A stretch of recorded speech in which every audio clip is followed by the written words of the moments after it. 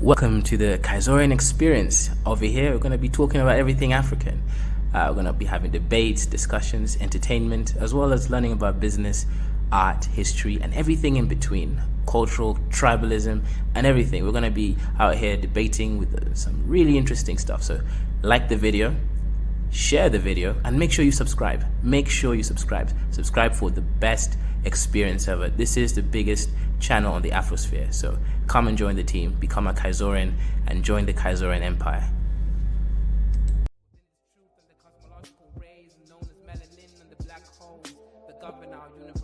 I universally exist within myself, within this premise, and I exist within this bluebird in the sky. I'ma fly like the bird in the sky. I'ma fly like bird in the sky. I'ma fly like bluebird in the sky. I'ma fly like bluebird in the sky. I'ma fly like bluebird in the sky. I'ma throw my bluebird in the sky. I'ma soar like bluebird in the sky. I'ma soar like bluebird in the sky. I'ma fly like bluebird in the sky. I'ma fight like bluebird in the sky. I'ma eat like bluebird in the sky. I'ma be like bluebird in the sky. I'ma be bluebird in the sky. I'ma be free, bluebird in the sky. I'ma be free like bluebird in the sky. I'ma be like bluebird in the sky. Back again like the second coming. Strumming my vocal cords like the hummingbird in the sky. Y'all can't deny this. Real rap lyrics, it's like I ain't got no rhyming through the sky limit. What is skin tone, shade of color, but a parallel form of frequency like a ringtone on your phone. Melanin expression, tied up in the universe, feeling like God's. Is this really us? Is it serious? Is it really wrong to be diverse? I'm a divergent, immerse myself like an ocean beneath this waves. Be a divergent, born to be different. Indigo child, wild like canary. Born to be a bluebird in the sky, flying high like a bluebird in the sky. I'ma fly high, bluebird in the sky. Yeah, bluebird in the sky. I'ma fly high, bluebird in the sky. I'ma be like bluebird in the sky. I'ma be like bluebird in the sky. Everybody scream bluebird in the sky. I'ma fly high, bluebird in the sky. I'ma be like bluebird in the sky. Yeah, bluebird in the sky. Everybody, bluebird in the sky. I'ma be like bluebird in the sky. I'ma be like born black, sweet like a berry. Flying high like a canary. Scary with my hoodie on. Hating on my vibe on the street that you'll be feeling my frequency of the song. But I know that I ain't never ever gonna be ever the same. But I know.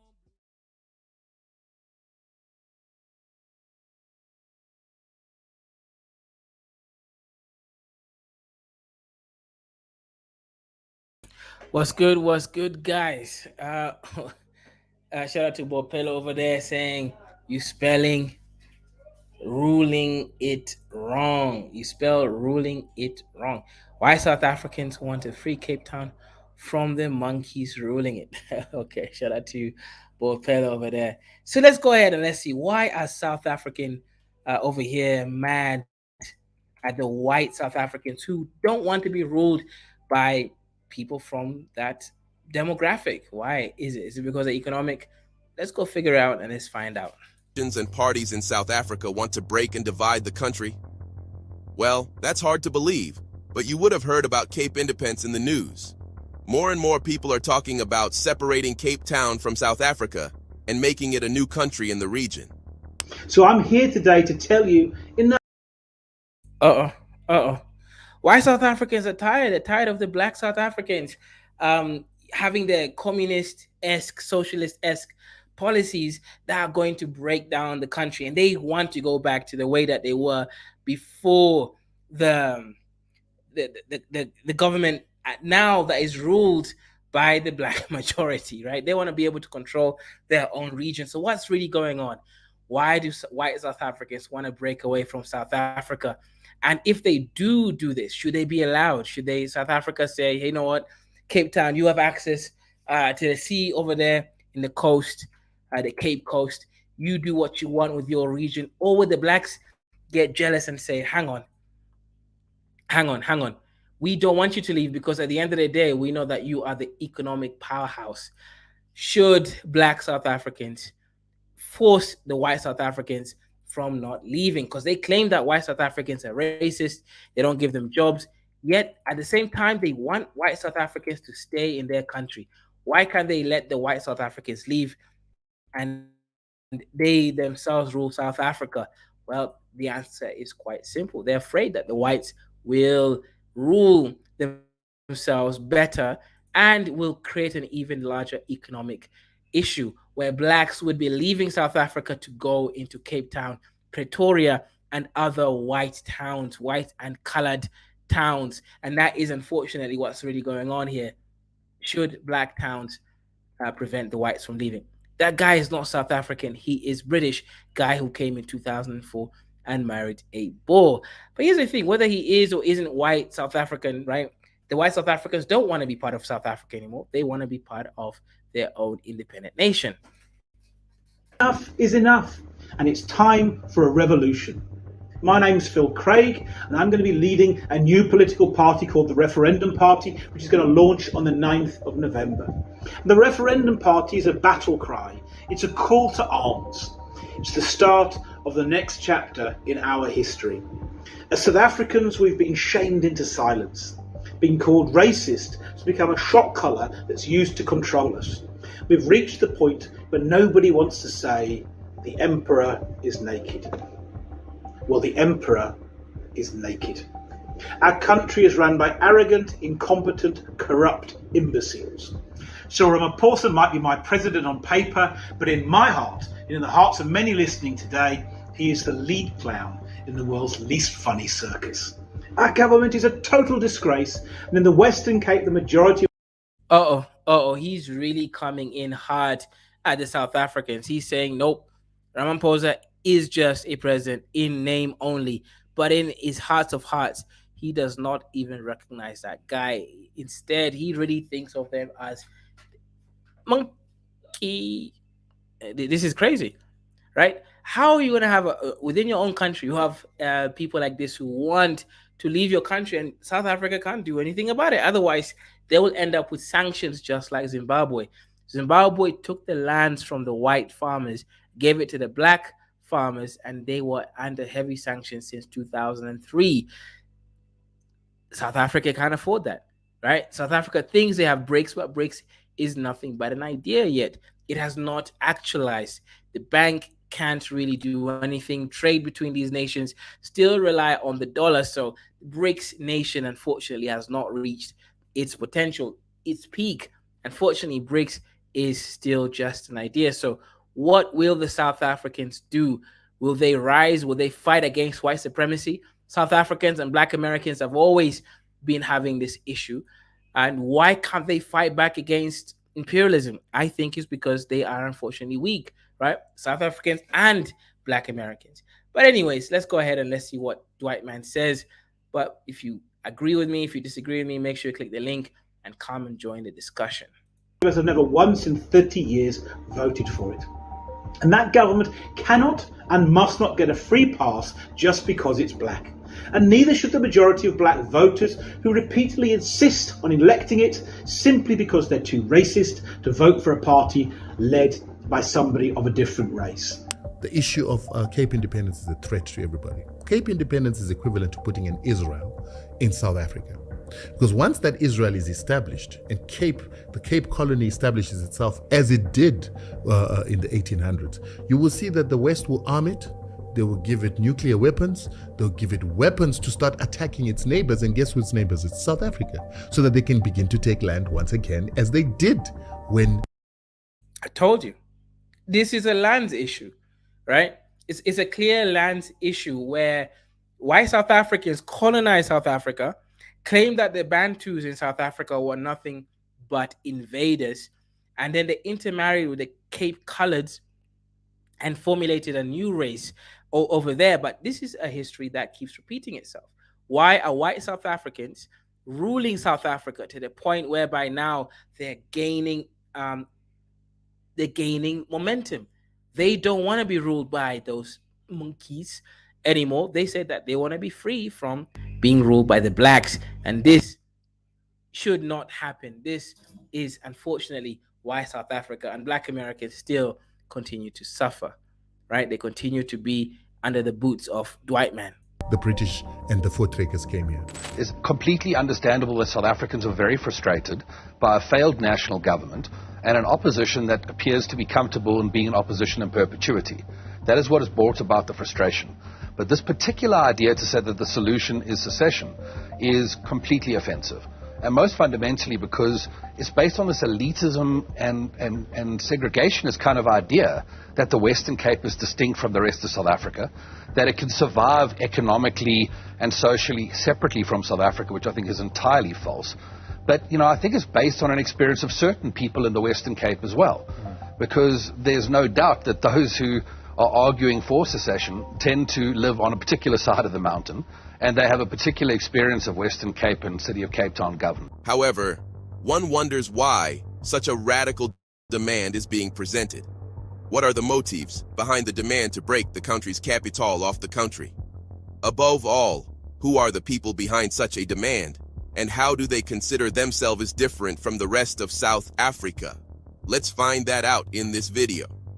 Cape Independence. Yep. There is a real movement, right? White Europeans, British people are going back to South Africa, and they are aligning themselves with the white South African plight because of the farmers allegedly being unalived by the blacks, right? Because of the fact that the blacks have majority rule and they have certain communist, socialist tendencies that will break the nation down. They don't feel confident with the black government. They feel that they themselves should rule South Africa and that South Africa is their homeland. The Bantus are invaders. They are not native to that land. The only person native to that land is a Khoisan, and they intermarried with the Khoisan to create the Cape Calids. So the Cape Town and even Pretoria one day should become its own independent state. And we already know that there is already an area in South Africa that is only a white area called Orania. Why are South African blacks so cocked? Kidola, before we finish the presentation, what's your thoughts so far on the conversation? If you're ready to speak. Oh, yeah. Kazu, you see, the problem with when you don't fully liberate yourself, this is what you will meet in the long run. The black South Africans, actually, Mandela did fight for nothing. Mandela just went to prison. When he was tired in the prison, they brought him up and hyped him up with the media. The people that were calling him terrorists were the same people that were hyping him up, praising him, calling him hero. You see, Western people can hype you up. You will even forget your sins. They were hyping him up. He didn't achieve nothing. He went to that prison. When he was tired, the thing is getting older. He agreed just only on political power, but without no economical power. When you have economical power, you control most of your businesses in everywhere. But he just agreed to be the president of a country, but behind the scene is being controlled by the same people who are oppressing them. So what you see now, these people are now coming with total different type of face, with a man with a British accent, right? Saying he wants Cape Coast to have independence. Cape Coast is like a city inside South Africa. It's not even a separate place. Cape Coast cannot even survive without the rest of South Africa. You understand me? But what he's trying to do is this. He tried to hype the thing. By the time this secession is getting momentum, other group of South Africans that are being dominated by the white will come and join them. Joba is one of Doba, whatever, is one of them, and some others. And he's trying to make that the Indians, who is the buffer zone in every corner of these countries, will also fall into line with them. So it's not only just asking that only the white will get independence. He's ready to have minorities, which are the Indians and the Chinese, but the Negro need to be in their place. You understand me? The Negro need to go to the Ashanti. But this is just the beginning of what happened in 1964 or 1950 something, when they finally kind of like brought secessionist apartheid into that game. So what they're trying to do now is not totally, they want to reoccupy the whole of South Africa again and control the business. Introduce some kind of invisible apartheid. So you'll be seeing it, but you don't really be seeing it. So everybody will be confused because they know some of the blacks are even confused Even terrorists, these corrupt ANC leaders, you understand me? Well, they were very pronounced with Zuma, you understand me? And this guy is still in power. There's no difference between this guy and Zuma. So what you see, Mandela was just being hyped up. They were giving Mandela number of Elizabeth Taylor, a phone number to be called that actress, Elizabeth Taylor, which is possibility a favorite actress when he was in prison, when he was a lonely man there. His wife was right. Winnie Mandela was right and said, "What have you actually fought for?" That's why they separate him and put allegation on Winnie Mandela that his bodyguard commits some serious crime, which was totally lie. It was a setup so that they can use it to separate that radical woman away from this man that's already been defeated. You understand me? Then when not just only the whole of ANC was involved. You understand me? These ones that in power now was fully involved because they want the power, they want the money, but they didn't really fight for nothing because it was all hype. They so hyped Mandela that they even brought World Cup to South Africa. You understand me? They call him hero, father of the nation, rainbow color. He was visiting all this royal family that actually hate him. You understand me? All these leaders that call him all kind of name. They wanted to have his head on top of a plate. He was sleeping in the palaces of all these people. They bought him a house, put direct telephone number to everybody. At the end of the day, I think before he's dead, he now realized he didn't really achieve nothing. It's his children who are just, some of them are enjoying the wet, but there were really no wet.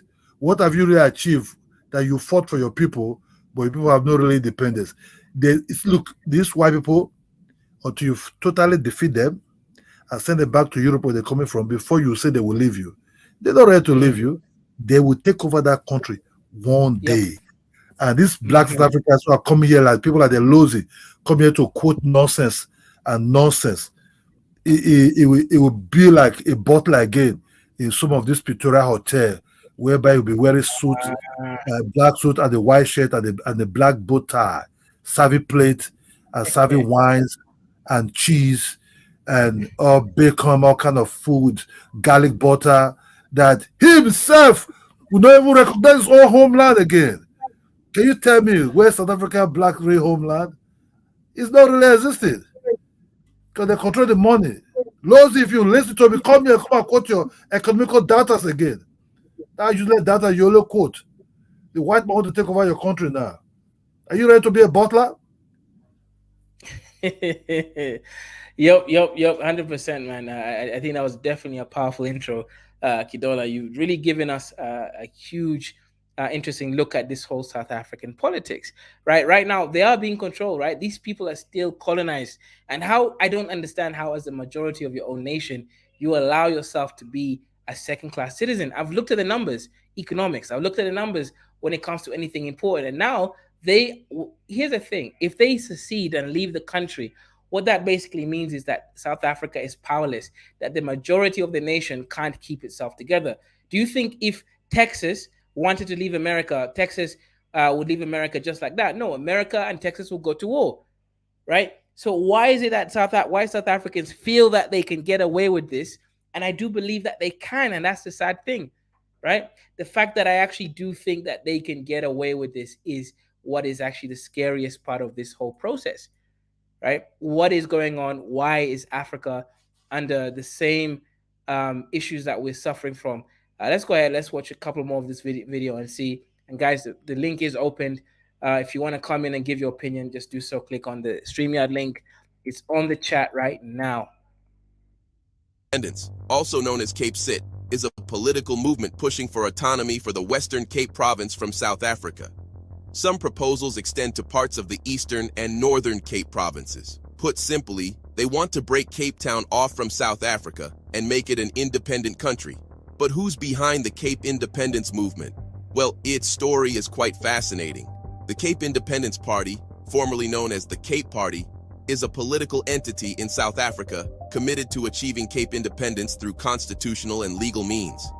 Initially boasting around 1,000 members across South Africa in 2009, the party's official membership figures are not publicly disclosed. Currently, The party holds 2 seats on the Cape Town City Council. But what's really interesting about the party is the way it was formed. Originating from a Facebook group in 2007, the party is led by Jack Miller, a Cape Town white entrepreneur. On March 17, 2009, here's the thing, right? This is one of those things that are what I call red herring. It's irrelevant where it started. The Facebook is irrelevant. This Jack Miller is irrelevant. What's relevant is the feelings of some white South Africans whom want to leave and secede from South Africa, which is ruled by a black majority, right? That is the only relevant part of this, right? How it started and who did what is irrelevant, right? The feelings of the white people is what matters, and these people no longer want to be ruled by the monkeys, right? Like, sorry for better words, they've said enough is enough, right? They never left, and when Mandela came into power, he did a deal with them, and this is the remnants of that deal that we're now seeing in full effect. You already have Orania, right? They already created a safe space where blacks are not allowed unless they are servants. the party's website was marred by vandals, displaying an image of a black devil and questionable phrase. Party leader Jack Miller suggested that the attack, requiring substantial funding and resources, may have been orchestrated by one of South Africa's 2 major political parties, the African National Congress or the Democratic Alliance. The incident was investigated by the IEC but yielded no conclusive findings. In 2010, the Cape Party announced its support for the Thembu clan, whose chief expressed a desire for autonomy over the clan's territory east of the Fish River. This initiative was proposed by King Buyelakaya Dalindyebo, following his 15-year imprisonment for violent crimes. However, the plan was temporarily suspended after internal deliberations within the royal family. Later, in 2017, the Cape Party initiated legal action concerning a poster featuring the words "F fuck white people" in bold black and white letters, seeking to classify it as hate speech. This poster had been on display since 2016 as part of an exhibit titled "The Art of Disruptions" at a gallery in Cape Town. The court later ruled that the poster was not hate speech but within the context of an art exhibition. But this showed that the Cape Independence Party was trying to appeal to white people and use the narrative of hate speech against them to... You see what I'm saying, right? And here's the issue that black people don't understand. If you are the majority of a nation, you cannot go around saying, no matter what the history is, that the white people are the racist ones, when you're doing the same thing that they did, because they will use that argument. And if they control the media, the means of distribution of and dissemination of information, they will go out there, make themselves the victim. White people from UK, from France, from America will come join them, will fund them, and even physically come and marry the Boers, right? The white South Africans from the Dutch lineage, and then they will fight against the black South Africans for their freedom. This is what I'm trying to say, guys. Black South Africans have to be able to stop this problem. If they don't, unfortunately, Africa is going to slowly break away. Justify separating Cape Town. To put it more simply, the party appeared to be safeguarding white people in Cape Town and making a country out of it at their will. During various incidents, the Cape Independence Party tried to give the only solution of breaking Cape Town off South Africa to end all the problems. Later, the 2021 election showed what the public thought about the party. The Cape Party received a total of 17,881 votes overall and secured only 1 seat in the city of Cape Town. Even though the Cape Independence Party is determined to get independence, constitutional law scholars like Pierre DeVoe argue that the Cape Party cannot achieve secession without initiating a revolution. As the Constitution establishes a unitary state, he contends that threatening the country's unity would amount to treason. The Cape Party disputes this argument by citing a statement from the National Prosecuting Authority regarding a secession ordinance submitted by the Abathembu in 2010. According Musanda, as a South African, as a resident in your nation, what do you think about this? And please do not do a lozy. Tell us a real thing.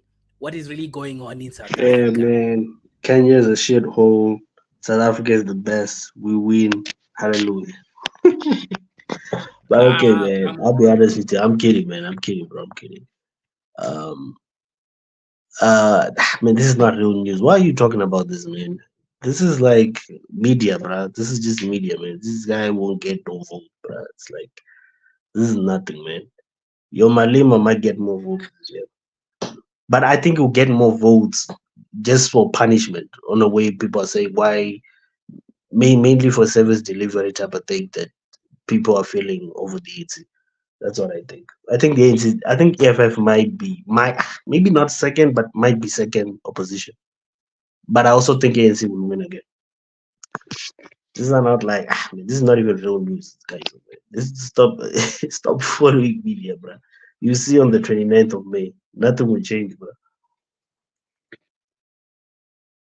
Okay, so you don't think this is real? You don't think that South Africans have to worry about some white South Africans wanting to succeed? Nah, You think not it's even. exaggeration? The thing is, bro. I've lived in this country my entire life, man. You know, I remember when I like was it 2015, 2014, bro. When like there was a lot of this uproar and anti-ANC and whatever, and then the ANC wins again on 60 something percent, and then they win at another election. What I'm saying is, I don't see the ruling party ever losing any stronghold for multiple reasons, right? But mainly on the sense of lack of trust of any party, and then yeah, I guess maybe because the Revolutionary Party and maybe welfare. I don't know. It's a whole multiple of things, but I don't see any party ever getting close to the ANC. Bro. If you just look up ANC manifesto, bro. Just go on Google. There's just say ANC manifesto. It happened like in Durban. Just look, it was overfilled, bro. Like they get too many supporters, bro. Like you guys don't know how powerful this party is, man. Right, I see now. Bopelo says black South Africans nonchalant like always. He's coming for you, saying that you guys just don't care about the truth that's really happening in your nation, and that the wool will be pulled under your I don't know, your nose There's without you nothing will seeing it. happen, bro. Like who the hell, bro? Look, bro. You know that guy. Hey, what's his name? The Ethiopian. What's his name? Leach. What's his name? Abby. Abby. I don't know. Has he come back yet? He actually said something very unique, man. Look, the people that come on your show, bro. These are minority of minorities. Majority of Africans are not politically aware as much, and so the youth don't vote, and those that vote ANC. That's the thing, right? Because remember, South Africa has like 27 million potential voters. Like 27 million are people who are eligible to vote. 27 million, right? Take that number in. The ANC, right, is the ruling party with 10 million votes.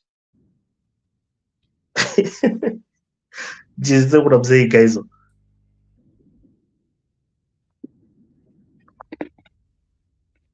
Okay, okay. I see you. I see you. Now, apart from the ANC, what is the closest party that's challenging it? Because No, I no, hear no, that no. the But listen colored to what I just told you. usually vote white. Okay, go 10 ahead. million votes are what gave a nation with 27 million people are eligible to vote. 10 Hmm. in a 27 million. So I'm okay. 17 million people basically are like voting for alternative, and they're not enough to beat the ANC.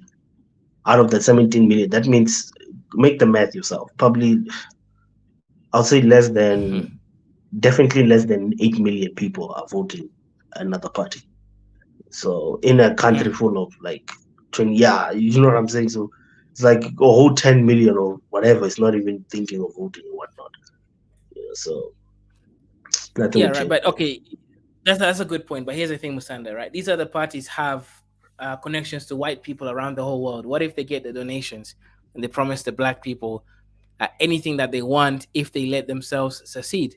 They'll say, if we come to power, we will first will remove ourselves, then we'll give every black person $500. You don't think that they're going to vote? No, they won't trust them because they're white. Any look, one thing I will say, if you do look more white adjacent in South Africa, you I just majority of people who are poor do not vote for you. Because if you notice, Mm, right, out of all these political parties, the one that has the highest funding above all of them is I think it's Action SA, which is a relatively new, but they have less than 2% votes coming for them. The GA also gets a lot of funding, but they don't account for the amount of money. They probably get more funding than the ANC. The EFF probably gets the least amount of funding, yet they're the third runner-up. Do you understand what I'm saying? So it's not really a money thing. It's what are you saying that really gets you vote, because people are not going to vote for you just for money, right? But if you're saying, oh, we're going to kill the whites and all these other things, I think the whole open border thing is what's restricting his voting. Like, I think if he just said we're not going to open no border, I think he might like beat the ANC. I think that's the one thing. Kazu, you see, the truth of the matter is this. South Africa is kind of like balkanized a lot with different races. And these different races, they didn't really go back after the independence. And it's a little bit confusing. I don't know the population of the blacks over there and how did they control and where did they control. But sure, the economic aspect is dominantly controlled by the white, the Indians, and the Chinese. And the blacks are not yet in that position heavily to control. I believe when the blacks are now become far more competitive in this aspect, I think there will be a racial clash. So what you see now is kind of like peaceful, but not really peaceful because the blacks not yet on the top of them yet. There you now see the Chinese and the Indians and the white will not team up together because right from the offset, never trust the Indians, never trust the Chinese. As I went to a school where the Indians were like my teacher those days. They have a way of what we call kind of like racism, but racism kind of like bullying.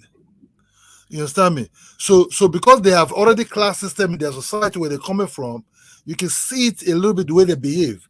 So what you will see in the later part is if some of this population are not too big to challenge the Negroes there, this population will now join together and try to dominate some neighborhoods, buy houses, buy some just what the Jews are very good, doing. So the Negro will be in their own country or in their own land. They will be also have some. It's not there yet, but by the time the Negroes start to become the ones now, automatically challenge them in terms of business, because you have to understand the business aspect. The Negroes don't know much about the business aspect yet, because they were being rude and be kind of like suppressed for a very long time. So for them coming out to the business aspect to challenge these people, it will take some time. It's not there yet. So in Zimbabwe, what happened in Zimbabwe, that is a total bug. The Zimbabweans want them to go, even right from when Robert take over power. So they ever have to beg Robert, they'll be paying him some certain amount of money. Because the guy said, no, they need to leave. The British said, no, we'll be settling you. Yo, Kaiser, play that video with the white Zimbabweans dancing when the white man comes back, bro. Play that video. But go on, Kidon. Okay, so what you see is the black South Africans are almost like black Americans. You understand me? It will take time for even South Africa, the black South Africa, to even know that they're even Africans themselves. Because they have to point fingers to the other Africans as Africans, but not read themselves as that word Africa. So it's a total different ball game. So you can cut them like they're very close in terms of mentality, like the Americans. You understand me? I'm going to be honest to you, because if you check, fine. No, I'm not trying to shade you. I'm not trying to shade anything, my brother. No, I know. I just want to ask you this. Why did you kick off the Ghanaians? What year was it when they exported a bunch of Ghanaians in Nigeria? Then Nigeria did the same back. What year was that, guys? Okay. You can say that is like black to black. You understand me? That is like black to black. But they did kill each other. They did kill each other. They always say go. They go. They will not hold on. They will not like blood. They will not like any blood was being spilled among the Nigerians and the Ghanaians. Yo, play that video, guys, man. Play that video, man. When Nigeria kicks out like Ghanaians. That's what I'm saying, man. Hold on. We kick out the Ghanaians, but the Ghanaians have a country to go to. Even when they kick out Nigeria, they have a country to go to. But you people can't kick out the white man. The white man said, no, this is my country. I've nowhere to go to. That is the problem. You understand? The white man refused to leave. That's what he said. although the white like, man this said is we've been my here for more country. than 400 years, Yeah. this is our country. And you can really do anything about it. If you try it, whoa, they have where they will fly into your country. They even do not come into your country more than even the Africans that even coming there. So it's not about shading, it's about I'm just saying the truth. They're so powerful that you can't kick them. Look, it's not going to be like Zimbabwe. Zimbabwe was very, very mean. To kick them out, they were brutal. At least they're wrong because they love them back. Look at how happy they are, bro. forget the white man is back. Forget that level. How many of them came back? Even when the whites came back, then they will behave now. You understand me? When India drove the Indians, Indians came to Look at him, bro. They're worshiping this guy, bro. He's like God. They behave. So what you see is, bro, like, does that look like somebody who behaves, Kaiser? The first time a white Zimbabwean farmer Rob Smart left his land, it was at gunpoint, forced out in June by riot police armed with tear gas and AK-47 assault rifles. Smart returned on Thursday to the relations that's when the and white tears man of comes joy back to from former Nigeria, bro. workers, This is how Nigeria, and their families the white were man comes also back. kicked out. We are overjoyed. We are over the moon. We thought we would never see this day coming. Scores of jubilant black Zimbabweans nearly knocked out the 71-year-old off his feet as he and his two children stepped out of the car and onto their land for the first time in 6 months. That's what I'm saying, guys. Man, these niggas are just all talk, bro. Okay. Aren't you married to a white woman? Kidola, are you not married to a white woman? Yes, because I'm the boss. Is your wife black? No, is your wife black? He's not black. Is your wife black? What I try to tell you now that on this show, Mandela, hold on, bro. I understand. So black with a white wife. Your brother, your grandfather, Mandela, went to prison. He came out without nothing. Rather, they gave him a phone and telephone number of Elizabeth Taylor. Why would you marry a white woman? Sorry, I just gotta ask this question. Like, with all the things whites have done to your country, and those old white Americans, you marry a white person, and to be say hello to them that he's free. Guys, we have to start analyzing the Negropean mindset, bro. Like Dr. Uma is talking about. Like this guy, bro, said, "Listen, we're another white woman who fucked over my ancestors, put them in slave." Kill the South Africans. I'm going to marry you. Fuck my Nigerian Igbos and whatnot. You are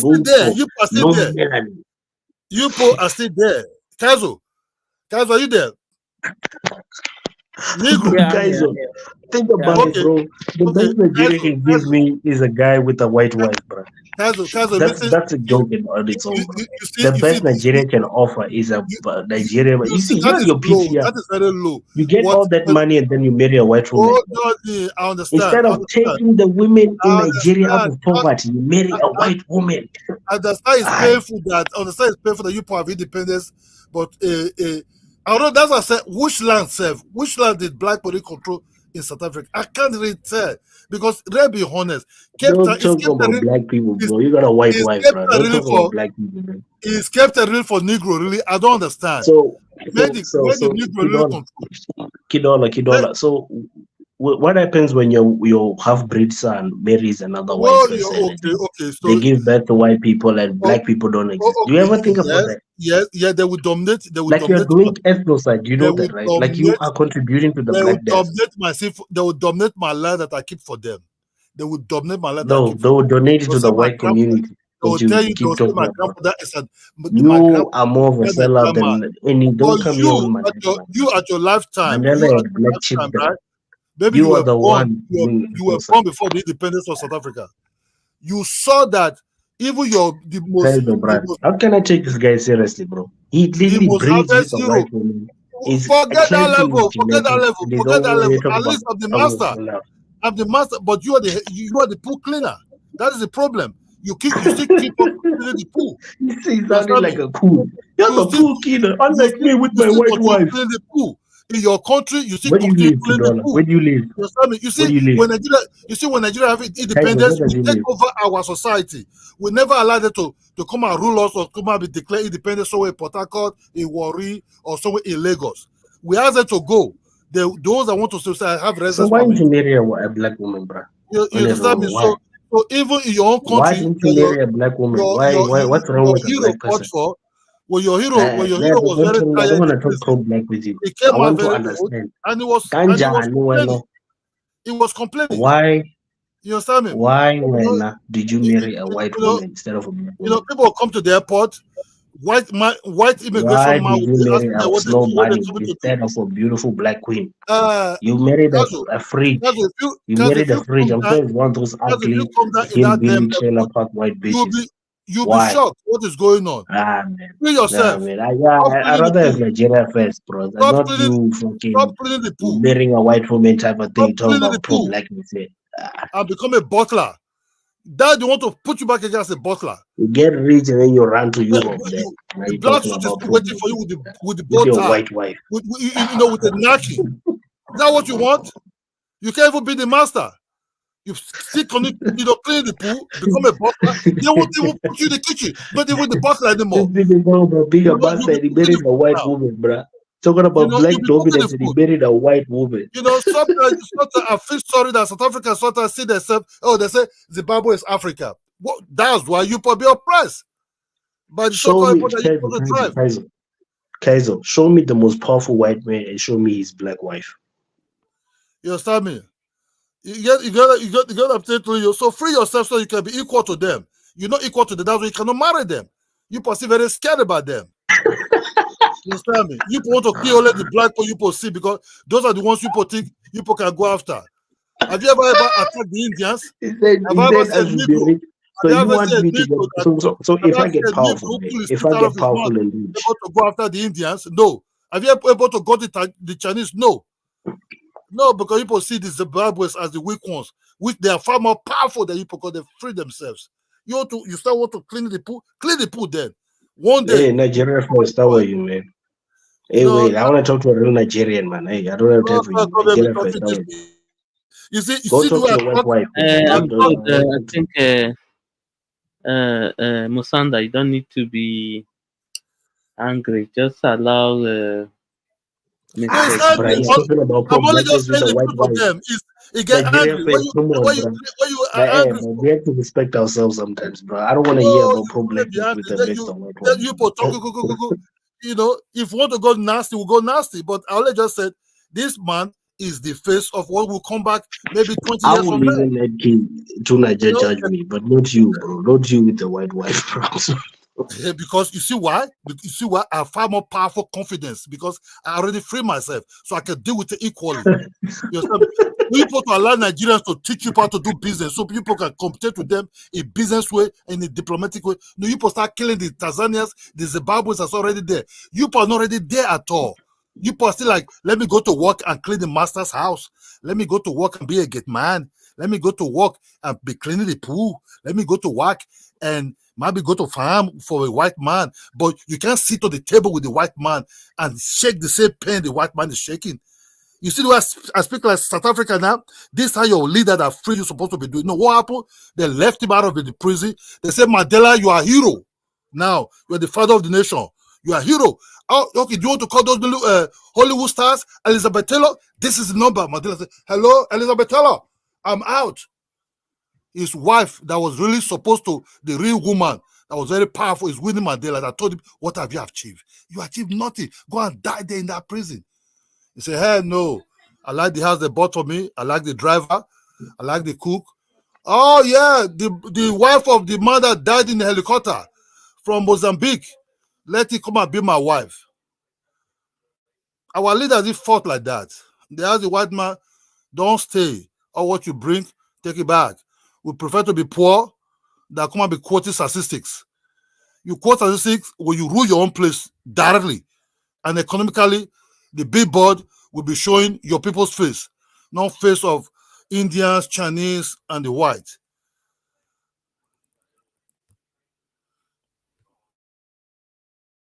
Kidola is cooking. Kidola is cooking. What's good, Nigerian first? Kidola is hungry. He's hungry with Musanda today. When it comes to South Africa, I said I will not say anything bad or Ashika, South Africa. I still stand by my word.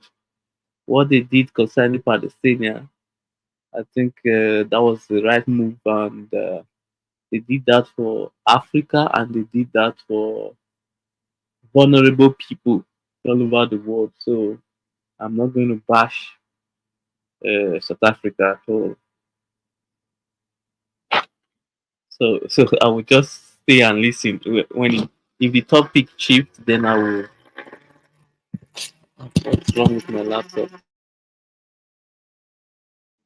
You know, I've always said that one of the big problems in Africa is that we're not willing to get debt as a collective. Um, I think a lot of, you see, from the DRC, which is at the center, like Africa, I think there should be a railroad at least. Let's start there.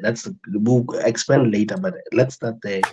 Have a railroad from the DRC towards the coast, like maybe Eastern Cape, because I know there's a railroad that goes from Eastern Cape, either Eastern Cape or KZN towards Zimbabwe.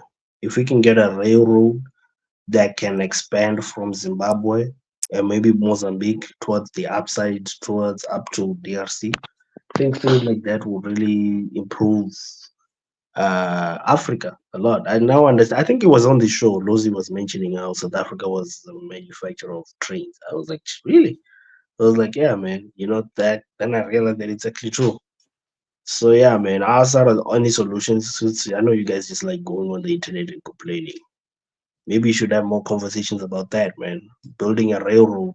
Because you must understand with trade, one of the problems with trade with other African nations is that you guys, unlike SA, you're not a trade center. Like ships don't stop there, right? Unlike South Africa, one of the biggest advantages we have is that we're the tip of Africa. So ships have to pass us unless they're not using the Suez Canal.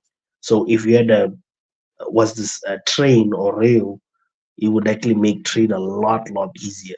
And instead of you sending things by road to South Africa or at least your own coast, it will be a lot easier because now ships won't have to use the other part. So that's the part I think more Africans need to talk about. Let's build a railroad to at least connect the DRC to South Africa, right? To make it a whole lot easier for you landlocked nations.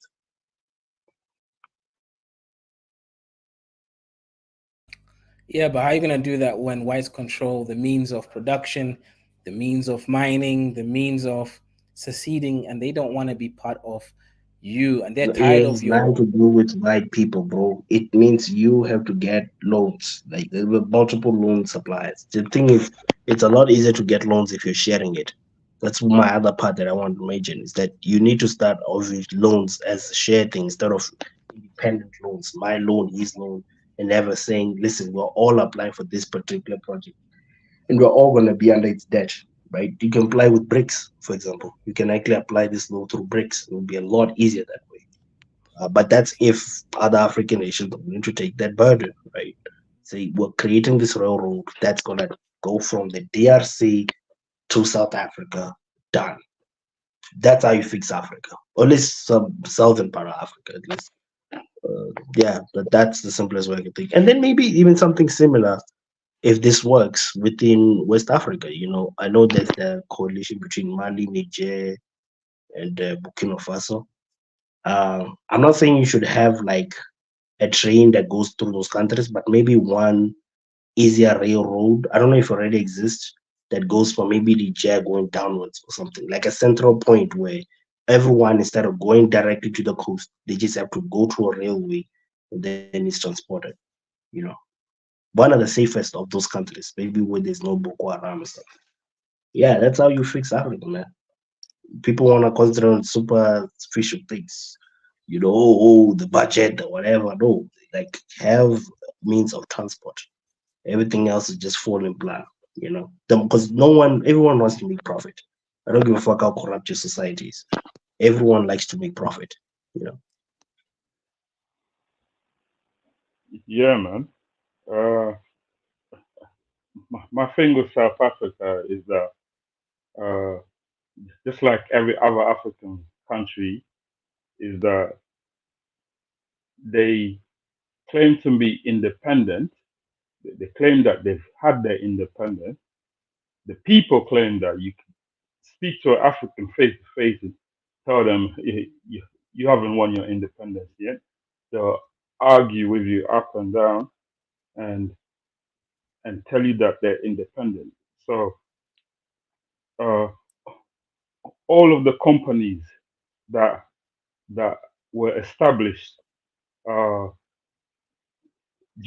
during what's that guy's name? Cecil Rhodes. During Cecil Rhodes' time, he was trying to build a train line through South Africa into the Congo as well. Cecil Rhodes, the European colonizer that was sent by Great Britain into South Africa to to con-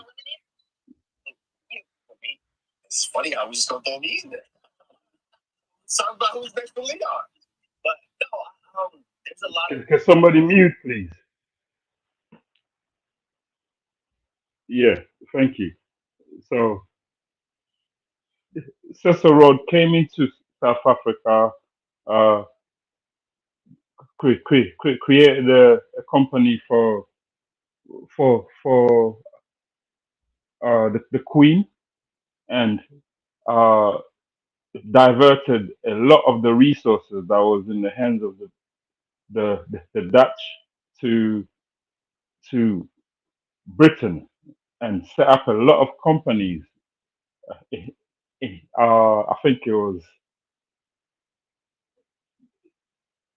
he set up a huge Man, do you diamond even know your own company story, in bro? South Africa.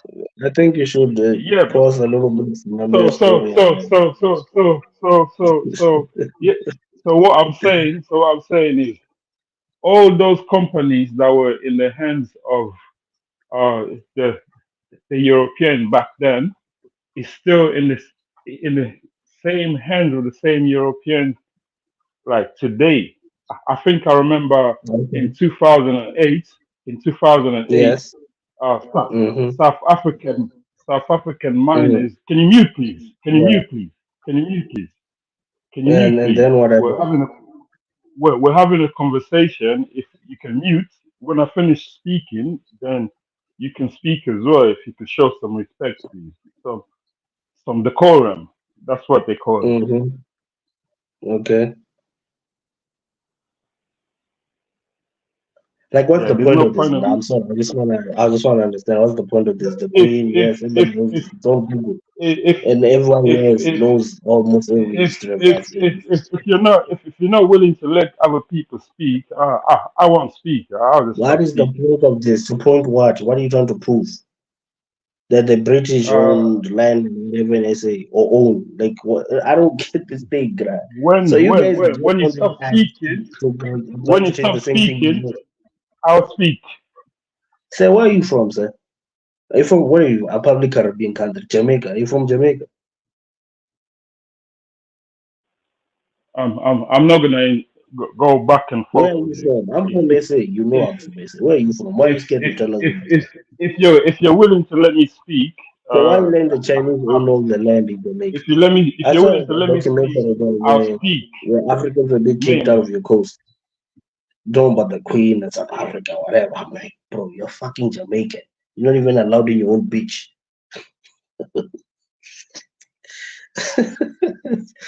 You do be funny, man. Hey, yeah. So I just think let's going back have to what I more was solution saying, oriented conversations, man. What is this gonna help with? The Queen, whatever. Like, do you guys really want to hear that shit again and again? Like, what do you old fucks do for a living, though? You sit down and you procrastinate and think about how you were colonized all day till you die. Like, that's your life.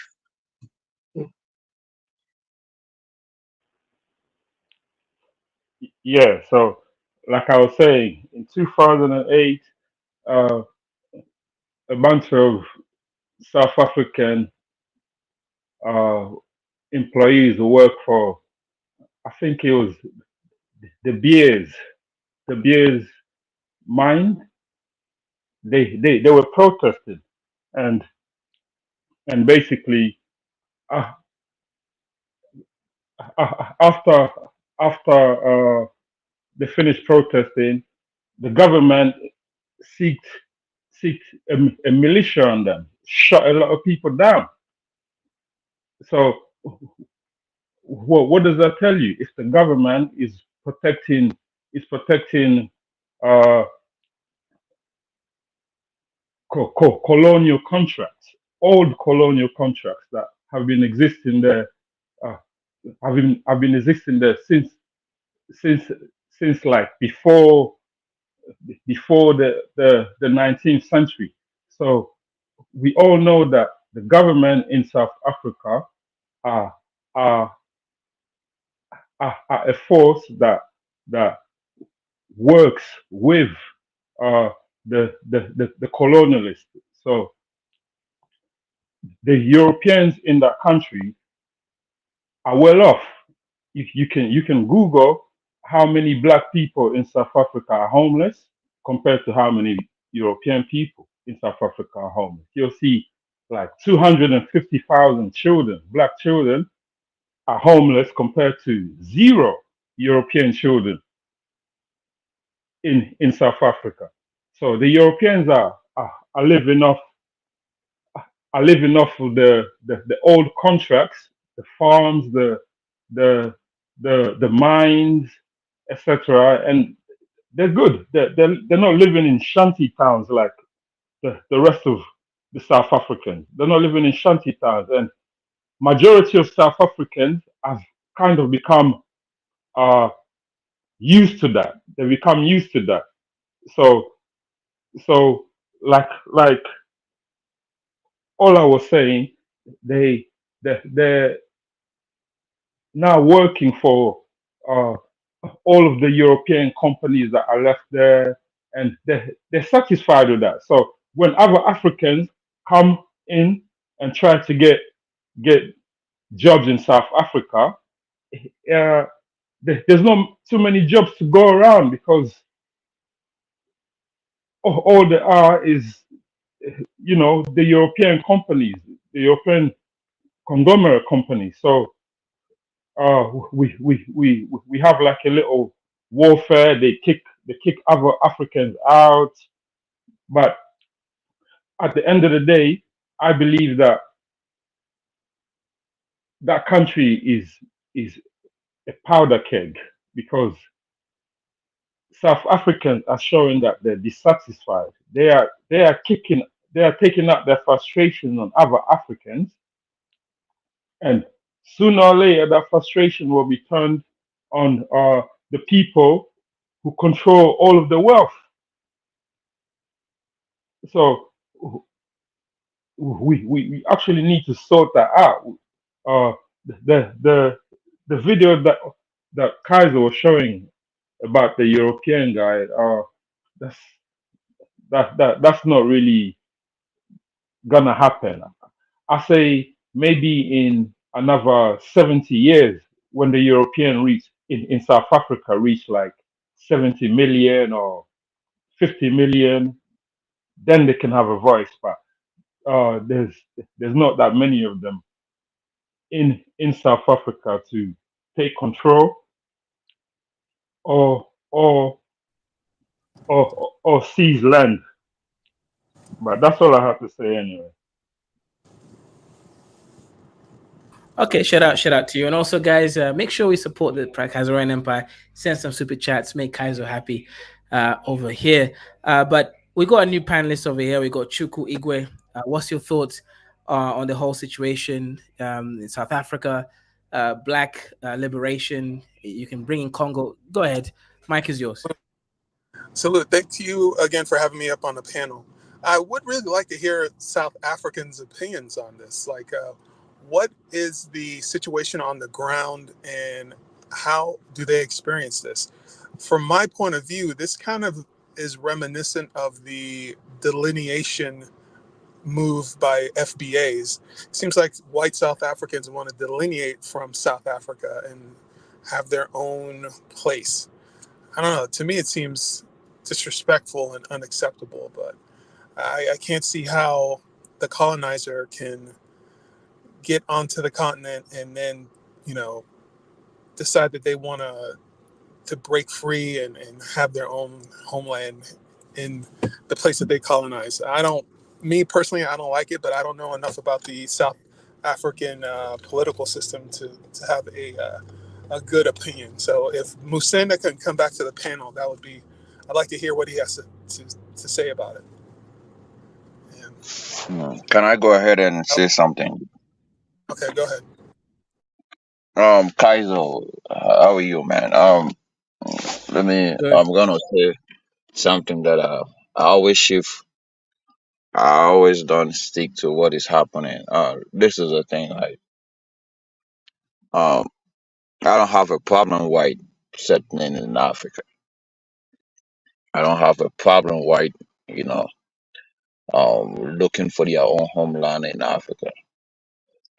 During the slave trade period, when the blacks were transported overseas, when they came into the Caribbean was invested with uh, I think it was different group of people that were living in these Caribbean places till the Maroons came in their majority and took over these places and they chased out the native of these Caribbean countries. Um, in America, the blacks were so weak in such a way that they couldn't fight for their own independence and get their own piece of America. And that's why they don't have no homeland. They fought for integration and joined the white man. Now in Africa, there is no country in Africa where the white people own and say this is part of their own. They live in these countries that is totally dominated by Africans as a whole. Now I don't have a problem if the white man is comfortable in Africa and want to find a piece of land to claim it is theirs or in Cape Town or whatsoever. I mean, it's look, man, this thing that because they are colonizers, they shouldn't live in Africa or they shouldn't, um, have a piece of land in Africa. It just doesn't make sense. Um, Africa was not meant to be for blacks in general. It is a continent made up of a group of people in the north, Nilotics in the east, or whatever, the Bantus in the central south, and you have a bunch of people in the Niger Delta and all these places in West Africa and so on. Um, the white people has the right. I mean, they were colonizers. If you call them colonizers, um, people have moved past colonization, and you just want to live with people that have at least a high standard of IQ. Um, you know, in your community, you know, the blacks in America have not been able to come to Africa and talk as one piece to actually have their own piece of land, you know. And if the white people want to have a piece of land because they don't consider South Africa as home anymore, and they feel like they will be better off uh, in a country, then that's good for them, man. That's good for them because um, every country wants to separate. You cannot beat the fact that South Africa right now, as we speak, the white people are part of South Africa and the blacks are also part of South Africa. You cannot beat that.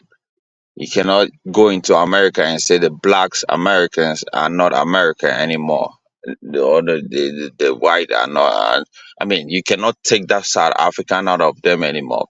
South Africans have moved past on. It's only now people that are speaking out, people that are speaking from the outside.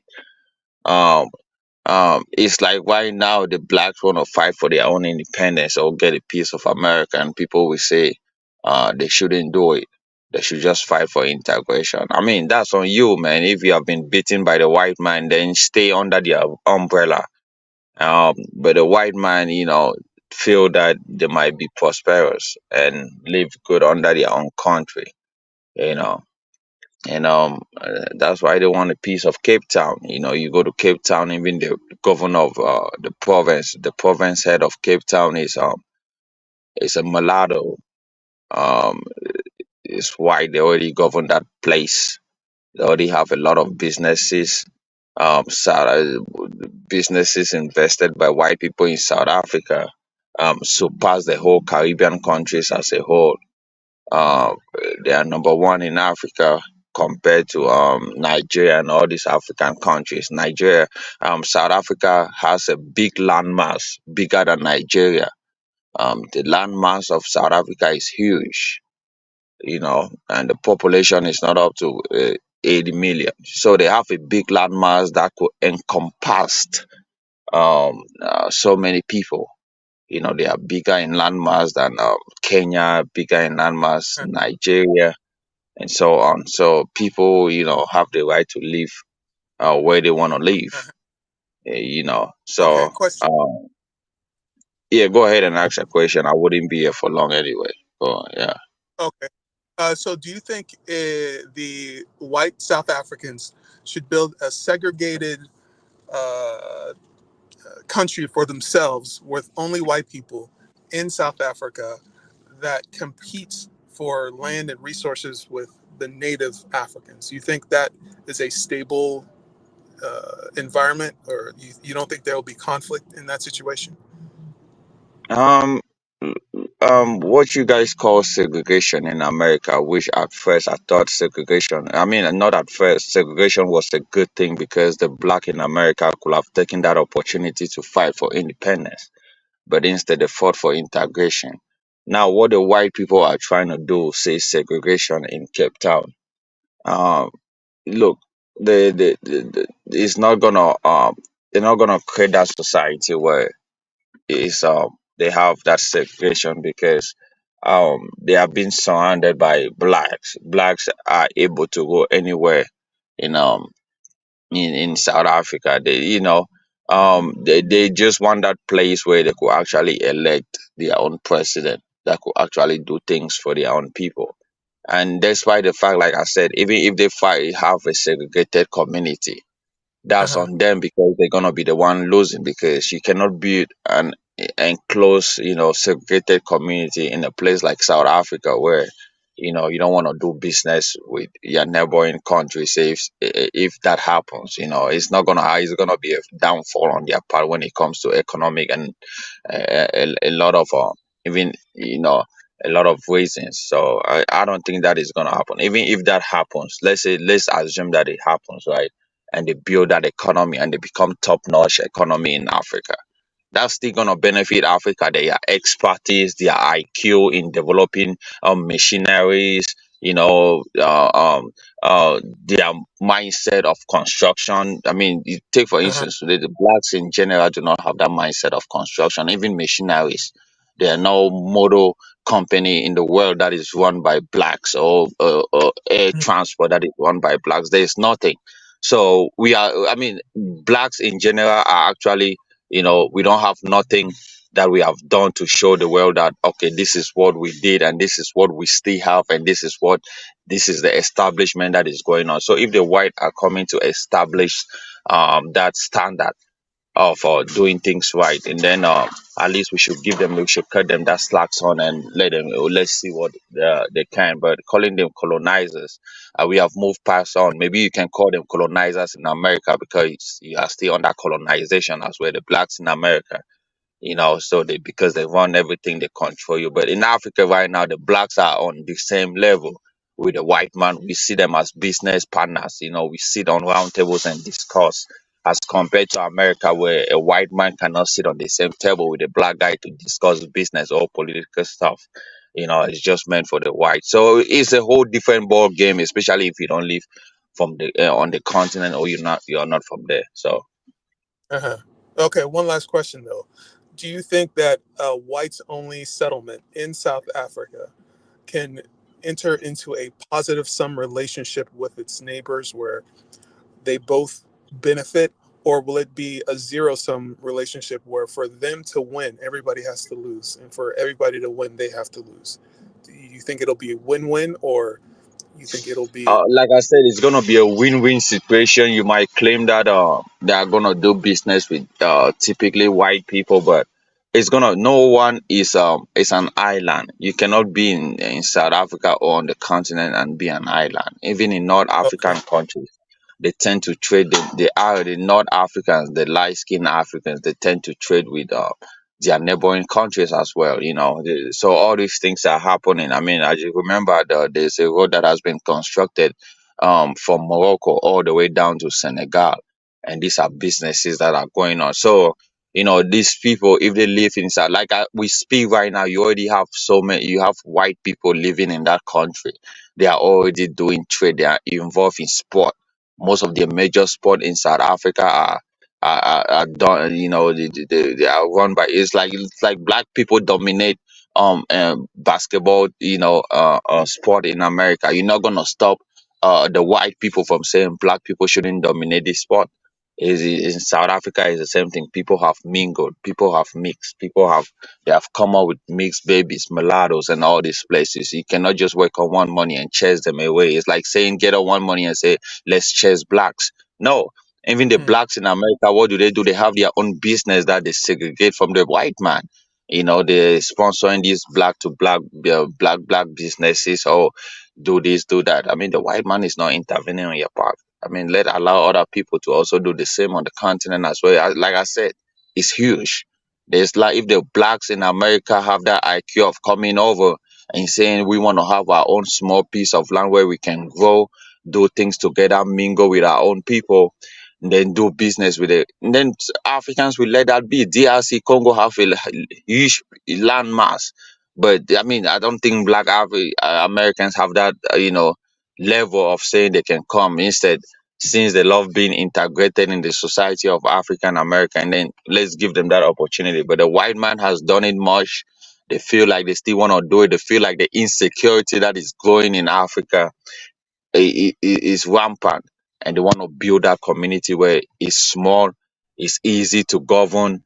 It will be economic prosperous. I don't think I've never seen a white country where everything just led to degradation. Right? They tend to improve a small piece of land that might even be desertic into some kind of Singapore, and let's hope things like that work, and then these places will Instead, become go. like a tourist destination Uh, for Africans in general. So I'm gonna They let turn other into a yeah. good man. Okay. Well done, yeah, man. I totally heard that, but what I believe will happen if South Africa was to split and white people was to create their own country, they will have to put up walls. They'll have to put up huge walls to keep the whole of Africa out, because uh, the same way Africans are fighting to try to get to Europe on boats, dying, paying like 15,000 just to get on a boat that will end up getting you drowned, and you have to go through Libya. You Not to cut you have you to off, go LC. through Libya Not to cut you off. after. Not to cut you Okay. off, but we have Lozi is in the house. He actually lives in South Africa, so I think actually hearing what he has to say would be very enlightening. So if we could just hear Yeah, Lozi yeah. speak. Let me just Okay. end it quickly. Uh, the same way all African all African countries uh, basically have Africans that want to get out of Africa so badly. They want to get Africa so badly to get to where? Europe. So if South Africa ever sets up a new European country in Africa, where do you think all the Africans are gonna go? Are gonna go to? They're not going to aim to go to Europe anymore. They'll know they've got Europe in Africa. So with the mentality of the current white South Africans who detest black people, who still have uh, a racist ignorance state of mind towards black people. They are going to build huge walls with huge guns just to keep everybody out because they know they will they will have a mini Europe in Africa. So that will never happen. That will never happen.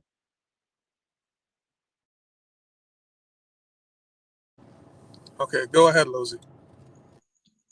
Yo, that's the Kenyan Kaizo. Why are you calling us monkeys now, man? Kenyans, they look more close to monkeys than us, Kaizo, man. Let's be fair. But anyway, look, this is complicated. Half part of me see a danger in this Cape, Western Cape independence. So they don't want independence of Cape Town. Cape Town is just a city. It's a city that exists within a province called Western Cape. Now, that's the whole reason why settlers wanted to colonize South Africa. That was the reason because of that location. Before the Suez Canal could be built and become what it is, which holds more than 15% or 25% of the global trade. It was Cape Town that they called it Cape of Good Hope. That was the reason for that name itself. It was that it was shaping the world in terms of the global trade. So that place is still a strategic location to this day, even though the Suez Canal between Israel and Egypt is performing way more and more goods are passing through there. But they still want to keep Western Cape as an alternative. And I believe even 10% or 7% of the global goods are still crossing there from Asia to Europe, to North America, and to South America to an extent. That's the whole point of it. But the biggest reason why this is happening now is because of South Africa. There's no blacks in Africa who are more free and who are more capable and who are in position of political power than black South Africans. That is just a fact. Now, because we are members of BRICS, and BRICS is shaping the new global order with the new global trading deals, changing the route of how things were done traditionally ever since the British Empire and then USA taking over in the past 7 years. This is a new shift. The reason why they still want to hold the stake in Western Cape is because they see that shift and they know that blacks and Africa as a whole, with this new BRICS thing and many other organizations that are, things are going to change and they will lose power. So they still want to hold Western Cape at least because of its strategic position. Nothing. These people is not like they love South Africa. White South Africans are like a satellite states, like the Israelis in Middle East, in Palestine. They were both installed in these regions to keep the Western interest because both of these locations are still relevant to the global economy. And Britain and USA being the empires that they are, to maintain that order and that empire, they need these strategic locations to be able to keep the hegemony and function as they function by controlling water and all the route for ships of goods and services in somehow. Now, is it possible that they can get the Western Cape into the so-called independent? Well, I wouldn't want to underestimate them, knowing the history of the Europeans and what they're capable of. And the fact is, the Western Europeans are still in power in terms of geopolitics and the globe. Even although they losing, they lost all the soft power, they lost all the diplomatic and moral stand. They still have got hard power where they can exercise their military or impose strategic keys into our economy and make us submit to their hegemony. That's still possible. But there's a big shift and a big change that happened in South Africa ever since we joined BRICS, or at least ever since 1994. We gained a political power, of course, to a certain extent, but we didn't gain the economic power, which is very more powerful than political power. Now, South Africa today, with the black leadership, we exercise our soft power by aligning with strategic countries around the globe, like BRICS and many Middle Eastern countries and South American countries as well. But this shift, it's not going to happen overnight because large portion of our economy, it's still the system, the economy itself is still tailored around the Western economy through colonization and apartheid. There's someone who said earlier on, mentioned about our companies still held by the the Europeans, which it's true to an extent, because there's a power on paper and then there's an actual power. So if you look at our economy in terms of the stock exchanges, the government actually, which is the public pension funds of South Africa, they control the largest stake on Johannesburg Stock Exchange and the other stock exchange called A2X, which is already the second biggest stock exchange in Africa. Both of these stock exchanges, when they combined, they've got a total market cap of 1.8 trillion US dollars. The other second stock is holding 600 billion US dollars, and Johannesburg Stock Exchange is holding 1.3 trillion US dollars. Now, if you look at the key strategic companies there, companies like Naspers, Shoprite, Pick n Pay, Clicks, Checkers, Absa, Standard Bank, Nedbank, all these, and these are big banks in Africa. These are big companies in Africa. Naspers is the biggest company in Africa. The largest shareholder there, it's PIC. It's an entity that is controlled by government, which is the public pension funds of South Africa. Now, that control, it's roughly 19% out of the total market cap of 1.8 trillion US dollars from both stock exchanges. If you look at, that's a total large control from one entity. But now what is interesting is that the Europeans, they still control the largest shares, even if you break on into the individual corporates like the BlackRock, the Vanguard of Larry Fink of America, the Canadian companies that are also controlling, like companies like Ashanti Gold Mining and many other companies. Now, when you look, you break these companies as collectively from their individual position, they probably hold more than 40% of South African stock exchange.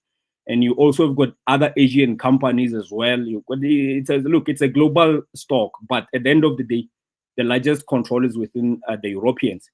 Just like our Reserve Bank, they control the more than 51% of our Reserve Bank, which that alone shows that we economically, in the key strategic positions of what is running our economy, we don't have power. We're still fighting to hold that power. But Black South Africans have got more power in terms of political power, especially today, ever since our former president, Jacob Zuma, formalized our position on BRICS, and we maintained our position there without being shaken. So that's why you can see Black South Africans exercising position where they can take Israel to the global court. We don't have hard power. We can only exercise our soft power. There's many moves that we have done to show that, to display that we are very influential and a force to reckon with. We also influenced blocking Israel from being the observer state of AU. We made sure that we kick Israel out there. We made sure that Mali, Burkina Faso, and Niger, with ECOWAS, they don't have military interventions because we went through AU. Some people can listen to Naledi Pandor, our foreign minister, on this how South Africa influenced African Union to block that, to turn to military intervention. We also were like one of the front peacekeeping in Ethiopia in 2021, which was about to have a civil tribal war. And today we are investing a lot in peacekeeping in Congo. Well, that's a very complicated subject at the moment. I don't know if we're fighting the right fight there, but the SADC military led by South Africa, it's also in the peacekeeping mission there as well. We are also intervening in this country in East Africa, man. The other one that is in chaos now, Sudan. We are also intervening there in the peacekeeping. So there's a lot that Black South Africans, in terms of their exercising their political power, have managed to achieve. However, that doesn't mean that we are liberated ourselves even in our home. We live with the people I will consider our enemies because they colonized us. I don't share the same views with Jude, although I can see his point, but I don't share that view. I don't think there's any colonizer who should own even a 5-inch of land in my country, especially those who inherited that land through colonization. when it comes to the Eastern Cape situation, they lost now. They were trying to form a political party. They tried to govern votes. They were only voted by 200 people. I believe Western Cape has got more than 6 million population. The largest population in Western Cape is the colored people, which are like the mixed biracial people for most parts, or mixed race people. And then the second largest group is the blacks, which is Xhosa people. And then the third largest group is white people. However, these groups don't have much power because one of the largest concentration of white wealth in South Africa is concentrated in Western Cape. So they've got economic power there, and they've got a big influence. And the sad thing is that most mixed race people there as well tend to support white, because they still believe, they still have hope that white people will remain in power, and they can benefit through that, just like how they used to benefit throughout apartheid. However, this is not all our colored brothers who have got this mindset. There's honest colored people who are very vocal, who are creating content as well, and standing against this as well. I don't see that happening, because for Western Cape to be independent, it needs other provinces in South Africa to also vote, which is just not going to happen. But I don't think we, as Black South Africans, we should sleep on that issue and not do anything about it, especially in terms of the current influence we have globally. I think white South Africans are just coordinating with their former masters, the UK and the USA, because they can see the split in power globally. They want to remain with Western Cape so that they can remain relevant in Africa. If you got Western Cape, you control 2 oceans. That is very relevant and very, very important to the economy of Africa, as Musanda was elaborating earlier on, in terms of how we can expand continentally through linking Western Cape to Central Africa, to East, to West, to North. And they still want to hold that, and because it's very, very important. They don't want many provinces in South Africa. There's a reason why they want to hold Western Cape, and that's the route they came through colonization. That's the first place they landed, and that's how they penetrated through. Can I say something, Lozi? Okay, go ahead. I've come to realize that the people that are saying white people are taking over South Africa is mostly these guys running their mouth in America and all these Caribbean countries. Um, they have experienced the white man domination in these countries. The white man still dominate Caribbean and all these blacks in America, and they feel like it's the same thing that the white people are doing in Africa. But they forget that in Africa we are actually open to those who have a business mindset. Um, you know, we are open to the Chinese, open to the white people as well. I don't mind my own country having a piece of the white man than give it to a group of people that will come in and cause chaos and all of that. People have moved on past all these colonial names and all of that. We see people now as business, mindset holders, people that have an IQ of transformation, turning dust into milk, turning stone into gold, and changing the landscape and economic system. That's what we are all fighting for. And if you have a neighbor that you believe can also do it, I mean, if you have a neighboring person that is gonna come in and say, okay, I want to be a neighbor and I want to develop so and so stuff, there's nothing wrong with it. I don't. This is if it happens, then it happens. But I don't see no problem. White people live in Africa and have their own, you know, um, uh, place where they Let me call just home or something. So if you go let to me just Australia, you see the natives blacks. They have their own piece of land over there that they run. So the whites should also do the same. Yeah, let me Lozi, go ahead. let me just say this to you. The only problem I have with that, and you try to compare this with Black Americans. Black Americans didn't go to America and colonize that place. They were brought there like how the Indians in South Africa were brought. The only people I can feel for in South Africa is the Indians because they were brought here like as slaves, and they worked as well to build in the Yeah, building of but South if Africa. they bring you as slave, Allow, doesn't allow, mean you don't have to fight. You don't have to fight and conquer no, no, places. When they brought the Haitians let as me finish. slaves, right? Let The me finish. slaves You. took over. The slaves Uh, took over Haiti within you a will hear. twinkle of an eye. They No, became dominant. They became powerful and took over. allow me to So finish. You just Let will him because they understand. finish. brought Let you him as finish. slaves, Why you you cut him off shouldn't for? take over. Allow me to finish, then you will Who is understand where this I'm guy? coming from. L Yeah, E L. yeah, Go ahead, Log. because it will make sense to you. You will see the point I'm trying to make. Not make sense. Why? I'm part of it. I know the political Yeah, situation. Not making sense, but I actually know what is happening. But go ahead. okay. I'm not saying white people should be chased because they lived here for more than 350 years already now. So some of them have accepted this land to be part of them as well, even culturally as well. However, all I'm saying is that white people should not be in a position where they come up with plans like Western Cape independence.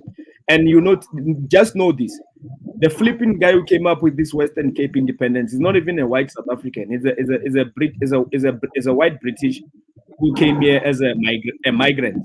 And then there's an ongoing issue from the government. They're going to deport him. And the majority of white people in Western Cape don't want Western Cape independence because only 200 people voted the Western Cape independence.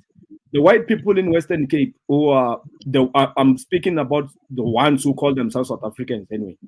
They don't want that because they understand the ramifications of that. They won't benefit at all. They will be isolated from the rest of Africa. South African economy is driven more by the African market. If anyone doesn't know, South African companies, which majority of them are still in the hands of the colonizers in the West. Most of these companies are running economies in Africa. You look at all the big countries in Africa. One of the most biggest companies in most cases there. I'm talking about banks, insurances, mining companies. I'm talking about supermarkets like Abu Shoprite. I'm talking about technology like MTN. They are all South African companies. So they know that if they divide, they come up with a Western Cape stance, they're going to lose. Because one of the big reasons why these companies managed to expand, it was because of black South Africans. During apartheid, these companies were not all over Africa because in terms of diplomacy, they were losing because they had black South Africans in jail, and no African country will have done business with them. So white South Africans are very aware of our influence as well, although they still have a big economical influence, and their Western allies are more powerful than us. They understand how bad it will look for them on the continent because we might have our differences as Africans, but if they do that, no African country will support them. And any African country that support them, it will be seen as a sellout. So they are very, very aware of that. My argument is this, Judy. I'm not saying white people should be chased. I think that's nearly impossible. There's roughly 5 million of them here. But they must always be in a position where they know that if they do such things like this, there will be a penalty. We are the majority at the end of the day. We make up more than 80% of the population, and the economy is changing. The global shape is changing as well. So white people in South Africa who are reacting with, who are standing with this Western independence, they just feeling the heat. They feeling the heat because the globe is changing and we are gaining more power.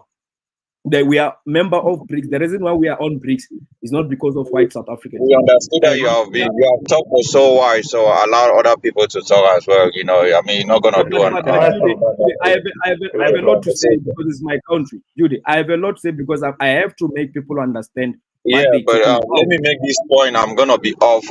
I'm gonna be off soon because I'm on my way to go and work for the white man and make this money. So, and let Okay, me go make ahead. this point right.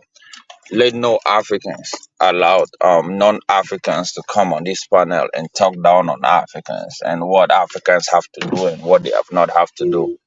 Everyone in this world has their own country, and we as Africans, when I talk we as Africans, focusing on the blacks that are have a country in Africa called Africa. I'm a Cameroonian, you're a South African. The other person on this panel was a Nigerian. 1 second, and Julie. the Let me other just person. Okay, go ahead, Yeah, Kaiser. yeah. let me quickly just shout out to the sponsor of the show. Shout out to Dwight Man over here, D, for sponsoring the show with $20. The rest of you dusty Africans out here being outshone, and this is why Kaiser is a Dwight supremacist. But yeah, go ahead, Judy. Right. Let no one comes here and dictate to African as if we don't know what the white man is capable of or what the white man has done, what the white man hasn't done. We have Are that you saying that Black Americans are not African? let me finish. Let me finish. What is your country in Africa? You know, if you cannot identify it, if you cannot tell me what country you are from in Africa, you shouldn't Liberia. be They have a talking about country. Liberia. it. Why? Then go and focus on your Liberian politics because right now the minds what we are talking about is not actually Liberia since you claim Liberia. So are you claiming Liberia as well? If I ask you, are you claiming? Is No, that where no. you Yeah, from? yeah. If I ask you what country are you from, are you gonna tell me you are from Liberia? What is your last name as a Liberian? Let me tell. What's your last name? Losely. I'm glad you're talking about these things, but we shouldn't. These people shouldn't be the one telling us about this and that. They should focus on the Caribbean, America, and we want to build our continent as an African people. And I'm gonna leave it right there now. Go ahead on, Yeah, Kaiser. Thank you you for bringing see, me to your statement. Yeah, and Okay, that's it yeah. for Let, now. let me, Jude, don't go no, now. Let that's me just no. say this. Can I Let me say one thing quickly? Uh, that's what I often see, like uh, amongst people who always talk down on black people. They want European aid to come in, but they don't want uh, black people from America who are wealthy to come in and basically help Africa. They don't mind Europeans who are living there who are have expressed their racism and detest for Africans who have segregated themselves from South Africans by creating gated communities and etc. So what he was saying is that uh, black Americans and Jamaicans and etc. Uh, are not welcome in Africa, but the Europeans are. It's very strange. Okay, I need to address something that you said earlier on because you said majority of blacks in South Africa lives in shanty towns, right? Yes. Yeah, but that's why that's why me as a South African, I don't call in and have those views about maybe Liberia. I'll never say where majority of Liberians live. I don't have information or data on that. I've never been in Liberia to begin with, so I feel like there you were like you reach in, man. Why will you say anything like that? You know, it's like I don't understand because you don't know our development in South Africa, our what is the word? Our settlements. You know, you don't know our residential settlements and all that. Only 4 million population of South Africans live in unsettled areas, which most of them tend to be shanty towns where people quickly erect those tin houses. And then we have got a housing project that has been happening ever since 1994. The black government has managed to take out more than 10 million people. And I'm talking people, I'm not saying families, more than 10 million people into the free houses. But the issue we have is that while we have done that, our government has allowed porous borders because South Africa is built on a very capitalist system. They do what America does when it comes to the cheap labor. So there's many millions of migrants who came as well, who played a huge role in those shanty towns as well. So while we have got our millions of people who are still there, yes, the government hasn't done enough to take people out of those kind of like settlements. We have also had millions on top of that adding to that and creating shanty towns. There's like shanty towns in South Africa where only Zimbabweans created that, and 70% of people living in that specific shanty towns is Zimbabwean. So we've got those kind of things as well. So our housing problem is not only because South Africans, it's also because we have inherited There are many problems across the continent as well. There's that. I'm not saying on our side we don't have that issue. We do have a big issue of housing as well, but it's not as you make it. I mean, we are 60 million and less than 4 million of people live in unsettlement areas, and not every unsettlement area is a town. It's a shanty town. So the problem why our shanty towns are bold and you can see them is because they tend to be closer to our major cities and obviously for opportunities. So our poor people will leave their provinces even if they've got houses there and quickly run to the main city to build those. However, I think it shows that our economy is sick, because if we have got poor people who are willing to leave their provinces, their villages, their small towns to come and live in a shanty town closer to the main city, it shows the bigger problem we have. However, let's stay with facts. There's still black South Africans are still having it better than the entire black group in Africa. There's no black people you can point who are having it at least higher living standards than us. Maybe Botswana they do, but the population is also advantageous. But on our side, when you say black South Africans and attach shanty towns with us, yeah, that really says a lot about the entire Africa, because there's a reason why you said other African people are coming to South Africa in numbers looking for jobs. There's a reason why they can't create lots of enough jobs to cater to our people, to their people. It's because the same global system that is affecting all of us is affecting them. They are holding production out of them. Now, there's incompetency as well in these countries. I'm not taking that away, but there's a reason why South Africa is more developed, and part of it is because we have got a settlers colony here who built the foundation of the industrialization and continued to develop with us, even though the leadership is under black leadership. There's that. And then it shows you how much a bigger problem it is, because Africans are running to this country that has got white population in Africa. So how bad are things for us if people are willing to leave their countries and run to this country that has got a settlers colony? So it shows that the biggest problem in Africa, it's not that you need to have your colonizer living with you. They can control you indirectly. And that's what we see across the continent. People are willing to leave their countries and come fight for petty jobs with black South Africans. Of course, they're going to fight for that, because black South Africans as well don't own the economy or the means of production. Just our brothers across the continent don't even have any means of production at home, because if they did, they wouldn't be fighting for these petty jobs in South Africa. That's just a fact. And I hope I'm not offending anyone, because people are easily get offended when we raise these facts. It's just a fact. It is what it is. Yeah. I would like to apologize if I said because I'm still stuck like in maybe 2008 when it starts in 2008.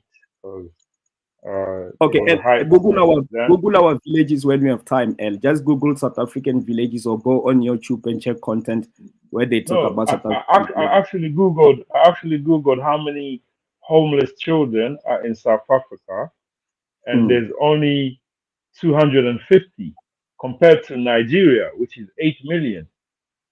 Yeah, but Nigeria's got the look, highest rate. let's be fair. Nigeria's got 4 times our population, and Nigeria is lesser developed to South Africa. I don't believe that stats that says you have got 250 homeless kids. It's probably more than that, bro. I wouldn't believe that. What, South Africa? You think they've got more? So it could be maybe, let's say 1,000. I don't believe it's just 250, man. That's probably the recorded stats. But you know, African countries with bad stats, you just need to maybe times that by 3.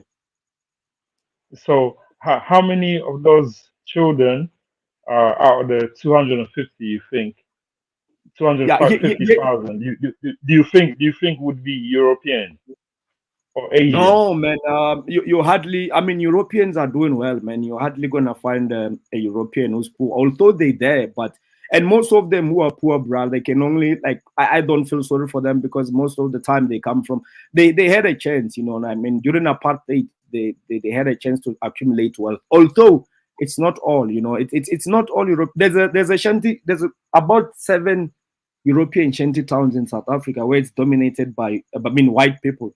So, but my point was this: when it comes to homeless kids, we have got a lot of Zimbabweans who come, who come to South Africa, and some of them lose their kids, brother, and their kids become homeless as well. And they wouldn't count them, I guess, like as a number of like, because they're not the citizens or they don't have IDs, you know.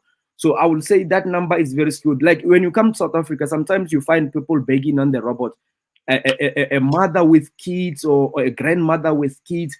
And most of the times, there could be South Africans every now and then who are probably on drugs or hooked.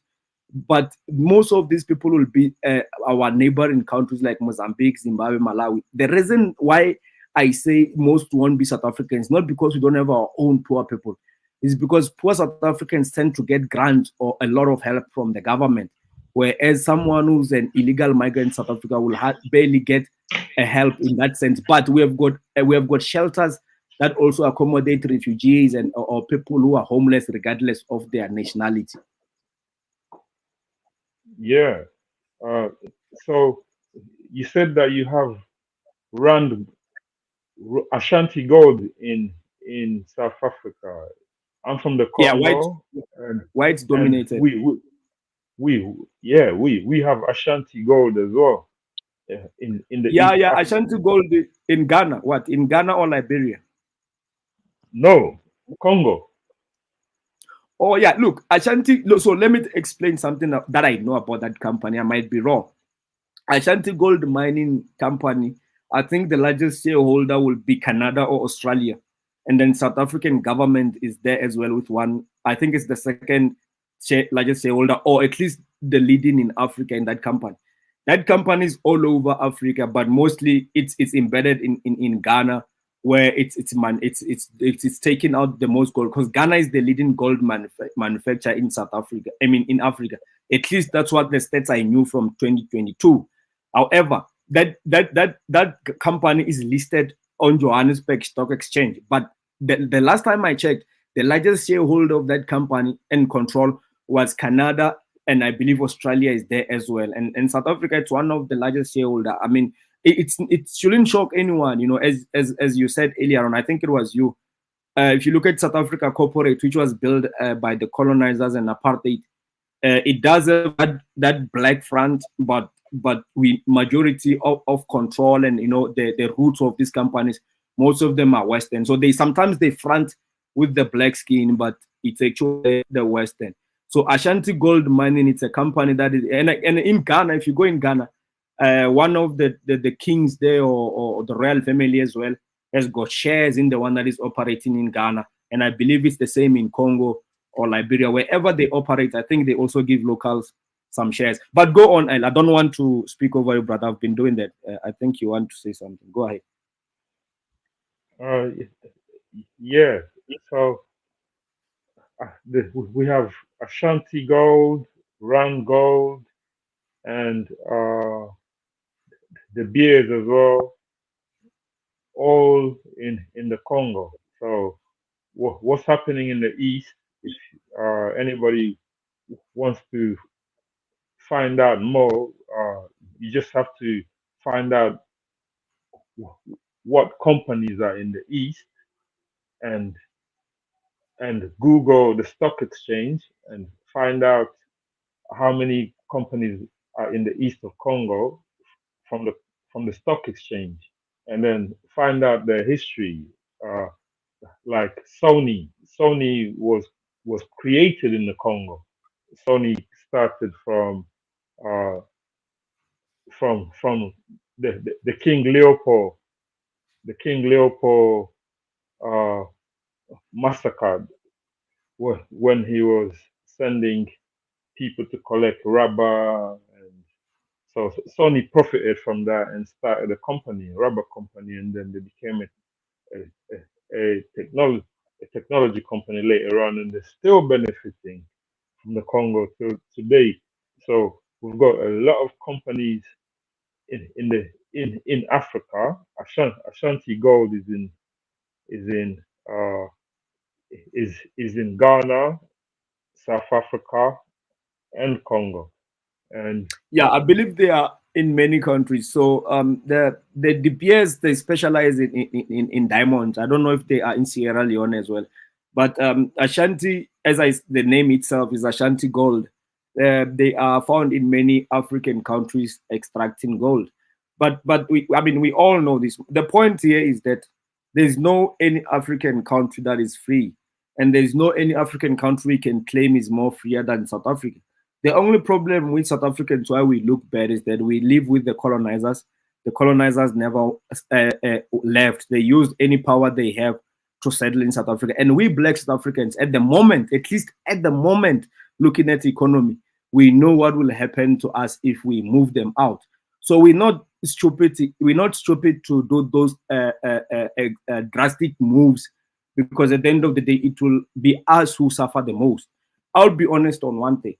The reason why we are the most developed in Africa, if we be honest, in terms of infrastructure and economically wise, in looking at production and diversity, is because the colonizers decided to settle here and build a sort of like a mini empire in Africa here, where they will distribute, they will refine most resources they gather in across Africa and ship them to the Atlantic Ocean or the Indian Ocean. That's only common sense. However, moving forward, we have got a huge leverage as black South Africans, and I hope many Africans can understand this and be at our support. The reason why Russia, China, India had interest to allow us to be on BRICS ahead of any country in Africa is the same way the colonizers looked at South Africa. It's a very strategic point in Africa. And Russia and BRICS, Russia, China, and India are also looking at the current infrastructure. If they have to land in Africa, which is one is smoother for BRICS to reach potential on the continent, it will be easier to start by landing in South Africa because the systems are already in place.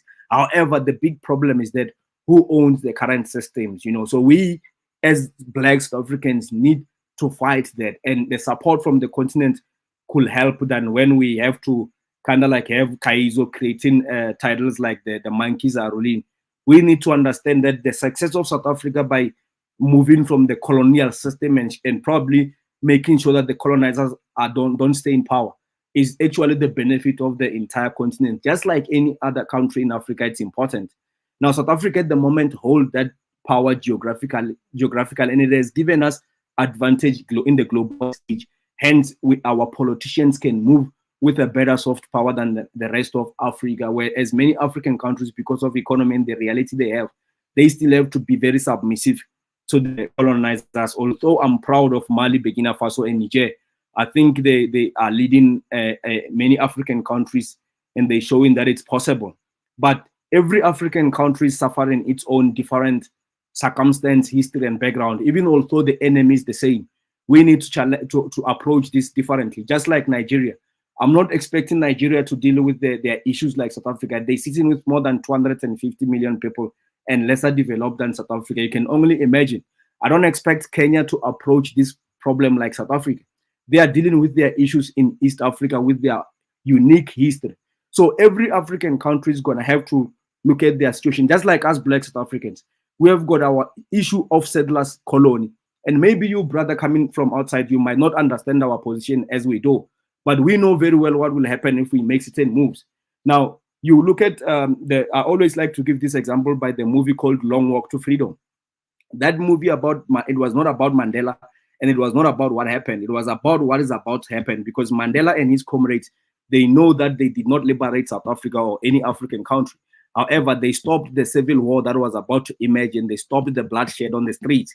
At least they gave us the initial steps of the political power.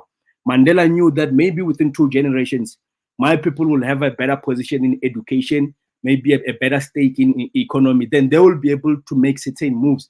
And I think the current generation of black South Africans is in the emerging position to really make that a reality. And there's a reason for all that. So we are fighting our unique history and our unique background, even although we share so many similarities as African or black people, because the enemy is common. However, we need to approach this and respect each other in a sense that we are a lived experience of our own suffering. Yeah, I totally agree. We need to have a united front, because at the end of the day, uh, Europeans have a united front, Arabs have a united front, Asians have a united front, So we need to do the same thing because None of those people, around none of those people have got united front, brother. There's a current war in Europe. There's a war in the Middle East. What we need to accept is that those groups are more aggressive than us. That's why they get things done, and that's why they have us at the bootleg. The only reason why they have done that is because they are killers. A black man is not a killer, and a black man needs to be a killer. Stop thinking they are united. If these people can lose, if they lose the resources they're getting from Africa and other continents overnight, Europe will be in war tomorrow. We know what happens in Europe when they can't get resources elsewhere. They never united. They only seem united now because they get all resources. They are stable now. If they stop being stable now by getting all resources of their means of production from other continents, you will see France going against Britain anytime soon, and Poland will be fighting Germany. Anything can happen there. So this front unity of them, we must, because we are only inferior in that sense. That when we start to believe nonsense like that and we dismiss the history of how these people have been eating each other, we tend to think with an inferior mindset. No, they are not united. The only reason they seem united is because they are more aggressive than us, because they are willing to kill for their survival, and they're getting resources from all of the rest of us. That's the only reason why. The day we wake up and be able to stop them from getting that, only God knows what can happen in that cold Europe. Yeah, well, when it comes to sanctioning Burkina Faso and what's the other country? Equatorial Guinea. Yeah, Equatorial. What's with Equatorial Guinea? Yeah. I don't know much about the country. Burkina Faso and the two countries that split from ECOWAS. It's Mali, Burkina Faso, and Niger. Yeah, Mali, Burkina Faso, and Niger. Yeah, when it comes to sanctioning them, Europeans are in together. They're on a united front. They all agree. The UN will get together and they'll all sit down and they will basically say no. Since you've gone against France. The biggest country in Russia, in Europe, doesn't agree, which is Russia. So you can't say Europeans have united on that. Like the biggest, the only country that really matters in Europe is Russia, and they don't agree. No, come on, you. No, I'm just playing mind game, brother. I know, and I know what you mean. That's yeah, but what I was saying, when it comes to taking over Africa, they're united. They're united. When they were taking over Africa and they were warring against each other, let's say in the Congo, when the Dutch were facing off against the Portuguese, they had the meeting, and one of them decided to leave.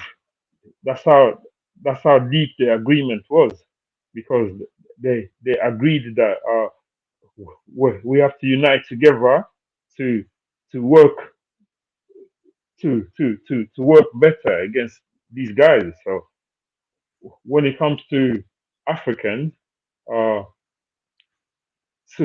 sooner or later we're going to have a united front. We're going to have to unite in terms of ideology, because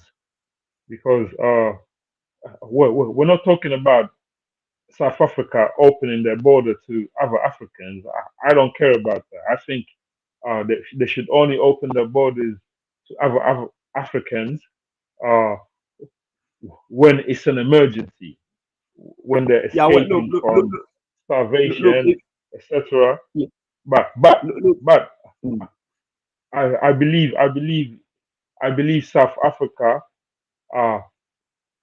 has the right to basically say no to other Africans coming in when they don't have enough jobs coming from the European to feed them, and they can't create their own. They can't create their own. What do you call it? Yeah, but look, structured economy to live off of that. Yeah, let me be Go ahead.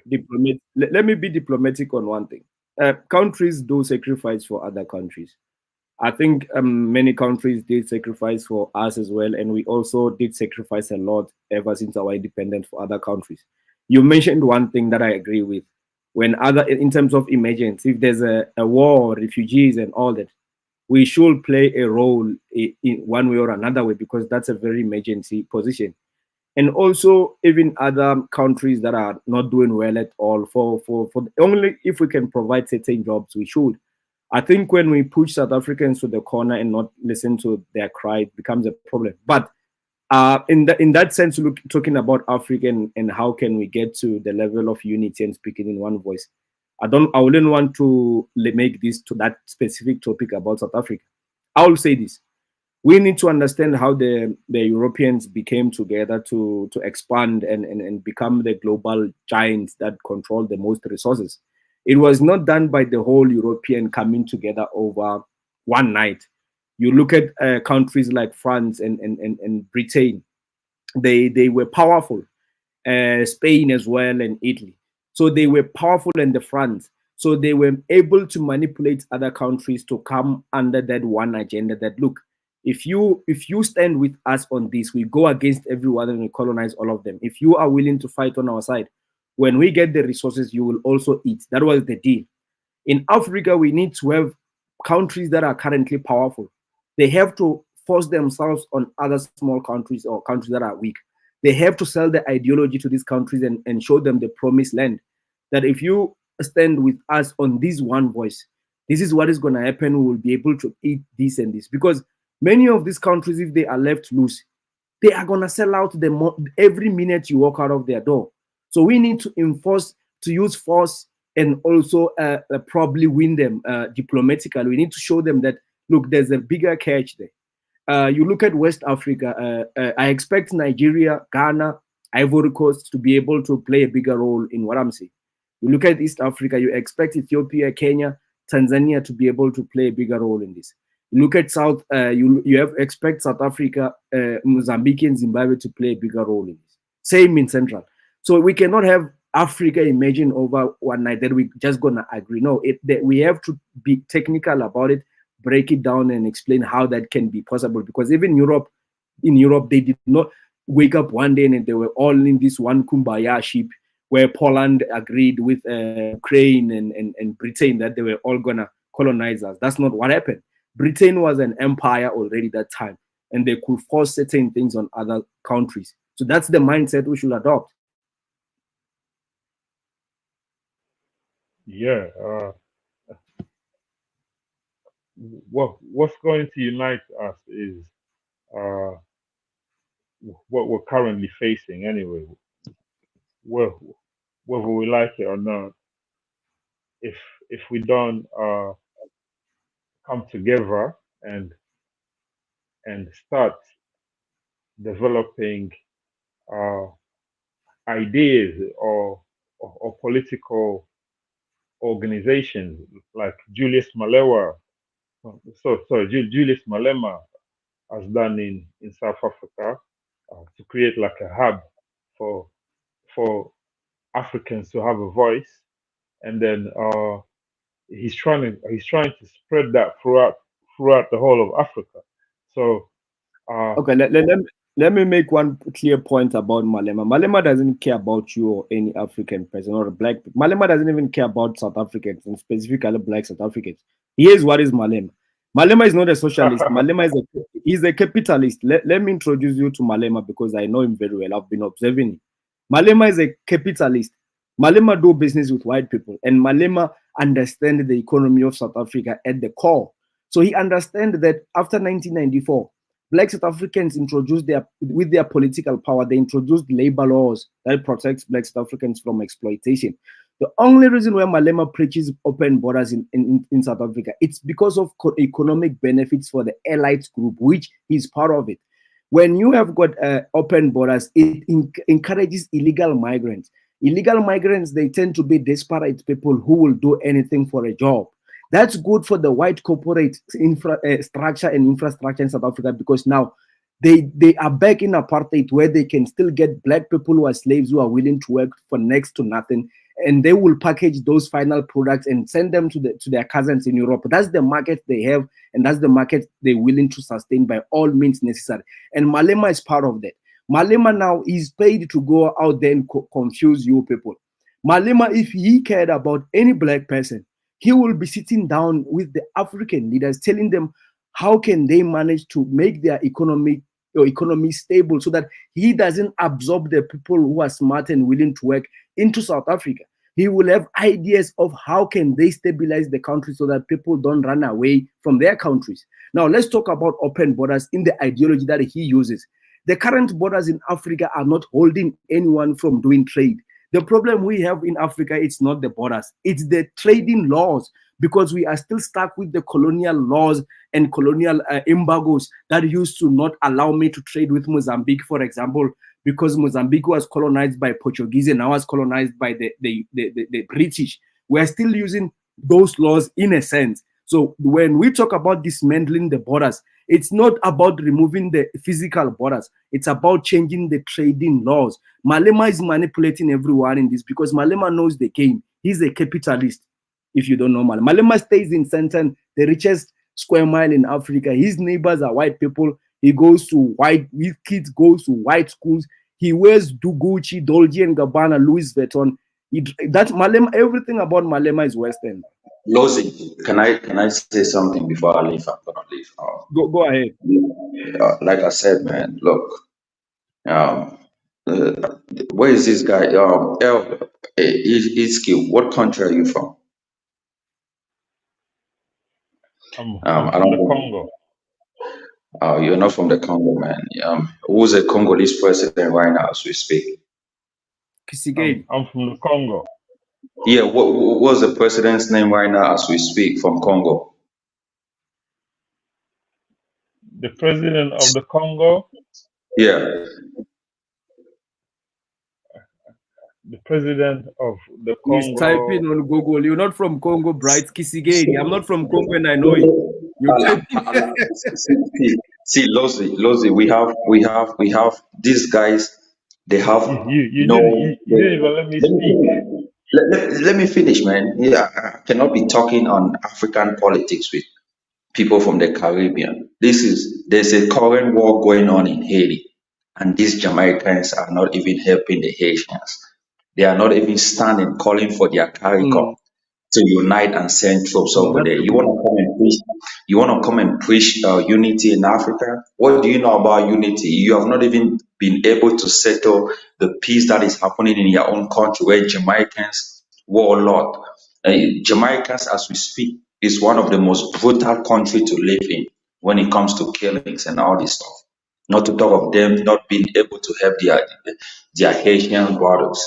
And you want to come and preach unity to us. Can I rebut on that before I leave? Let me finish. You guys have been talking back and forward. I haven't been talking. Look, Lowski has been talking. I'm about to leave. So I'm talking. Stay quiet. I'm about to leave. So let me just. When I'm done, you can come in, man. You've been talking for a while, but this is my own point. You guys are not in a better place to preach unity on us Africans. We know what unity is. We live on that continent. We do businesses together. We move from one places to another. We have already identified the problems. It's not to implement the solutions. And when the unity comes, it's not uniting with the Black Americans or the Caribbeans. Stay there and create your own unity. Start from your doorsteps. You don't move a mile to preach unity. We are educated enough to know what it is. So what I'm saying is, we have identified the problems. We know what the solutions are, and we are working towards it. And it's not going to be a diaspora to come tell us, or a Jamaican or whosoever to come tell us what we have to do. We know what we have to do ourselves. You are not coming as a white man talking down on us. We have the knife and the yam to slice it out, to give a piece of whatsoever we want to give, and that's just it. Yeah, Lozy, go ahead, man. No. I was speaking Man, before you're not from loading. the Congo, man. You can't be talking about Africa when Yeah. you don't even know your country. You don't know the So president of your own country. You claim you are from the Congo. Congo the One moment Congo you claim you are actually from Liberia. Come the on. Congo actually has no president. The Congo has no president. It has no leader at the moment because the election was stolen. The election was stolen. The election was hijacked. The election was But hijacked Al, but by Al, by why can't you be proud of your own country, Al? Why can't you just say where you're from? I mean, Lousy I'm is not from. from the Congo, huh? man. They are not part of their What? Caribbean countries. They are not part of where they are from. They want to come and claim Africa. These guys are not from the African continent. They should be No, talking no, about no. Jamaica. I'm I'm I'm I'm from the Congo, but I'm But later on, you said basically you're from Then Liberia. What I'm an happened to Liberia? African. Because, I'm an but what African. happened to I'm an Liberia? Because African. you said you're from Liberia. I'm What an happened to you said African. you Liberia? were I'm an from African. Liberia, now you are from the Congo. What No, tribe no, are you no. from the Congo? I said black Okay, Americans. okay. What is your Congolese I tribe? said black Americans. I said black Americans What is your have a Congolese tribe? country. Okay, Have a what is your country Congolese called tribe? Liberia. Have a Okay, country okay, called Liberia. That's what I said. I didn't okay. say I'm from What is your Liberia. I said tribe? because Oh, this because guy, because man.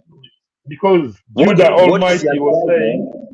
was What saying is your black tribe? Americans are What not is their tribe? associated with Africa. So he was What is your You are denying from the Congo. What Jamaicans. is your tribe? He was denying Jamaicans. He was denying black Americans. He was denying black Haitians. He was denying Hold black on. He asked you a question. black What is your black tribe? black this What and tribe that. are you? He was denying them access to Africa, A Nigerian first, which he's is still googling the tribes in Congo. He's gonna come up with one because there's everything on Google.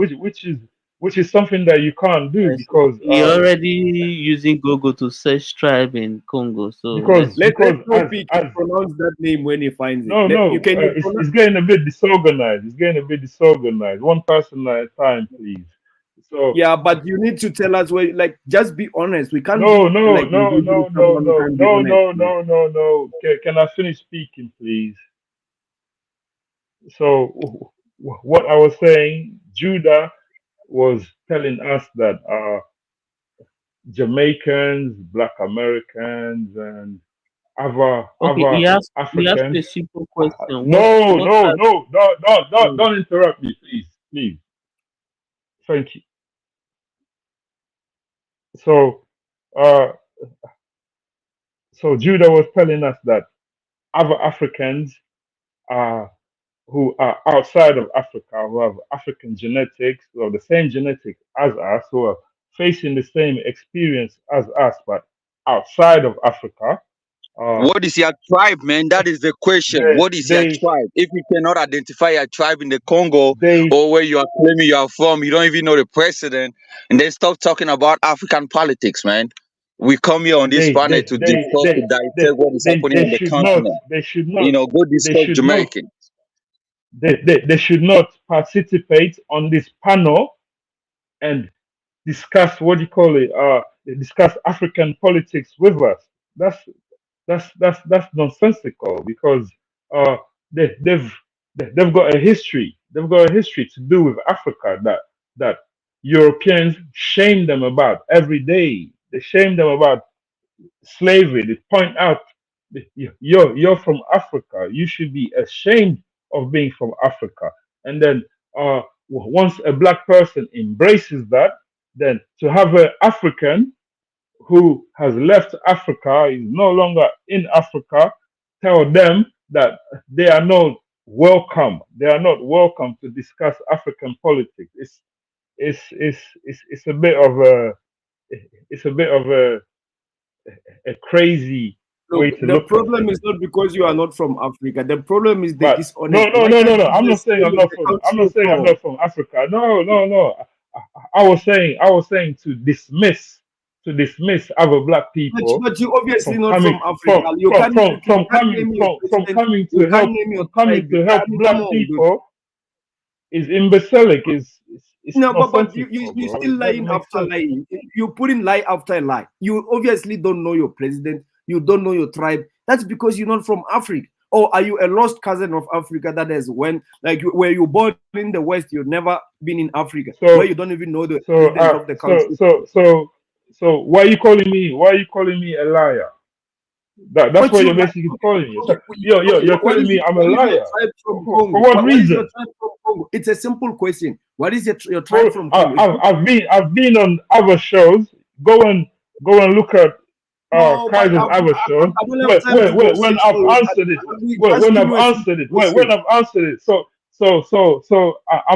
I'm not going to keep on repeating Oh myself Lord, again and man, again and again so and what? again and again and How can again. we engage you when you It, cannot even be honest, transparent about basic things?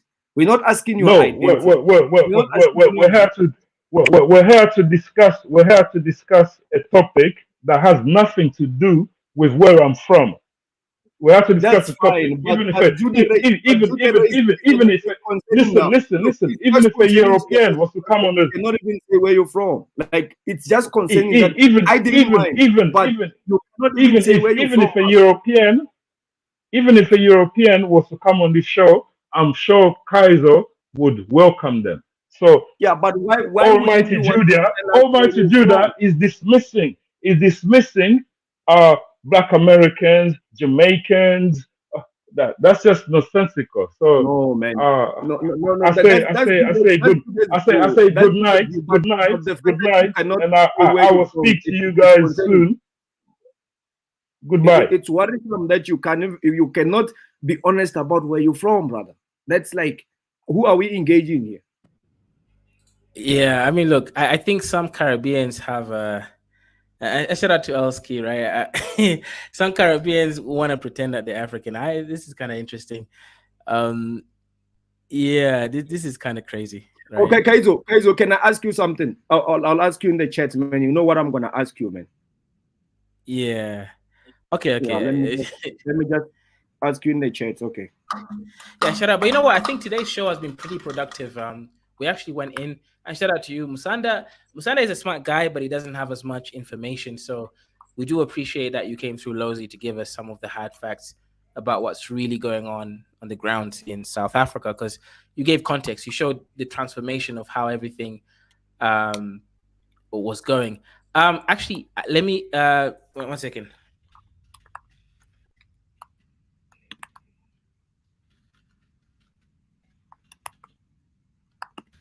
Yeah, so that's a reality. We have to really look deep down. I think it was a really productive conversation. But yeah, Elski, we know you're not African. We know you're not Congolese. You're definitely Caribbean. Everybody actually knows who the president of Congo is, who is Congolese or even African. So the war there with Rwanda, that's a whole really, like, I know Congolese people in Kenya, and they're very like militant about the whole thing that's going on. And shout out to DiCapriano. I appreciate you, by the way. You're a little bit dusty over there, but support you. I respect your support. $2. Sally Struthers, shout out to you for sponsoring the show, and also, of course, D as well for sponsoring the show. I appreciate you guys. Don't most people have some African DNA when they see the actual DNA profile? In America, that is true. Oh, Musanda is still here. Bro, I don't like importing depression. Yeah, look, Musanda, I said, you're a smart guy. You understand concepts, right? But Lozy is definitely useful when it comes to giving us information from the ground, right?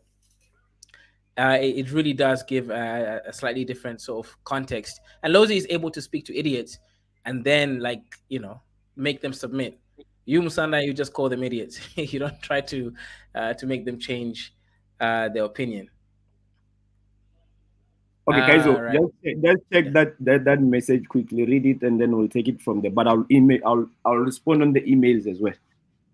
Oh, okay. I think the email is better after the show. Okay, cool. Yeah, I've read it. Yeah. Okay, cool, brother. Most South Africans suffer like other Africans. It's not the same, Musanda. Here's the thing, right?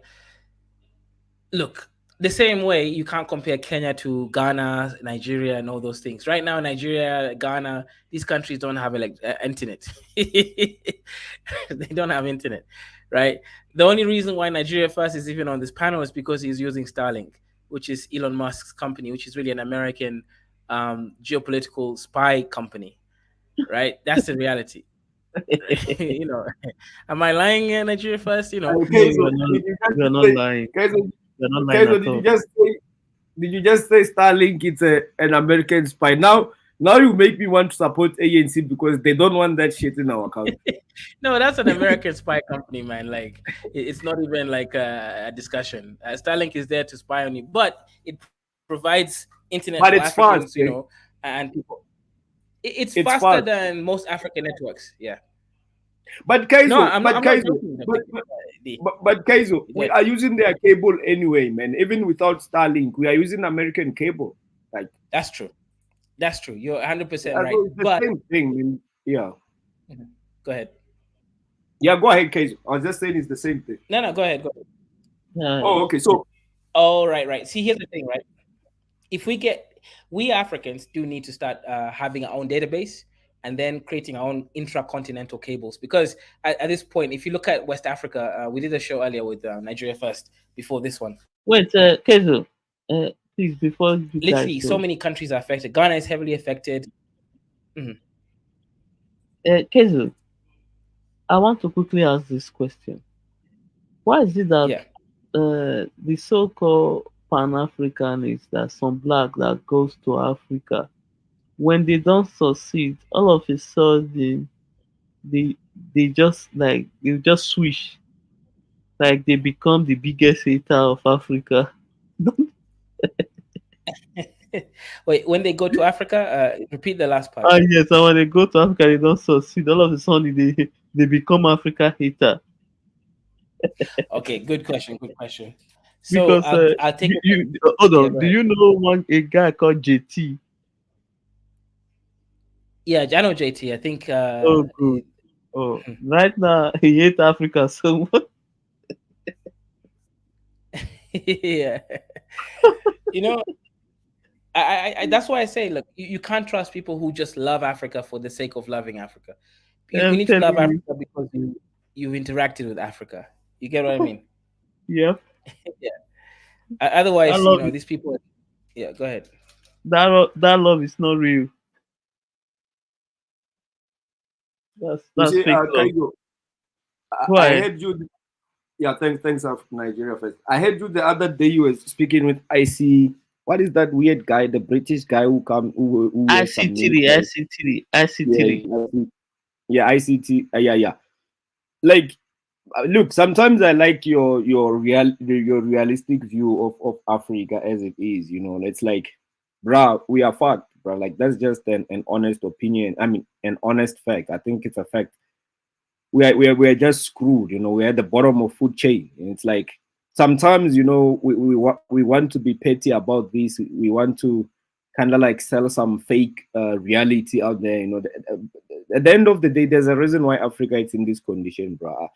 Sometimes we just don't have the brain for the level of advancement in the modern days that that requires to match other countries, bro. It's just we were beaten because we just not good enough. We're not that aggressive, as I said. We're not killers, you know. We just don't have that mindset, bro. It's hard to accept. Many people find it very difficult to accept these realities, but there's a reason why things are like this. And maybe if we start to be honest, maybe we might want to look at solutions, you know, and reflect and really work on this. But there's a reason why things are like this in Africa, bro. And for most parts, it's our fault. It's our fault. We can't complain that the other guy came and beat us and invaded us. That's like you not putting security in your house, and when rapists come to do what they do, then you complain. It's our job to secure the continent. You know? It's our responsibility to secure the black race and all that. But we haven't done that, especially the black men. So it's just that that's just we have to be honest about that. We just have to tell the truth. I agree with you. We need to be honest. The thing is that one thing I observe about black people is that we hate accountability. One thing we hate, criticism, accountability. We hate it to the core. We always believe we are right, and when something goes wrong, there's this boogeyman we create in our brain. At the end of the day, the white man, the white man. We never take responsibility for anything. It's never our fault. That's the problem, right there. look, if your neighbor in Kiris is sleeping without food and they are very hungry, and you've got all the food and you didn't lock your doors, they're gonna come in and take those food and eat them. That's just what happened to Africa. The Europeans came in because they were hungry enough and they could exploit it. And I mean, what do you think is gonna happen? I mean, you can complain and say they were thieves, blah blah blah. They've beaten us to submit. You can say all that, and that's true. You will be rightfully so. But at the end of the day, it's our responsibility to really not be in that position, to not find ourselves in that position. That's really our responsibility. Yeah, I agree. I agree. Also, we have some of the most difficult people on the continent. See, if you actually deal with our fellow black people day to day activity, you see how difficult our people are. You understand me? We are too difficult. Try to correct people, they will take offense. Try to tell people to do what is right. Oh, you are not the bad person. So it's crazy. It's crazy. Bro, we're just not built for this. Let me tell you one scenario, man, that I've been observing. You know that in South Africa, even under the black government, where the communities where white people live, bro, they are well taken care of than the communities where blacks live. Even although maybe the income is the same, is similar. We are just inferior bunch of people, bro. It's like when it comes to black people, that we put the bar below the seabed. And then when it comes to the other groups, because maybe we want their validation and acceptance, like we put work. So you find that even a municipal that is governed by a black person, and then they govern in the white community, they will put effort to make things work there than the black community if under the same black councillor, for example. Even if the income, the resources are similar. Some, in fact, where black people are, that's where like the money, that's where like customer base is. For Can I example, if you open ShopRite in the black community, or let me say Pick and Pay because it's better than ShopRite. If you open Pick and Pay supermarket in black community and you build a mall, that Pick and Pay is gonna sell more than the white community. But I can tell you, the one in the white community tends to be much nicer. Even the products are like, they Okay, just have so a higher quality. can I give you context here? So recently, me and my girl, we opened up almost like a home restaurant, right, in our estate. Our estate has like 1,000 people. There's a WhatsApp group with like 600 people in it. So we realized, okay, you know what? We want to save $200 a month. That's how much you spend on food, right? We want to save this money and also make profit. So we decided, okay, you know what? We'll be making unique, and again, I'm a chef, right? So we'll be making unique foods every day and creating a customer client basis. And guess what? We're able to supplement our own, so-called daily food, right, and make a profit. Why? Because we do things differently. If we make a mistake, we rectify it. We don't argue with the clients. We give a good service. We do things to a bare minimum, meaning it's sustainable, but the bare minimum is of good quality. And I think, unfortunately, most black businesses don't understand this. They're too greedy. They don't understand about longevity. They can't project time uh, accurately, so that they end up basically just pissing people off and losing customer client basis. Yeah, yeah, I agree. It's like, look, I was saying like the other races, especially the Europeans, they've just have got higher standards about them, their own people. It's like they've got this community building. They tend to care about the next fellow white person in the community. They're gonna make sure that they all are in good conditions.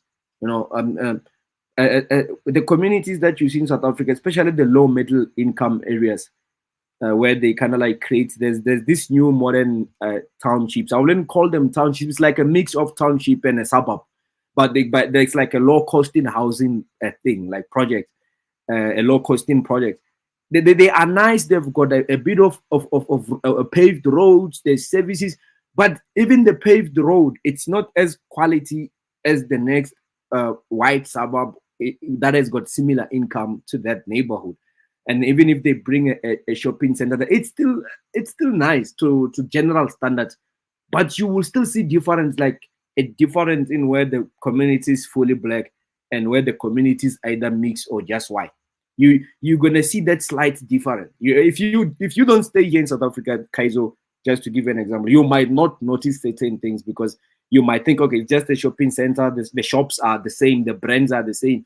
It sounds like that. But even the services, bro, it's where it's just not the same, bro. It's like even KFC, a simple KFC, bro. Because I navigate in both worlds. I'm in suburbs. I'm in white communities now and then. I'm in black fully communities now and then. I'm in mixed areas. If I get a KFC from certain areas, I know it tastes slightly different from a certain area. It's crazy, bro. It's just actually, crazy. Lozi, Yeah. it's kind of crazy. I actually prefer Chicken Inn. I think that's South African, isn't it? Chicken licken. It's my favorite. Yeah, I prefer that to KFC because I'll tell you this, right? KFC in Kenya, it's obviously the Kenyans cooking it their own way. With the other companies, a South African one, they do have a better standard. Meaning, You have chicken licken in Kenya? Yeah, we have it. Yeah. So that thing is salt, man. That thing has got too much salt as well. That's the only problem I have with chicken. Oh yeah, that's true. That's the African thing, right? They love to put too much salt, too much sugar. They like to put too much of that stuff, the seasoning, right? But here's the issue. With KFC, it's too dry. In Kenya, they just cook it like it's so dry. Why are you ruining the chicken? Why are you overcooking it? And then what they do is the way they package it, because they're using flour instead of breadcrumbs. When the chicken cools down, it's the gluten starts forming bonds, and then it makes it soggy. That's now the issue. You're right. Like these people don't think. Look, I used KFC because I thought you guys don't know chicken licken. No one will be familiar if I said chicken licken. I said KFC because it's like global. It's like everywhere. So I just thought everybody knows. Yeah. Yeah, so every time I go to a meeting, after the meeting, somehow I get chicken licken, man. I love their sliders. I don't know if you've got sliders there in Kenya. Sliders, which one is that one? It's like the mini burgers, man. It's like the mini burgers. They've got a cheese and a small meat, chicken meat, like fried like a burger meat. And then I think they've got a sauce. It's very nice. It's like just next time when you there, check on the menu if you've got sliders. They're not bad. It's like a quick bite. It's like Oh, for Kenya, I don't think that's possible because Kenyans, we're a bit poorer than you guys. So for us, we're more on we want like a big nice meal that's gonna make us full. So it's not gonna do so well here, I think. But I'll check the menu.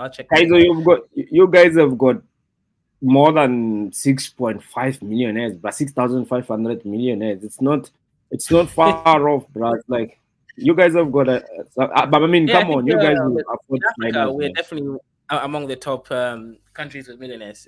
Definitely, top 10. But yeah, D asks, how did you guys know? Okay, the guy was from Caribbean. So D, let me give context, right? With the Caribbeans and sometimes Black Americans, but more Caribbeans, they like to associate themselves as African because if you ask them deeper and you ask them what country they're from, of course they're going to get told that they're foreigners, that they shouldn't be commenting on African politics. So what they do sometimes is they tether to a country. We have another guy called Hammer. Hammer is Black American, but he pretends that he's from Cameroon or something like that, right? These are Black Americans or Caribbean, specifically this case, a Caribbean, pretending to be from Congo, but he doesn't even know the president's name, right? And the thing why this is important. That was a giveaway. Right. Congo is actually a very unique country, right? If you don't know the president of Congo and you're Congolese, there's something wrong, especially if you claim you're Pan-African, right? There's several. I mean, if he said if it was like some small random country, I would Congo it's a big country that is very, very important to Africa. Everybody should know Congolese president, bro. Yep. So let alone, so we already by him not knowing Congolese president, we already know he's not African. Then we also know he's not Congolese. Then we ask him what tribe are there in Congo. He can't even name one tribe in Congo. No African who is also a Pan-African does not know a single tribe in their country, doesn't know the president of the country that they claim they're from. It's just that simple. So yeah, the guy is Caribbean. And the reason we say he's Caribbean is because he's from the UK with his accent. And in the UK, either you're African or you're Caribbean. There's only very few black people there who are like native for 400 years ago from the UK. Very few people from Manchester. He doesn't have a Manchurian accent. He has a London accent, so he's Caribbean. We don't know which country Look, from Caribbean, but yeah, let me say this. For me, I personally did not mind him having interest in Africa, because I do believe that any black in the diaspora, they look at Africa as a sense of belonging as home. Then if Africa succeeded, it benefits them directly. So they've got that mutual interest. However, it just struck to me that he cannot be honest about where he comes from. That's like the bare minimum. And I was like, what kind of a person are we engaging then? Because I'm being honest with him. Yeah, I'm taking this thing serious, and we're discussing my country. I'm telling him things the way I see them and know them, but then he cannot even tell me a simple thing as where he's from. I felt like that was a bit unfair, but yeah. Oh no, you're 100% right. That's just bad behavior. Yeah, exactly. There's nothing wrong with him commenting. As he mentioned correctly, I don't mind white people, anyone coming on this platform, commenting, as long as it's respectful and all of that stuff. But if that's the case, I don't know why he's lying that he's Congolese, bruh. No one was gonna. No, we discussed that there's a Jamaican guy, man. We all know him. I'm forgetting his. He's always like, he speaks with so much authority, and he always shouts and speaks over everyone. Oh, I can fire, right? Exactly. I can fire. And even when he makes a good point, it's hard to really, like, he just bad in communication, right? But we always engage with the brother. Nobody says because he's Jamaican he can't. No, we don't do. Yeah, exactly. Everybody lets everyone speak. Kezu, I think I had a conversation with...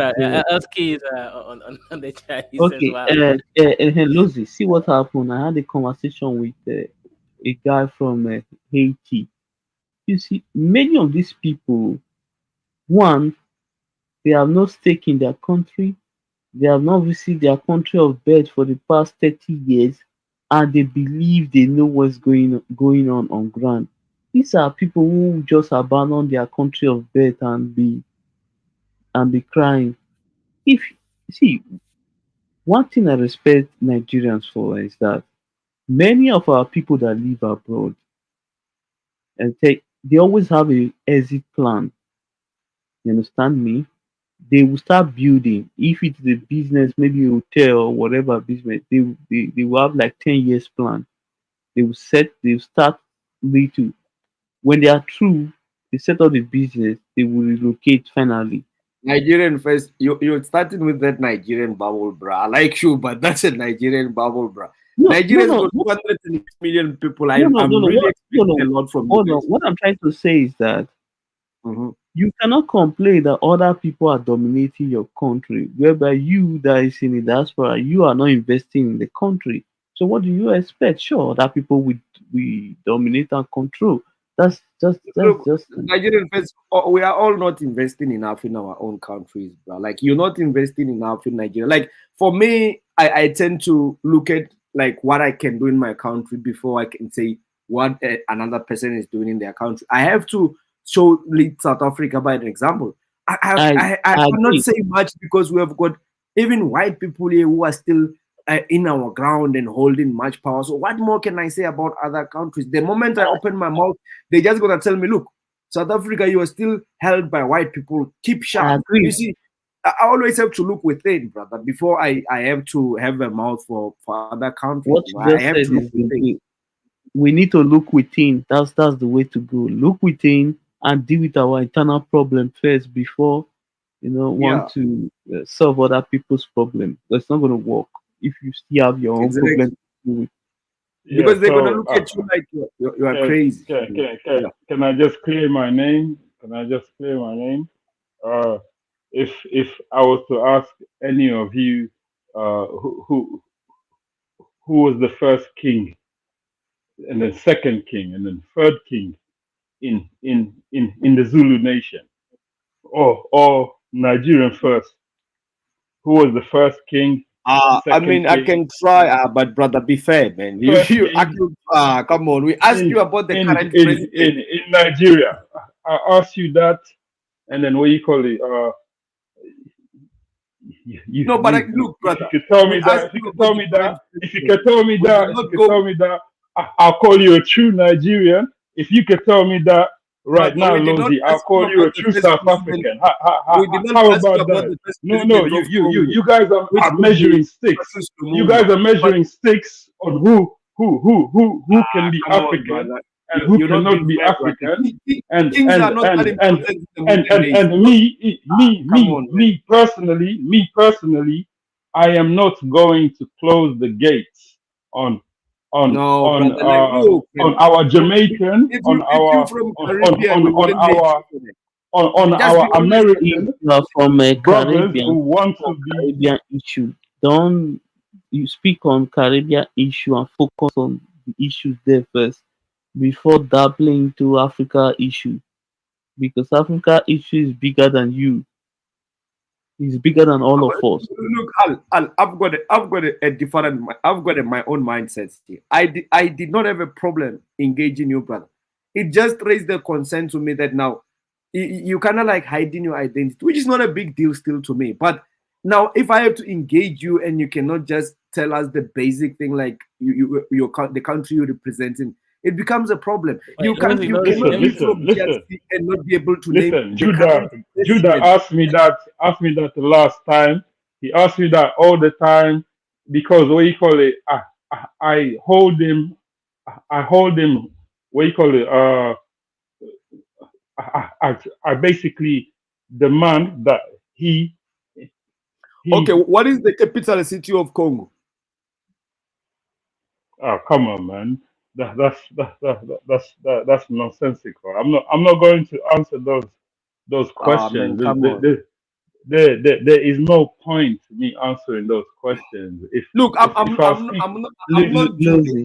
not Judy. I'm trying to find out that you are right. You're from Congo. I'm just trying to find out. Many of people are talking about Congo. They have no idea about Congo. They don't know the history. They just follow the media. If the issue is trending online, they just jump into the issue. They have no idea. So let's not be surprised.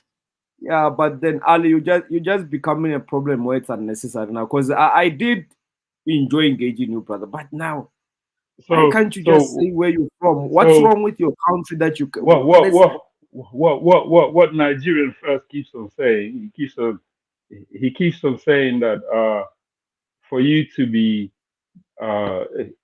let's say a positive African in his eyes, you have to go back to Africa and build a house in the capital of your country, like many Nigerians are doing. They're going back home and building houses in the capital of Nigeria. Where I didn't say that. What is the capital city of Nigeria, Al? They asked you the capital of city of Congo. You didn't mention. You have no idea the name. What is the capital? He mentioned no. You must know it. What is the capital? Let me finish, please. Let me finish, please. You don't know any country from Africa, brother. Capital city of Nigeria is. Let me finish. Let me finish, please. So he keeps us telling us that for you to be good in his eyes. Okay, Al, what is the capital city of Kenya? You can't be a foreigner. You can't be. It won't happen. This conversation won't happen if you keep on disturbing me. Al, what is the capital city of Kenya? There's literally no country. If you keep on asking me questions without me finishing my point, I've got a strong ego. I'll just keep on talking about my point and completely ignore yours. You've got a strong ignorant ego. That's the problem. You've got an ignorant ego. That's all I'm seeing here. I've got ignorance. I've got ignorance when it comes to anti-blackness, like South Africa, like South Africa expresses many times through xenophobia. Through xenophobia, okay, the xenophobic what is the that happened in South Africa.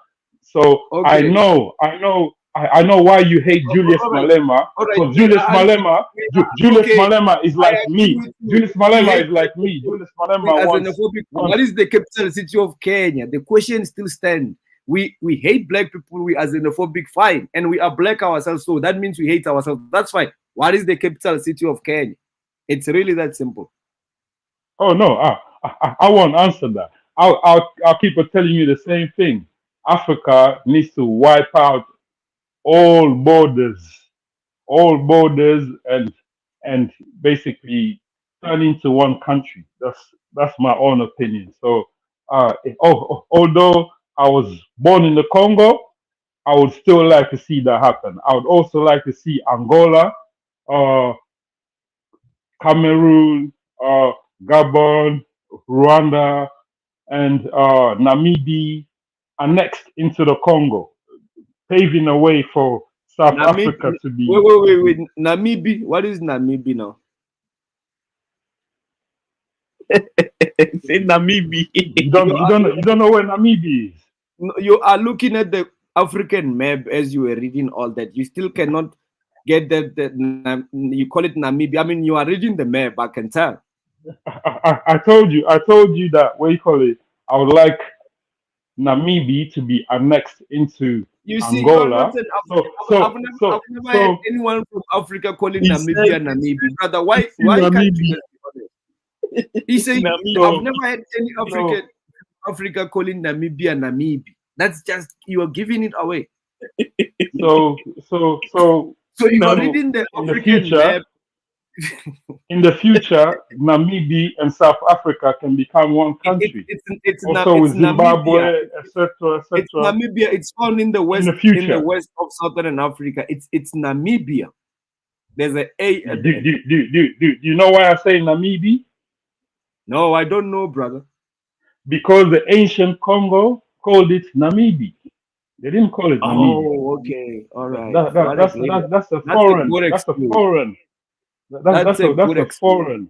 In Kikongo, Namibia. But other countries in Kikongo, which was the old language. In the ancient Congo, they called Gabon in the ancient Congo, because other countries. No, they didn't. They didn't call Gabon. Stop that, please.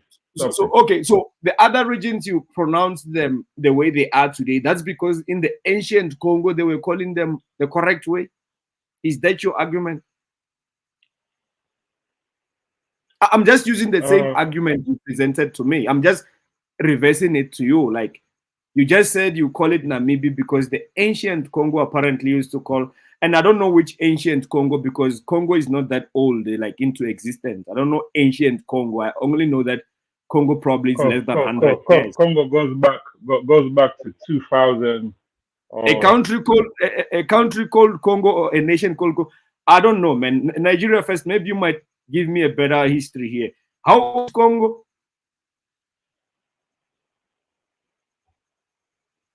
Nigeria first. Let's wait for Nigeria first to answer that. Let's not argue with this guy. These guys don't know shit about Africa. So let them focus on their individual country.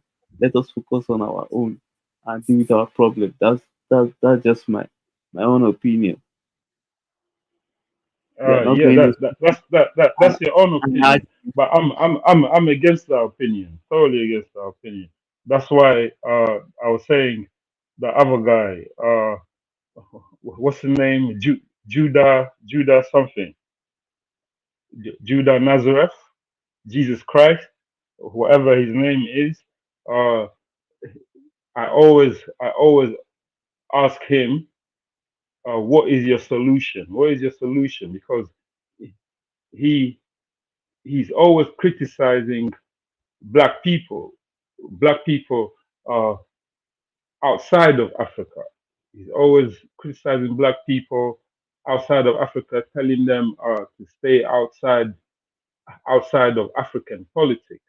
But that's not how things happened in the 1960s, 1970s, and that's not what our African leaders, such as Patrice Lumumba, who left You left must read Congo. that very well, because you're reading that on Google. You must put on your glasses so that you can see it, man. You're not reading it well, because you're reading all that from Google.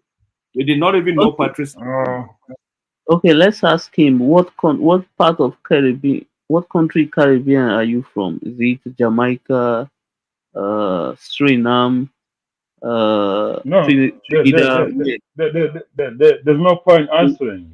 You Haiti, already called me a Panama? liar. Are you from? You already called me a liar.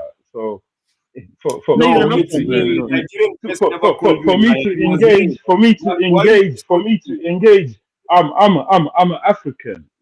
So for But me I'm You the are to one not. who engage called you with a you, liar. It was for not me to Nigerian. engage with you, for me to engage with you after that point would be nonsensical.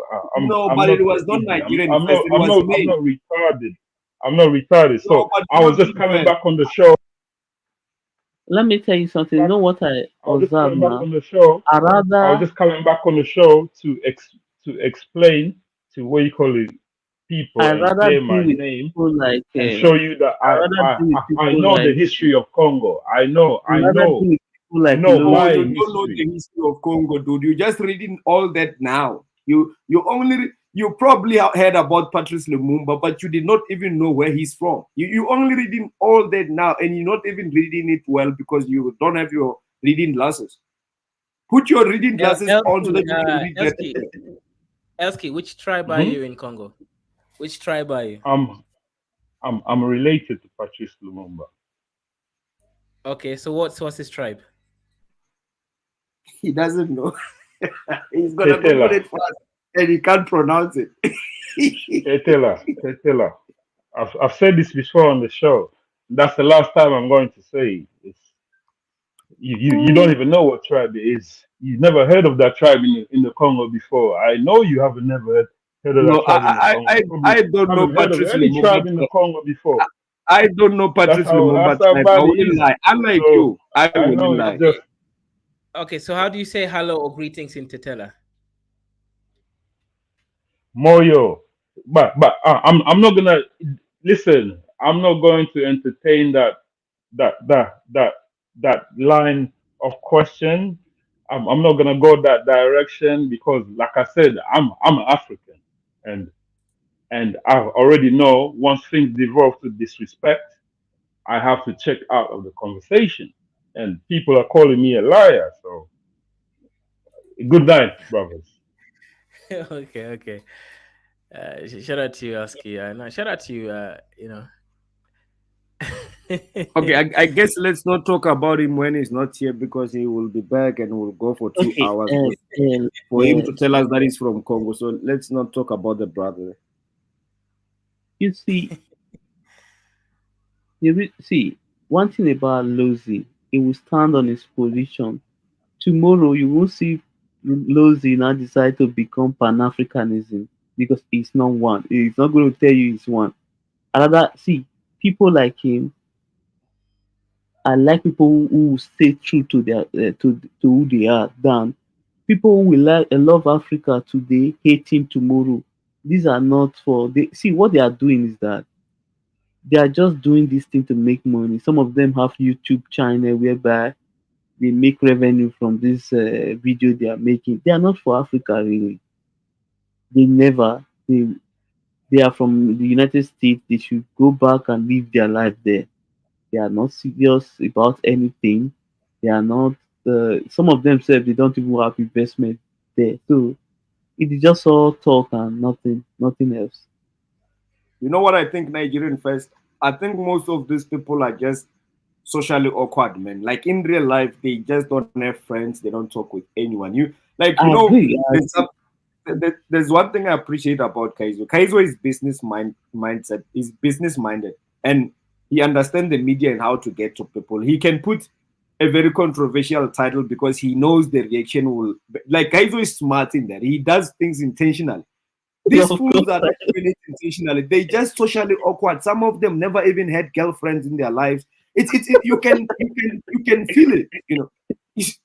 So I'm not like they just weird people, and Kaizo allows sometimes I don't understand.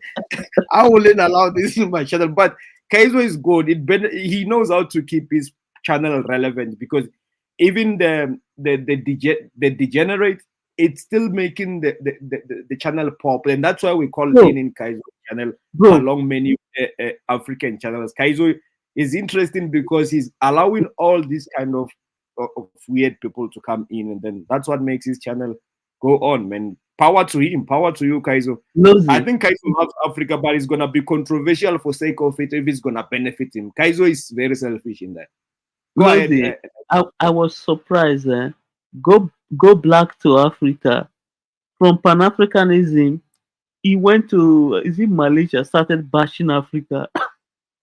I was like, Come again, Nigerian first. I I did not get said, it. go black to Africa. There's one YouTuber called Go Black Oh, to that Africa. guy's weird. That guy's weird as hell, man. I think that guy's also like, okay, go ahead. So go ahead. This this guy will turn on Africa at any minute. All of a sudden now he's now Oh, God. Hebrew is Israelite. So it's Yeah, confusing. bro. I've never seen a confused individual like him. I think he served in military, and that has done numbers on him. I think that the guy really needs help. You know, like sorry, man. I've followed him a couple of times because he's got a big audience. But like, funny enough, he's got many people following him. That's what Yeah, is yeah. even strange, bro. Like, no, man. I mean, I think that guy went through something he used to serve in the military. I Yeah. think he has been exposed to things that have twisted his reality. Like that guy is upside down, man. Something is really awkward. Like something is very, very wrong with him. But look, I appreciate that the brother is still alive. He's not, he's not doing anything illegal out there, and he's actually just traveling around saying whatever he can say, and his channel is popping up. But I think the guy is he's socially awkward, man. He's very socially awkward, man. See, because it is surprising. I can't just see, except I see a superior argument that will then yes, I might change my opinion on something. I don't just like when it comes to Africa, how I feel about our people. I can't just change my mind because of at any moment I will just change mine. No, no, no, no. My people are my people. There's nothing will make me change my position on that. Man. Yeah, Yeah, you mentioned an interesting person, man. That guy, I think that guy we just need to leave him alone, man. That guy's good. Yeah, that guy is a weird character, man. I've seen a lot on this social media. Well, I've realized that many of them are doing it for money. Let's be honest. They don't Yeah, really. but Nigerian first, what have you learned ever since the rise of these social medias, man? Haven't you noticed something about like personalities of people? Like if you observe these content creators, the people who comment, the people who call in like us, people who engage big on Twitter spaces, TikTok, yeah. It's like I think the people who are like on these social spaces, most of them just don't have life in their life. It's like the people who used to not socialize, who used to do like these people most of the times are very shy in reality. They don't have like social instincts that much. They cannot even approach girls for most part. They actually it's like a weird space to be in. And then now because of social medias and no one can see them, they just lash out. They just getting it out Yeah, there. So it's a I, very it's I insane, agree. man. And one thing I also realize is that social media reality is different from reality on ground. So don't let anybody fool you here. Reality on ground is always different. Whatever people say online, it just most time it stays there. It doesn't it doesn't leave there. It stay, what they say online stay online. So they are just here Yeah. to talk. So they don't Yeah, practice what they preach. I call it social media masturbation, man. It's like Yeah, yeah, it's yeah. like Yeah, like they, that, I think it's that should be the right word. Social it's like media they mastery. having a time of their life, bro. And It's like there's so many weird personalities that calls in here in Kaizo's channel. You know, there's a lot of them. You know, so sometimes when I listen to Kaizo and they call in, I don't even engage. I wouldn't even call in to engage because there's that group that, and they also know they are kind of like spaces as well. They know when there's certain group that called in, they don't Yeah, call they know in when to as well. call in and when not to call in. What Kaizo? They know when to call in and when not to call in. For example, they're not gonna call in like today. Exactly. It's like they are living in their grandmother's basement and they just waiting for that moment. It's crazy, bro. It's like, and when they get in, it's like, you know that, and we all pause as well. Like there's certain people who won't call in when they got their space as well. It's like they will just like, it's like you know, the kids that have got Down syndrome, they all getting together and they all doing their shit. It's like I feel like they live in a parallel universe. We don't understand them, we will never understand them. You know?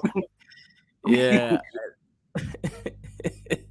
100%, man. But you know, but that's the thing, right? Like with chaos, you're able to, you know, figure out the deep, you know, where the rabbit hole takes you. Because sometimes, you know, you find, okay, Miss IC3, for example, right? The guy is slow, but after a while, you realize he has some points, but also, you know, it's crazy. I mean, the guy, Yeah, it's crazy. No, IC3 is he is also crazy. crazy. You know, he's crazy. He's a smart guy, but he's also crazy. He doesn't want like tenable solutions. He wants like some either, you know, either you get rid of Dwight, man, or you know, you don't even bother trying. You know, it's you realize, come on, man, this is crazy. But he is a smart guy. You know, there's just all sorts of characters. Right? Like there's this ones who just call in to fight. They are angry. Everything's like they just want to kill everyone. You know, like even when there's nothing offensive being said, it's like Nigerian fans. Your brother Kidola, the Jamaican brother who was in here last time, and Jude as well. Jude, some days he's like very intellectual. You know, he's calm. And then some days he just escalates to another level and he just takes it to the next level. It's like when I'm listening to these people, I'm like, what's going on? Why are they always mad, bro? It's like they want to fight. They just want to call in and fight. It's like, let me say this. Kidola have some certain resentment against the Black America.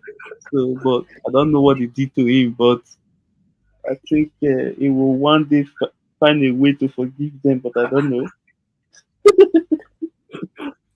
Bro, but I must say this. I must give them this. They are very entertaining, and I'm not fighting anyone. I think they should keep doing what they do. Sometimes, after you had a long day, these people can be entertaining. You know, sometimes I'm coming back from meetings and I'm very tired, or I had a bad meeting. You know, projects are not going well. And then I come here, log into Kaizo's channel, and then I see, sometimes I even see them on the clip, like it shows there on the screen, Kaizo's title is there, and then it shows who participated even before I click. Oh yeah, by the way, Kaizo. Yeah. I think earlier I saw Diners did a video concerning Idris Elba building a city. Because see, let's be real here. For the past decade, we have seen people building city without any result. Yeah, no, I don't believe any cities, man. This all sound fake. Hey, Kaizo, Kaizo, I like what, sorry, Nigerian first, you asked a good thing. I wanted to ask you about this city that is coming in. I saw this Ghanaian actor who's Andris Alba. Is it Andris Alba? He's building yeah, Andris, yeah, I hope I'm pronouncing him correct. Yes, Idris Elba. I saw a title on YouTube saying he's building a smart city in what, Ivory Coast? No, in Sierra Leone. It's all fake. Oh yes, Sierra Leone. Yeah. Is it another scam? Yeah, go ahead. Is it another Acorn scam or what's going on here? It's just another scam. There's nothing on the ground, man. How can a one man build a smart city? When I see these kind of things every time with like Africans, I'm like, how can a one man build a smart city? I think these are tax write-offs for these people, right? They claim that the money is being spent somewhere else. They're just not trying to pay tax. But yeah, talking about those people who are crazy on this. Kaizo, and Rich Alba or even Econ, they don't even have $500 million of net worth. How can they build a smart city? Man, they I don't mean, even come have on. 10 million in net worth. How are they gonna?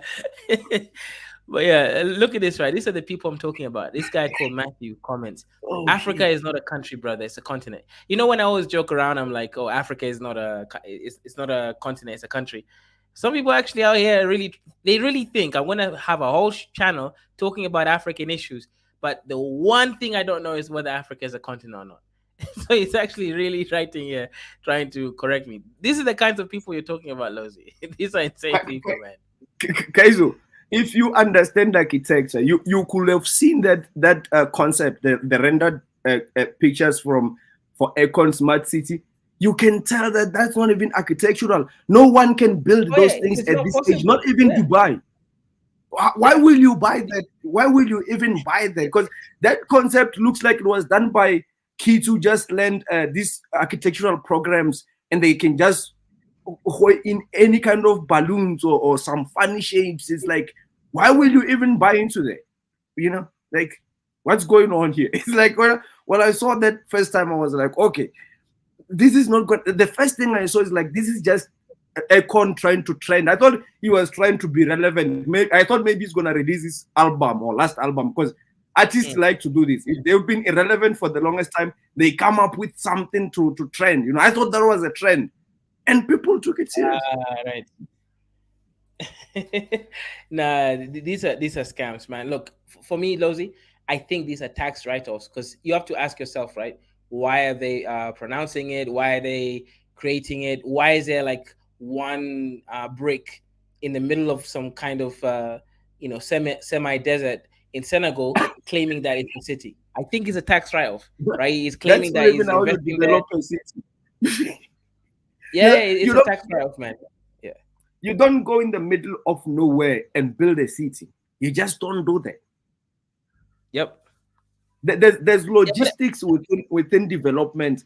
There's true. geography matters. The neighborhood, like the whole entire location, how you like market, everything has to Also, make sense. it is capital intensive. You have to spend billions of dollars, so it's not something you Yeah. just venture into. Nigeria first. Here's the thing, right? That place is far from the port cities, right? It's not even close to the port. It's not close to the major town in that country. There's nothing that's screaming, "Oh, this is going to actually yield anything important." If you're going to build a city, at least be close enough to certain areas where goods and production can actually occur, right? You can have natural trade, or at least be across the through routes, right? Nah, it's always a scam. But here's the thing, right? And this is the issue with Pan Africans and pro blacks in general. Why are they scammers? Like, why scam people? The moment you scam people, you delegitimize your whole movement, right? We have a Black Excellence, Black American here, right? He's why do you guys scam people? Black Excellence. Why do Pan Africans love scamming? Wait, say it again. Why do niggas love scamming? Well, I don't scam, and I don't know anybody that scams. So you know, um, but I've heard the scamming thing, um, be directed at many different cultures. I've heard people say that Nigerians scam. I've heard people say that Chinese people scam. I've heard people say that Indians scam. I mean, scamming is something that people do, but I don't think it's just one culture that it does it. I think it's unfortunate. I don't like it, and yeah. Okay, but one question in Black Excellence, right? If scamming is it's everything that is something that every culture does, is there something that is unique to one culture then? No, it's just it happens. I mean, I've seen people do it. Right now, it's just like it's a lot of Indians that do it, especially like on YouTube. Like you got these white boys in the U.S. They make whole YouTube channels like calling these Indian scam companies and like pretending that they need help from them with their computer, and then they just end up trolling them, and then for hours, and then they post it online, and they find a way to get like the Indian person's like real name, and they put it online, and they blurt it out loud, live, and they just embarrass them, like they just see embarrassing them Indians and stuff, man. Kaizo, let me tell you something. Sorry if I'm stepping in a conversation. There's this guy called Bushiri. He comes from Malawi. He was an illegal migrant in South Africa. He came here probably 20 or 15 years ago. But he left now because the government wanted to arrest him. That guy had an ambition, bro. If you can see the first picture that when he came to South Africa, he actually crossed our border illegal. That nigga, when he left South Africa, he had more than 100 million rands of wealth, bro. He was driving all the Porsches, and you know what he did? This guy just scammed the people through religion, bro. He rose to be one of the biggest pastors. He was praying for people that will fall. All the religious scamming. And I'm like, how stupid do you have to be? I mean, sometimes it's low IQ, bro. Like this nigga literally came from Malawi, one of the poorest countries in the SADC. If he had all that power, wouldn't he transform Malawi? Why will you think a guy who came from Malawi, who couldn't transform Malawi, is going to come to South Africa and save you? Why will you even think that? So at some point, people who are scammed by these mediocre people, they deserve it. Why will you be going to that church and give him thousands or half your salary and all that? For what? And he got left here. Man, I mean, you can't hate on the brother, man. He just saw an opportunity and he said, you know what? I'm gonna fool someone and I'm gonna go home with a couple of millions. And he was scamming people so bad that even the government intervened, and then he escaped. Apparently that's what at least they say. I mean, I don't know, man. You at that point, the internet scamming, I can understand because they're a bit sophisticated and a bit like a pastor from Malawi just selling you dreams. Come on.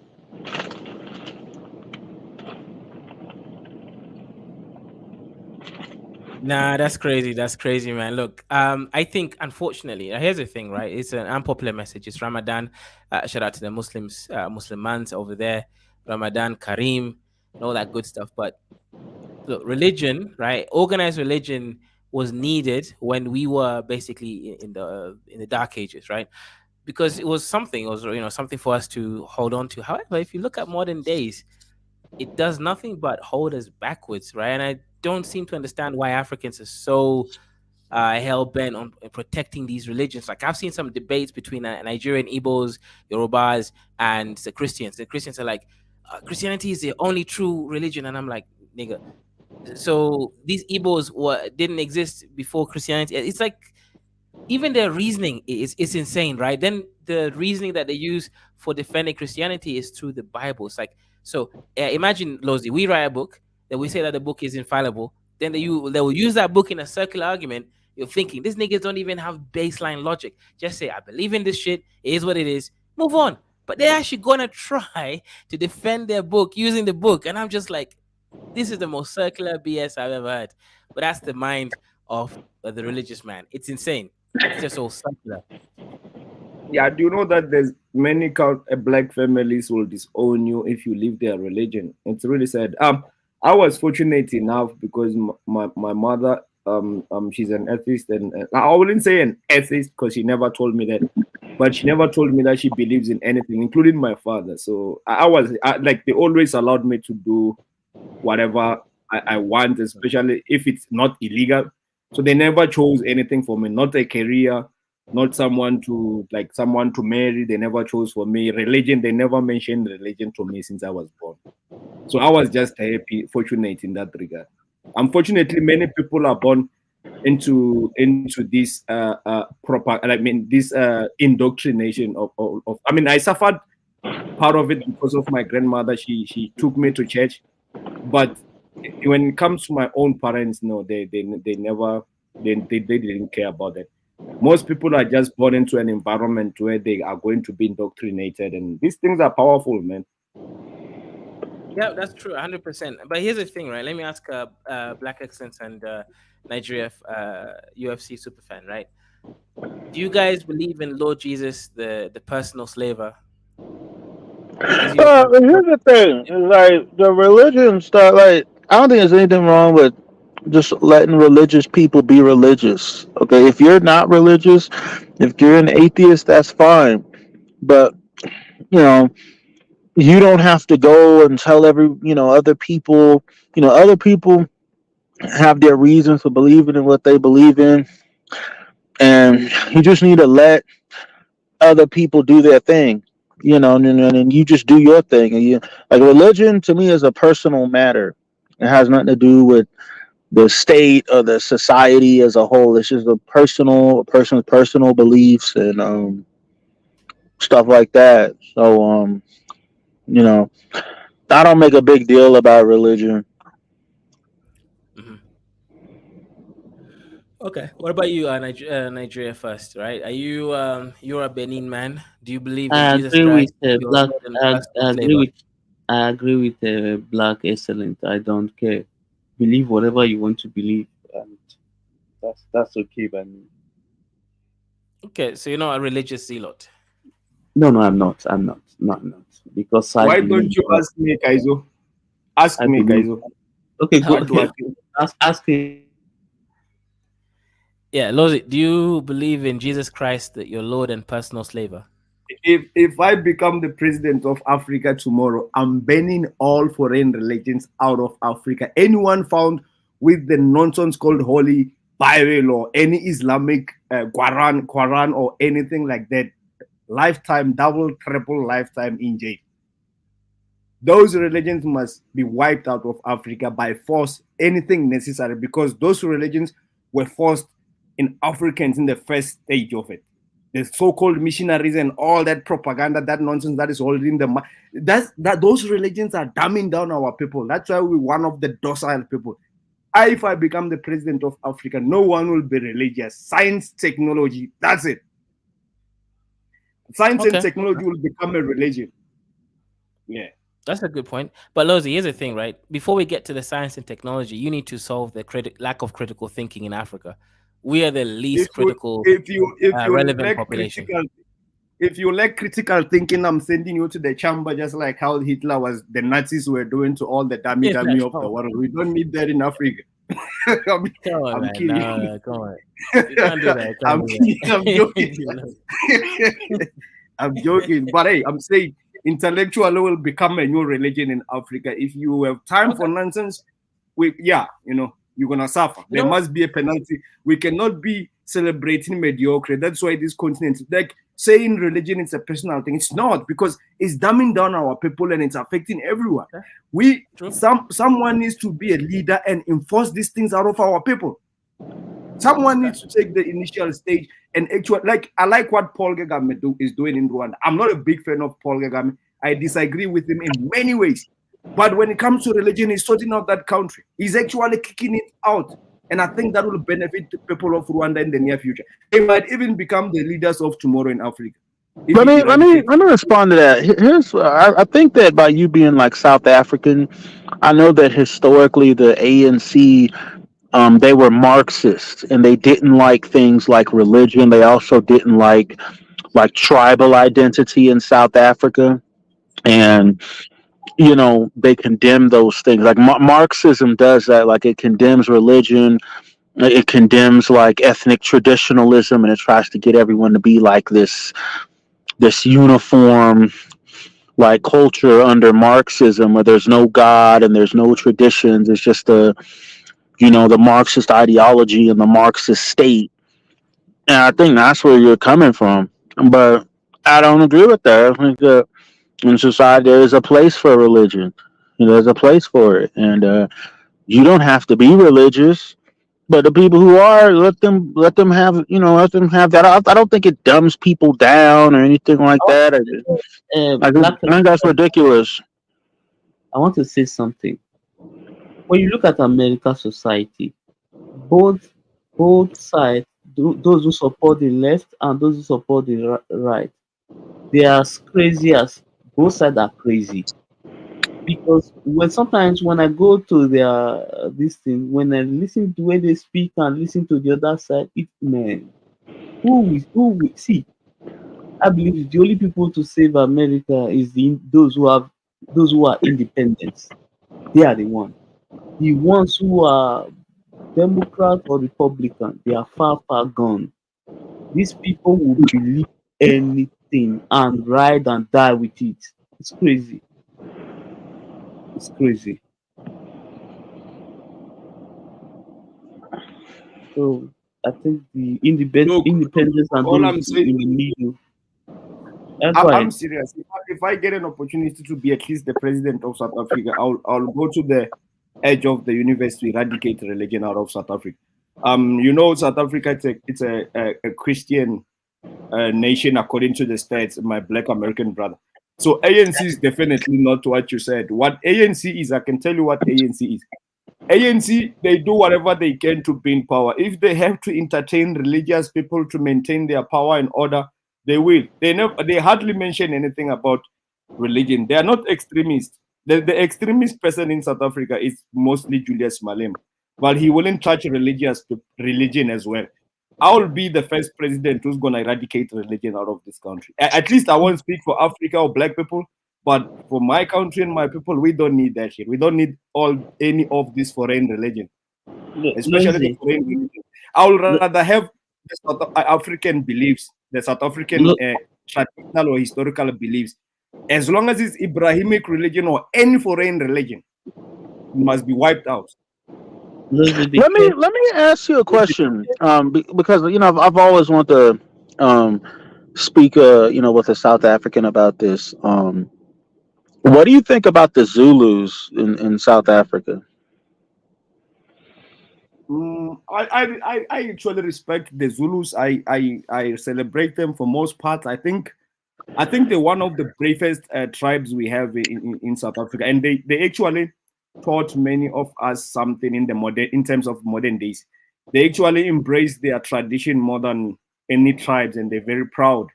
What I think, like their king, like their modern king Shaka Zulu, who unified those Nguni tribes, and they became the Zulus. I think if he won and conquered the whole of Southern Africa, the colonizers would then have managed to really continue colonizing us. And I think that's where I actually respect them a lot. But I think there's a lot of missing as well in history. Like there's a reason why their history is celebrated more in South Africa. There's probably because the white man was benefiting at some point. So there's a lot of controversy, but generally I respect them for their bravery. Okay, cool. Okay. Yeah, and Nigerian first, you wanted to say something.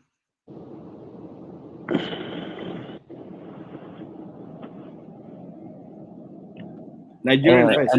I said you need to be careful when you are dealing with religion issue in Africa. It can be deadly. No, man, look, I know, but like, look, remember, Africa went through three stages of colonization, or three kind of colonization. It's the economic colonization of extracting our resources. It's the mental the physical colonization through slavery, and the mental colonization through religion. So we have eradicated the physical colonization where it was brutal and slavery. We are now in a stage where we are fighting to eradicate economical slavery.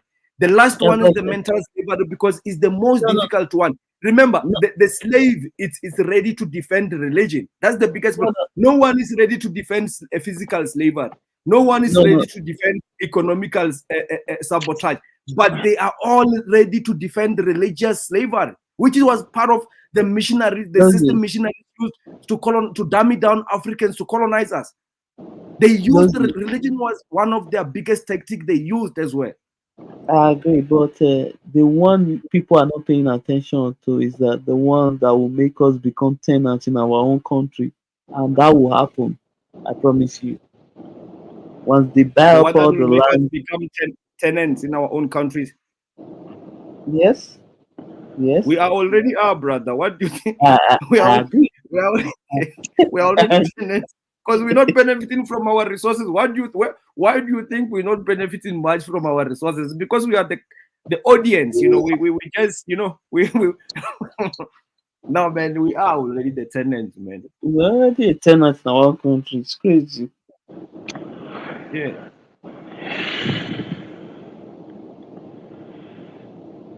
It's crazy. But I'm saying no religion in Africa. That's just what I believe can help a lot of African mindset. There is one of the biggest reason why our people are not scientifically strong and they don't celebrate technology or embrace it. Religion, these mythical beliefs, believing in whole hogwash and nonsense that lacks evidence. We must be evidence-based people. We live in a physical world. We don't know any of this spiritual nonsense that people come up with. Nobody has proof of any of that nonsense. The only thing that we know is the physical universe that we live in. For example, if you go up and the laws of physics says gravity will pull you down as long as you're still within the habit of our planet, you're gonna come down. That's just a physical universe that we live in. You are governed by those laws. If you don't eat, you're gonna die. That's a biological fact. The rest of the bullshit that we are told to believe in some higher being that nobody has ever proven any of that is one of the big reasons why we're not dealing with the elephant in the room. Reality is we need to confront the physical world we are challenged with and stop with the rest of the nonsense that we don't even know where the evidence is. Mm-hmm. Something oh, we are far gone. Religion of So Nigerian first, let me give you a typical example. Nigeria is divided mostly by two religions, right? The north most largely being Islam, the south largely being Christianity. Tell me one thing. What have you guys benefited from having those two Abrahamic religions so much present in your country, dividing your country into two, with the north being Islamic and the rest of the regions being Christian? What has that benefited you as people, if I may ask a Nigerian friend? Nothing. I promise you. Other than the division and chaos in certain extent, into a certain extent, right? That's exactly what I see as well in my country. The division is not at that level, but it's holding us behind. Nigerian churches, I think I hear they make almost about $2.5 billion yearly. They don't pay tax. They don't even invest them. They don't have anything that they contribute to the society. It's crazy. They don't help the government. They don't have any free hospital for even their members to attend. Some of the schools they have, you have to pay. The poor cannot even afford it. So they actually let me give you a scenario.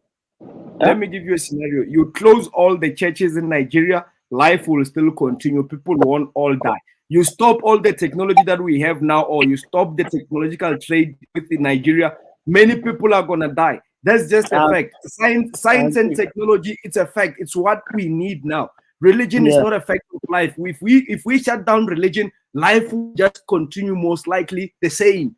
If we shut down science and technology in the modern days today, nobody will be able to feed 8 billion people that we have. That's just the fact of life. Religion, not needed. Science and technology, reality. I agree. Hey, but what if your religion? My religion is worshiping Dwight, man. Without Dwight, man, Africans wouldn't have malaria medicine. We won't have HIV medicine. We'll all be dead.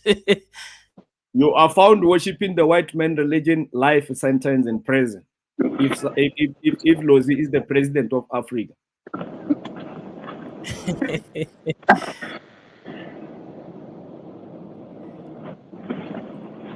Even Africans that hate religion are obsessed with it.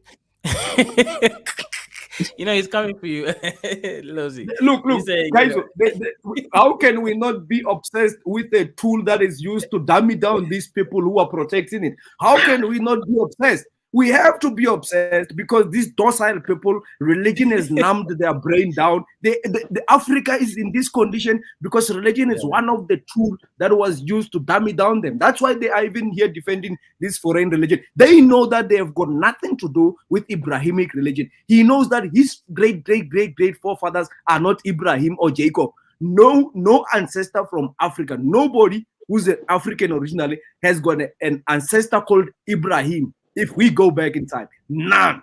So those things have got nothing to do with us. No, you're right. I mean, look, I'm not. I will not argue with you. Let me play this. This one is funny, right? This clip. This is African history, and the Pan Africans. Wait for that.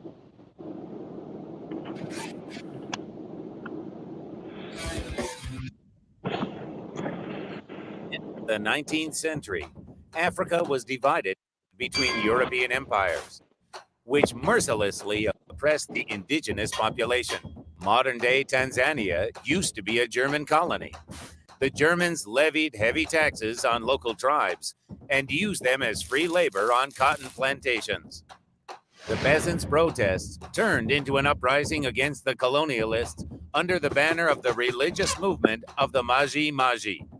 It was led by a man named Kinjekitile. The rebels used guerrilla tactics because they did not have the power to crush the German army in head-on confrontation. But the Germans were not able to suppress the resistance of the guerrillas either. So the invaders decided to starve the population to death. One of the commanders of the German troops, Captain Wagenheim, wrote, "Only hunger and want can lead to final submission.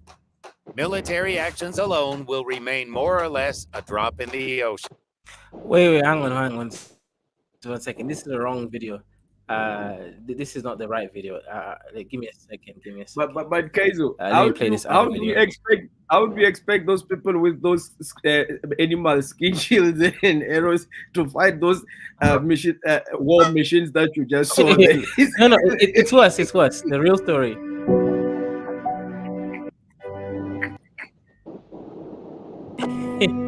Oh, 1 second. Why are these people? Okay, I found the video. I didn't want to play this one, but it's worse than The rebellion was initially successful in some areas. Okay, let me play this one. This one is more funny. Invincible against German bullets. The insurgents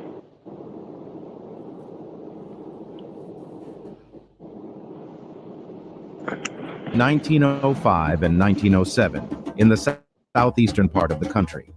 The rebellion was led by several ethnic groups who were unhappy with the policies of German colonial authorities and their attempts to force labor and taxation on local populations. The rebellion was named after the magic potion, Maji, that the rebels believed would make them invincible against German bullets. The insurgents turned to magic to drive out the German colonizers and used it as a unifying force in the rebellion. A charismatic figure, Kinjekitile Bokero Ngwale, claimed to have received a message from the ancestors instructing him to lead the rebellion and providing him with the magical potion that would protect the rebels from German bullets. German anthropologists recorded that he gave his followers war medicine that would turn German bullets into water. This war medicine was in fact water, Maji in Kiswahili, mixed with castor oil and millet seeds. Empowered with this new liquid, Bokero's followers began what would become known as the Maji Maji Rebellion. The rebellion was initially successful in some areas, with the rebels gaining control of large parts of the countryside. However, the Germans quickly mobilized their military forces and brutally suppressed the rebellion, using modern weapons such as machine guns and artillery against the rebels, armed mostly with spears and arrows. The rebellion was ultimately unsuccessful, with over 75,000 Africans killed in the fighting and subsequent famine and disease outbreaks. There was also significant loss of German life and resources. Kinjekitile Bokero Ngwale, who is regarded as a national hero in Tanzania, was hanged for treason. The Maji Maji Rebellion is considered one of the largest and most significant uprisings against colonial rule in Africa. These niggas thought that they were their magical potion was gonna protect them from German bullets. It didn't work. That's all I'm gonna Let say, me man. The religion. let me ask you this: how is what's funny about this? I mean, it's But magical, I man. don't, because I don't see how it's funny. I mean, you talk about people who are trying to fight for their freedom, against the European colonizer. I mean, if anything, we should have admiration, for their bravery and their sacrifice, to try to at least attempt to try to fight for freedom. I don't, it just doesn't strike me as funny at all. I mean, this is Yeah, very look, serious history yeah, look, here. it's not funny, but it's like in that picture you witness as two different civilizations.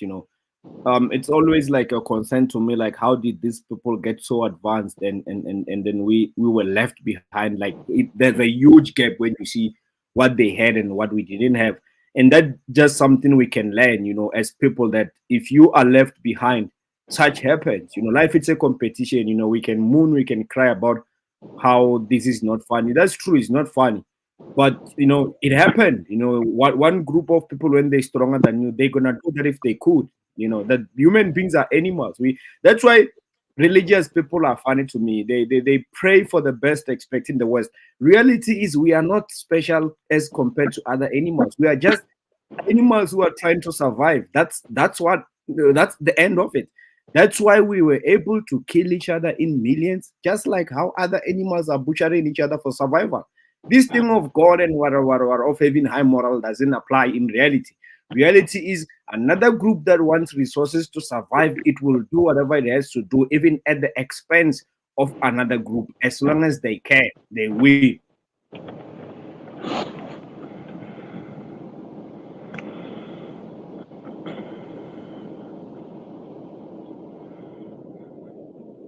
Hello, hello. Yeah, we hear you, brother. We can hear you, brother. Go ahead. Okay, I think something happened. I think Kazoria may have fell off or something, or something happened. But see, my thing is this: is that when I look at certain tribes, like the Zulu, right, in South Africa, um, they seem like they were close to industrialization, because like by the 1870s, 1880s, 1890s, they did it. They had incorporated muskets into their army, and they just needed to find a way to manufacture them for themselves, and manufacture the bullets. And I believe that if they had developed that, um, like basically the Boer colonization of Africa would have been halted. Like Look, like man, look. The Zulus had just like many tribes. They had a way of melting iron, to make sharp tools. They did have that, but the Europeans had that like 1,000 or 2,000 years ago during the Roman Empire. There's nothing special about it. At the end of the day, what I'm trying to say to you is that we were betrayed by our own environment. Animals that evolve on a warm environment that can have food, compared to animals that evolve on a cold environment where they have to compete for resources. After thousands and thousands of years of both animals not interacting but continue to evolve, dealing with their different environment, one is going to evolve superior and they're going to be more aggressive because they will be looking for more resources to survive. And guess what happens when they meet another group that they want to steal resources from? That you can only look at history in the past 500 years to see what happens. I don't feel sorry for any group, because it's nature. Nature works like that. What does help for us to feel sorry for ourselves? What we can do is to learn from them, be more aggressive, become killers like them. well, see, here's the thing. And I've heard that theory before, that the European came from a certain environment, and that's what made them the way they are, and the African had another environment, and that's what made the African the way that they are. And I don't really agree with it. I just think that it was just an opportunity, like um colonization was like just an opportunistic thing. I think kind of like, the Europeans, they got on boats and they went around the world and they found in, they went to other places like India and Asia. And they, and then they Africa, and they traded with the, kings and queens, and then these places, they set up these little trade networks, and then they just saw opportunities, to grab resource. It was an opportunistic thing. It wasn't because they were smarter than anyone or they were better than anyone. It's just that, they I left said they were. Europe. They went out I and said they were they saw aggressive. opportunities, and they said, okay, well, we'll take this opportunity to try to get resources. And they did the Brother, same thing in North America with the Native Americans. but brother, I did not say they were smart. I said they were aggressive. That's one. That's the element that we I forget. don't know if I believe that. I Look, don't look, know. look. Let me give you a scenario. When if you go to prison, you're gonna find sometimes a small guy being the most person who owns the entire cell and being the most aggressive guy, not because he's the most intelligent guy. He's just willing to take risks and do all that just for his survival, and he end up attaining that position, and he's gonna dominate over everyone. What I'm trying to tell you is that white people were not smarter than anyone, but the aggression they had and the need for them to expand put them in that advantageous position where they had to create technology that they had in order to dominate everyone. It was built up from the aggression and the need to survive as a group. That's one thing we are lacking as black people. We have got this kumbaya view, like the world must operate with higher morals and everybody must live in peace. That's not what is happening. Even if many wish that was the case, it's not the case. The countries that are strong continue to build stronger militaries, and the weaker people continue to suffer as the stronger groups that have got strong militaries can come in and take all the resources and create a system that you're not going to thrive in it. That's it. The rest of what you're trying to say and saying we must, some of us laugh because we see this reality. We create humor, dark humor, so that we can cope. It's not that we're laughing at those people specifically. They are our own people. It's us. But we laugh because we want to cope with that reality. Okay, well, you have to look at like what allows a nation to develop like industrialization, and I think that's what you have to look at. And I think what allows industrialization is when you have enough capital generated, like in the urban centers, to invest in things like heavy industry and mining and stuff like that, and you can create like an industrial economy.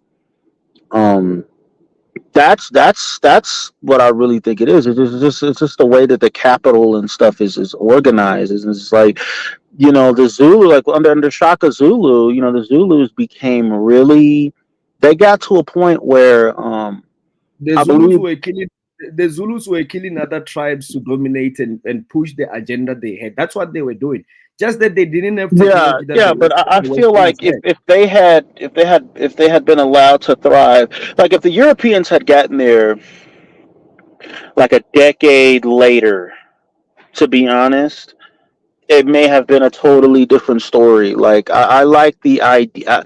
I think they could have achieved industrialization. Look, Um, what if could be it that at the end of the day we are only mad because the other group dominated us that was not black. But human beings are just like any other animal. We will do anything to thrive as a group and survive. That's what it boils down to. yeah, but Like, one look, thing one thing I noticed is this we though. lost. Here's another thing that I notice about like Africans in general is and I don't know if it's a trait that's inherent in us, or maybe it's a geographic thing because Africa was so vast and it was so big.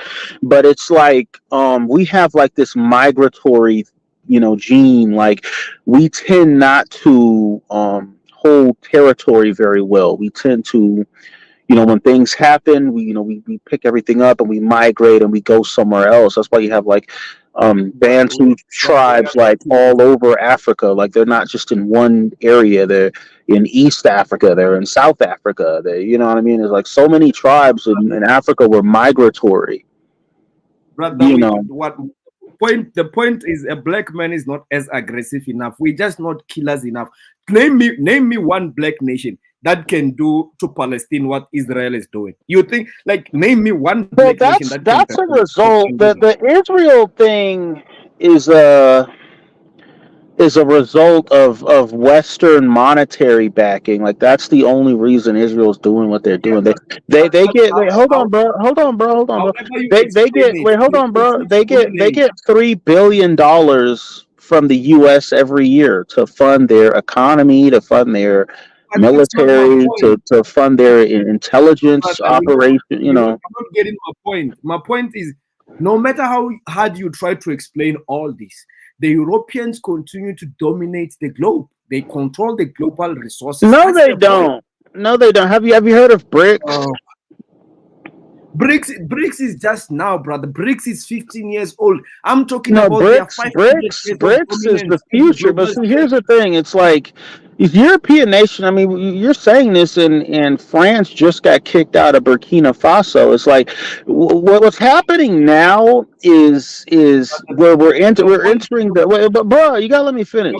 Well, we're entering the era of like an autonomous Africa, where Africa is the one who decides who they want to deal with and who they don't want to deal with, and they're not constrained by like these old colonial ties like with countries like France, where they were forcing the African country to use their currency and stuff like that. Like we're getting out of that era now, and we're moving to a whole new era. Wait. You're so wrong, brother. Very, very few African countries can do that. If they can even do that, more of them are starting to do it. They are working towards that. They're trying to reach that level, but very few can decide anything because, the economy, the entire economy of the continent is tailored around the West, brother. What are you talking about? No, I'm saying is you keep looking towards like your information is like at this point like 30 years old at this point. Like in this era now, and they're African nations, they have options now. They don't just have to work with colonial powers. They can work with China. They can do exchanges for infrastructure development and stuff like that. And that's what'll actually kickstart their economy is the infrastructure development. What happened is the West, they never wanted Africa to develop serious infrastructure, so they just did this policy of like foreign aid, which is really just a money laundering scheme. The money never actually helps the country. It just goes into the pockets of the elites of the country. And so what happened is China came. What happened is China came and they presented a better model. They said, hey, we can help these African countries. We gotta let me finish, bro. It's like they can be strategic partners with these African What is nations. China doing to help Palestine now? Like we Okay, keep well, saying. see, here's the thing. What they're doing is let me finish. I mean, if you can't just keep yelling over people, man. It's like what they're doing is they're offering strategic partnership over the long term, which is what the West never wanted. That the West wanted obedience from African nations. They wanted adherence to the Western agenda, and that's why the U.S. was trying to put sanctions on them. That shit made me mad. Like the U.S. was trying to put sanctions on Uganda, for LGBT, and that was total bullshit. Like shit like that is why the West is getting kicked out of Africa. But go ahead. Look, China at the moment is overrated, and I'm sick and tired of hearing China this, China that.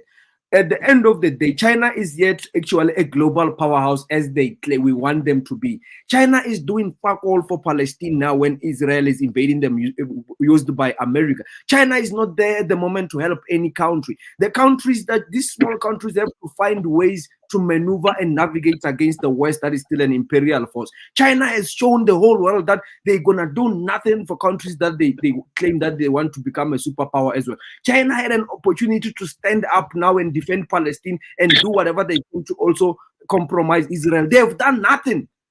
Kids and people in Palestine continue to die when the whole world is watching. Russia and China have done fuck all. So sometimes we need to be practical about the current situation. What you're saying, it's all nice on paper. We wish if it was reality. At the moment, America is still a great hegemony. They do whatever they like anytime they want, to a certain extent. Hence, China is not doing anything about the issue of Palestine. China had a good opportunity now to show the world that they are a rising powerhouse. They could have done something about the issue of Palestine. They did fuck all.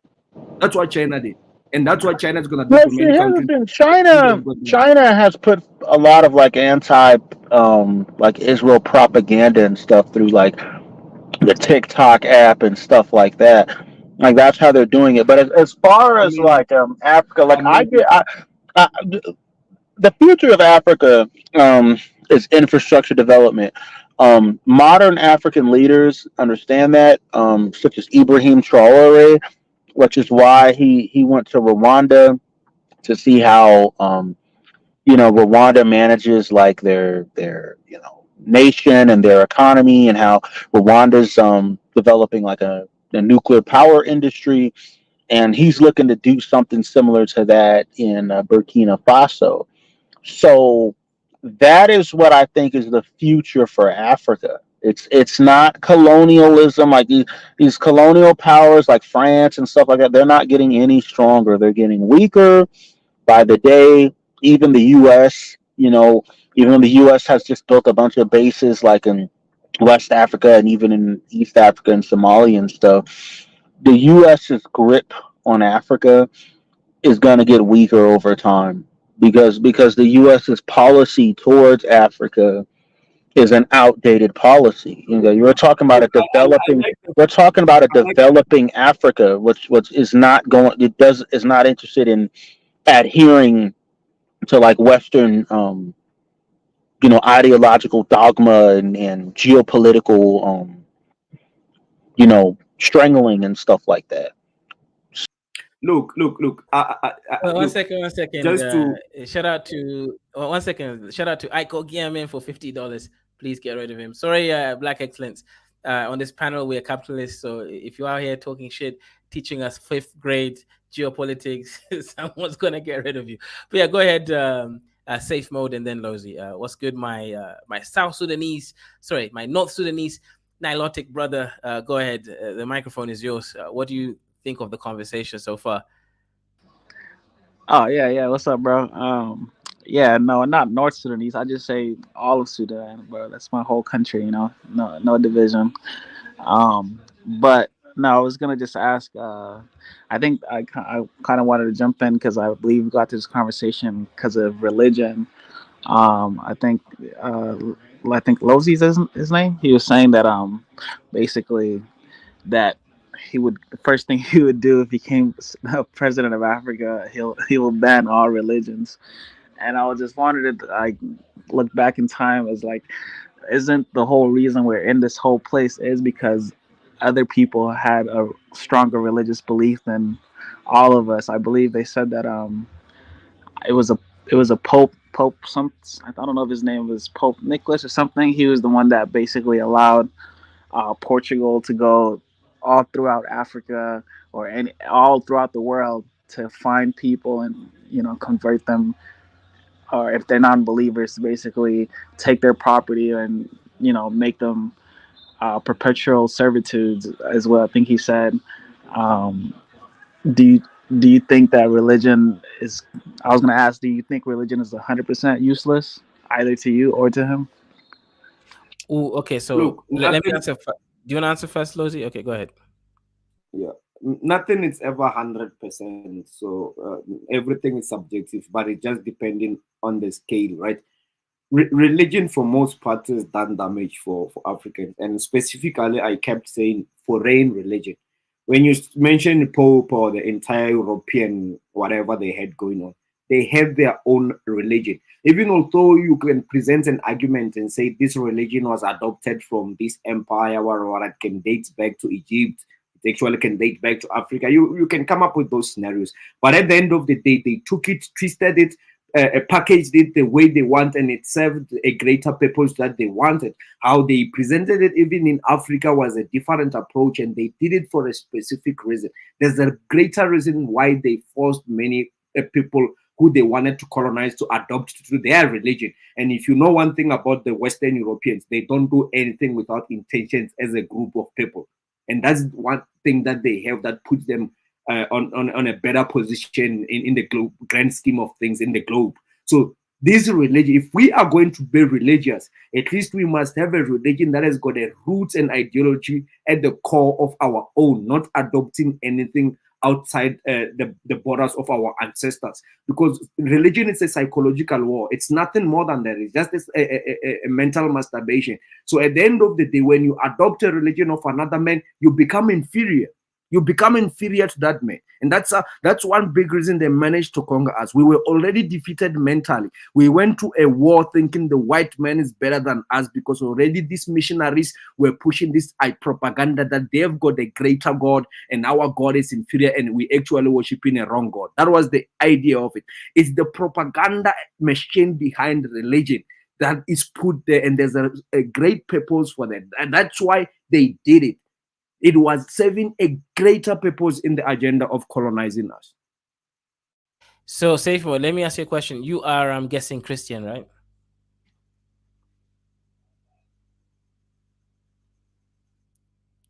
My Nilotic brother, are you a Christian? You have to unmute.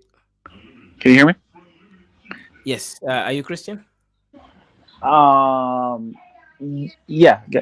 Oh, I guess me personally, at the moment, no, I'm not religious at all. But my people grew up. Your people are Christian, right?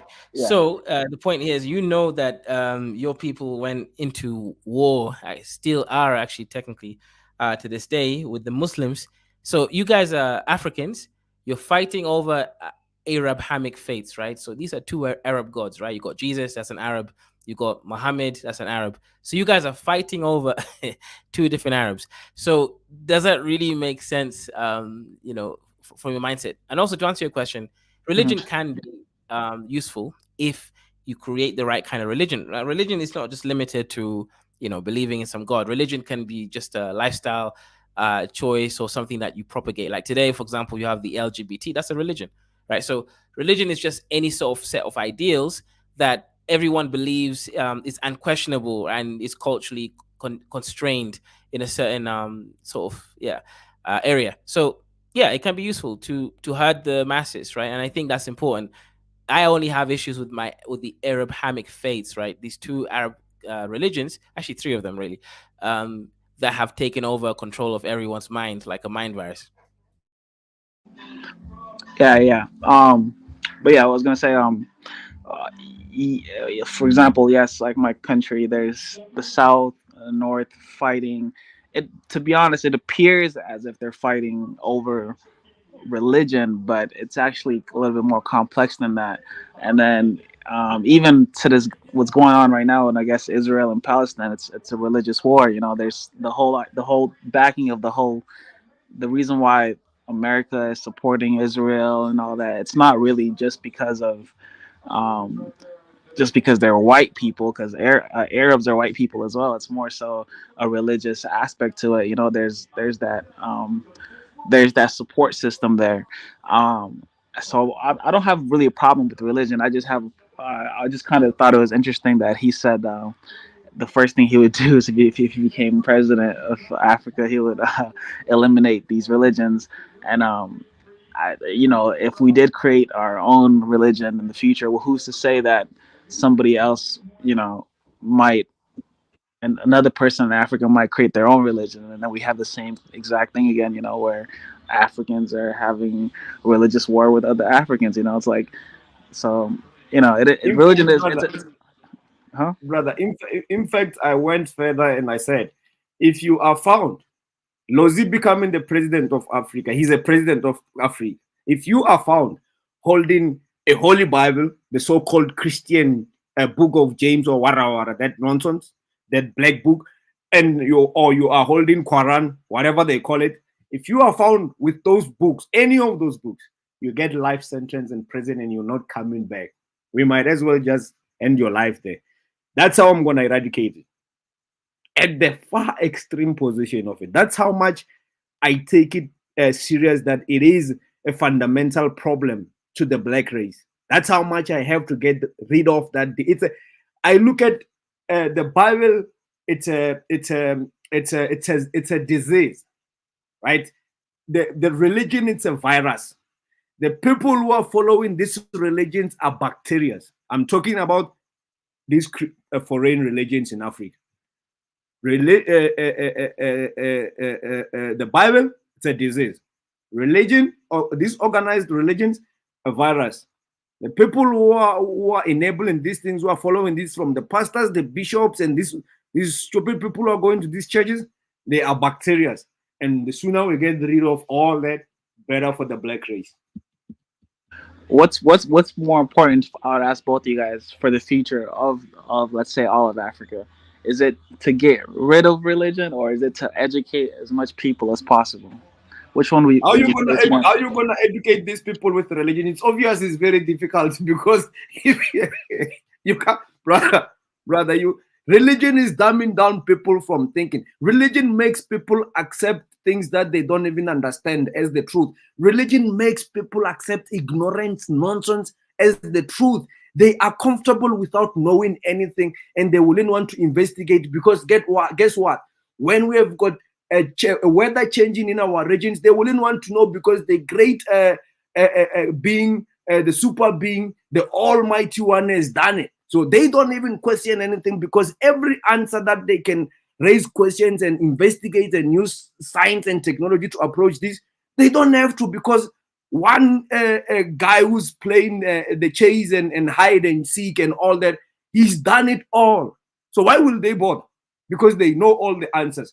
This is the reason why Africa is behind in technology. We have dumbed down our people from questioning a lot of things because we have made them to accept a lot of bullshit through religion. I guess maybe the way I'm thinking is because I'm also here in the Western. So I've been around the world, but right now I'm in America. So in America, you know, Christianity is a white religion, and there are people who I think, I don't know if you've ever heard about the Amish community. They are a religious group that are kind of, they do everything. They stay out of the city. They don't really interact with people. They usually just stay stick to themselves. They live like a farm life. They live very nomadic. And then there's also like people who, like, let's say, let me give an example, like entertainers, who will some, or inventors, entrepreneurs, they'll get rich and whatever, and then they'll say, I like to thank God, I like to thank whatever my religious belief is, and guiding me through this journey to have my success. So I do see both sides of people who cannot, who may not be 100% educated, but it could serve them a good purpose because they stay out of everybody's way. And then there's also those people who actually depend on this, or look forward to this religion to kind of elevate their success in life, and also to improve the world in a better way. So that's kind of the way I was looking at it. But I get your point too. You're not wrong at all. Look, religious people are some of the most ignorant people you can come across, and the religious beliefs and the teachings in specific religions, almost actually all religions, right? It's indoctrination, right? It's the competition of ignorance and who can be the most ignorant person in that kumbaya groups. So however you look at it, one of the most thriving societies, in fact, most thriving societies are lesser religious. There's exceptions to the rules, right? Where you find countries like Qatar, which is very abnormal. But you consider the fact that they actually have got one of the largest oil producers, and they are liked by the West. That actually helps with their economy. But most religious countries, including even Qatar to an extent, I'll believe that, they're not that bright. Most religious countries are not thriving like countries that are lesser religious. So it seems like the lesser religious you are, the more you think critical, and you apply that from individuals. You group them in their collectiveness. You've got the great minds in the society. What do the great minds that have got intellectual capacity do within a society? They develop, they innovate, they evolve, they get civilized more than the ignorant religious approach where people are comfortable with their ignorance and they even competing with it. So how how would you, if you could theorize it, how would you look at, let's say, some people say, oh, Ethiopia was never colonized. We had Christianity before the white man came. Da da da. How would That's a you? lie.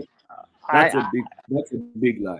yeah, I understand, but like if we, let's say you were the president of Africa and you said, you know what, Ethiopia, it's time for you guys to give up this Orthodox book that you guys, or Catholic book that you guys have been worshiping for all these thousands of years. How would you approach them to get rid of something like that they hold such a strong belief to? And then on top of that, then now you have Somalia. How are you going to tell Somalians that, hey, look, guys, it's time for you guys to change your ways and revert back to being African? Da da da. Like I how would mean, you go about that? just convince them that their countries are poor because of religion.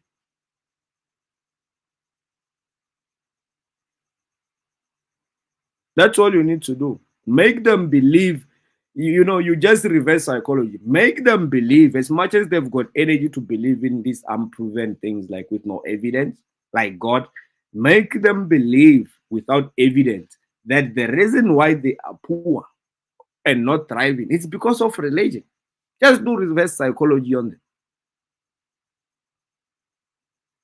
Indoctrinate them, run propaganda through the whole nations, make sure that all the pop-up in the medias, you control all the context, the content they get from all these social medias.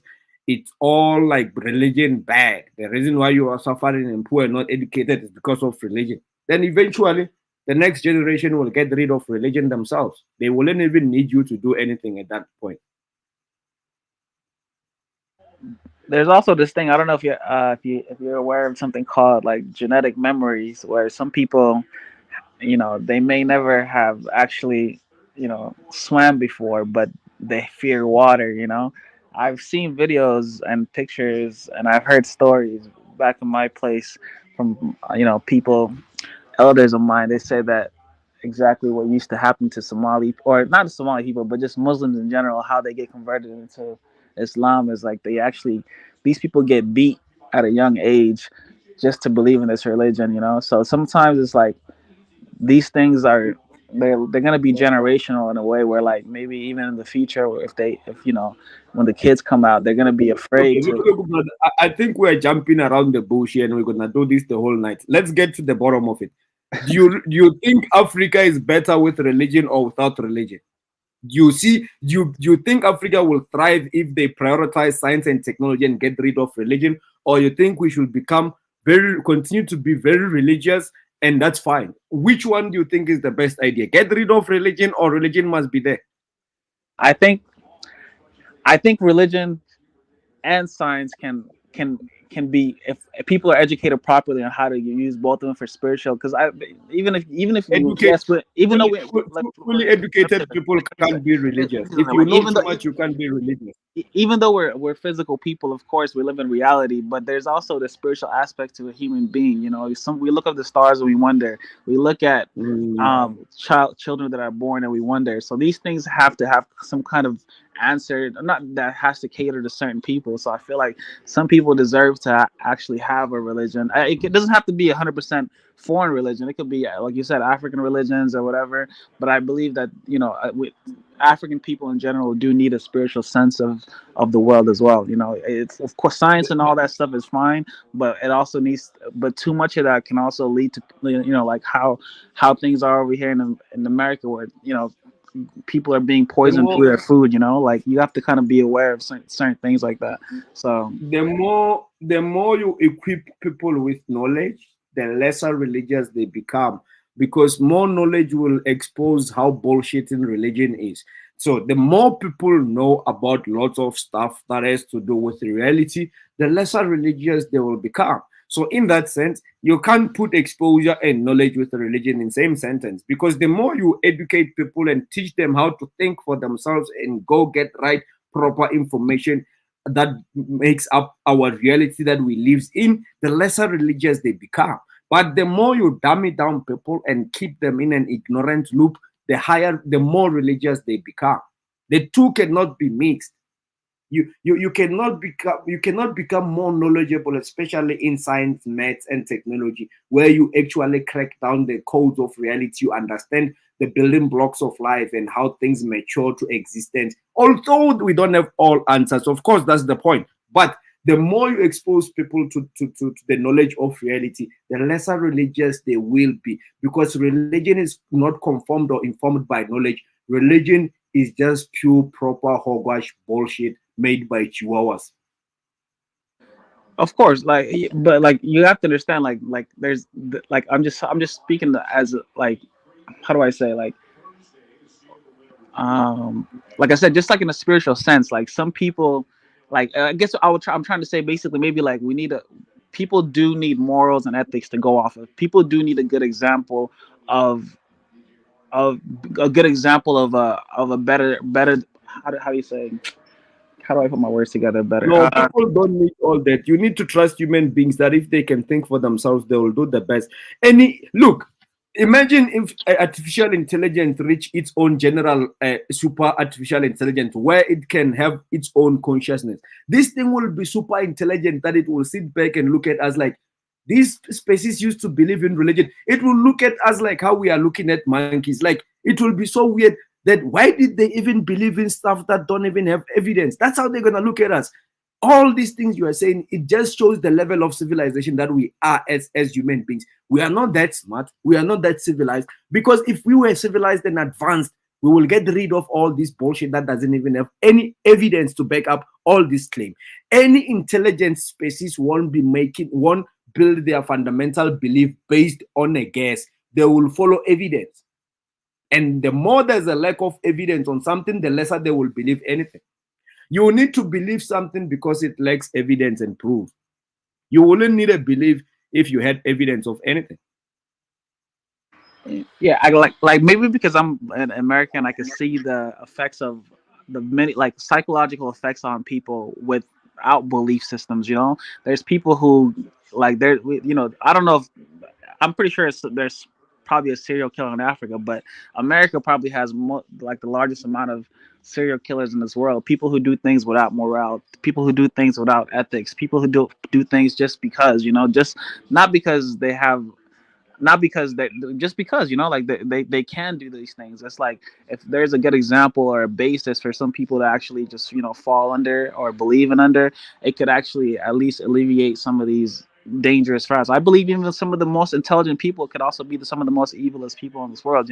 I'm pretty sure there's a doctor somewhere who looks at humans as like you said, like bacteria, so bacteria and viruses, like they're trying to get rid of certain things, certain people. Like I'm pretty. Like, that's not a good thing, is it? Like I wouldn't want somebody like that. I mean, look. At the end of the day, good or bad is just a concept made by a human being. The good or bad doesn't really exist in a sense. The universe doesn't dictate the good or the bad. The universe dictates what needs to be done, and the universe is gonna do things the way it's gonna do. It's gonna abandon certain things and it's gonna preserve certain things. That's just the law of the universe. However, I'm not saying that's how a civilized species or advanced species in intelligence should behave. We have to create a shield in our society to guide ourselves so that we can thrive and continue to survive as a species. If we apply the law of the jungle where anyone can do what they want, it's not going to work. However, for us to do good, we don't need religion. Religion is actually born out of the good and the bad. We had religion because we were already doing the good and the bad. Human beings are capable of doing bad things and good things, just like any other animal that does what it needs to do to survive for its own group. Human beings are not any special to these ideas. However, as we advance, the more technology is there, the more we can produce food, the more we can produce shelters, the more we can secure human beings, is the more we become moral. Morality increases with technology and science, not religion. When we were more religious and lesser advanced during the Iron Age or however you want to name it, we were killing each other in thousands to millions, only because we were competing in whose god has got bigger balls than the other god. That's what we were fighting for some wars. I'm not saying all wars, but there's many people who killed each other for their gods. All I'm saying is this: we don't need any of that. We need to keep advancing as a species where we can probably even become a multi-planetary species, acquire more resources from our home star that we can live and survive. Let's take all that energy from our star so that we can continue to thrive as a species. That's what we need to focus on. Nobody has proven the existence of God. It's just a made up hogwash thing that is not important or relevant to our lives. What is relevant is for our group to thrive and continue to survive to an extent of becoming a multi-planetary species. Yeah, yeah, you're right. I don't disagree with anything you said. I really don't disagree at all. I just wanted to kind of pick your brain a little bit about you becoming the president of Africa and all that. But other Yeah, than yeah. that, nothing you said was Kill off-putting. anyone who's holding these foreign religions. And beyond that, when after we get rid of all these foreign religions, now we're dealing with religion. If anyone is willing to believe in any hogwash without evidence, we must deal with them.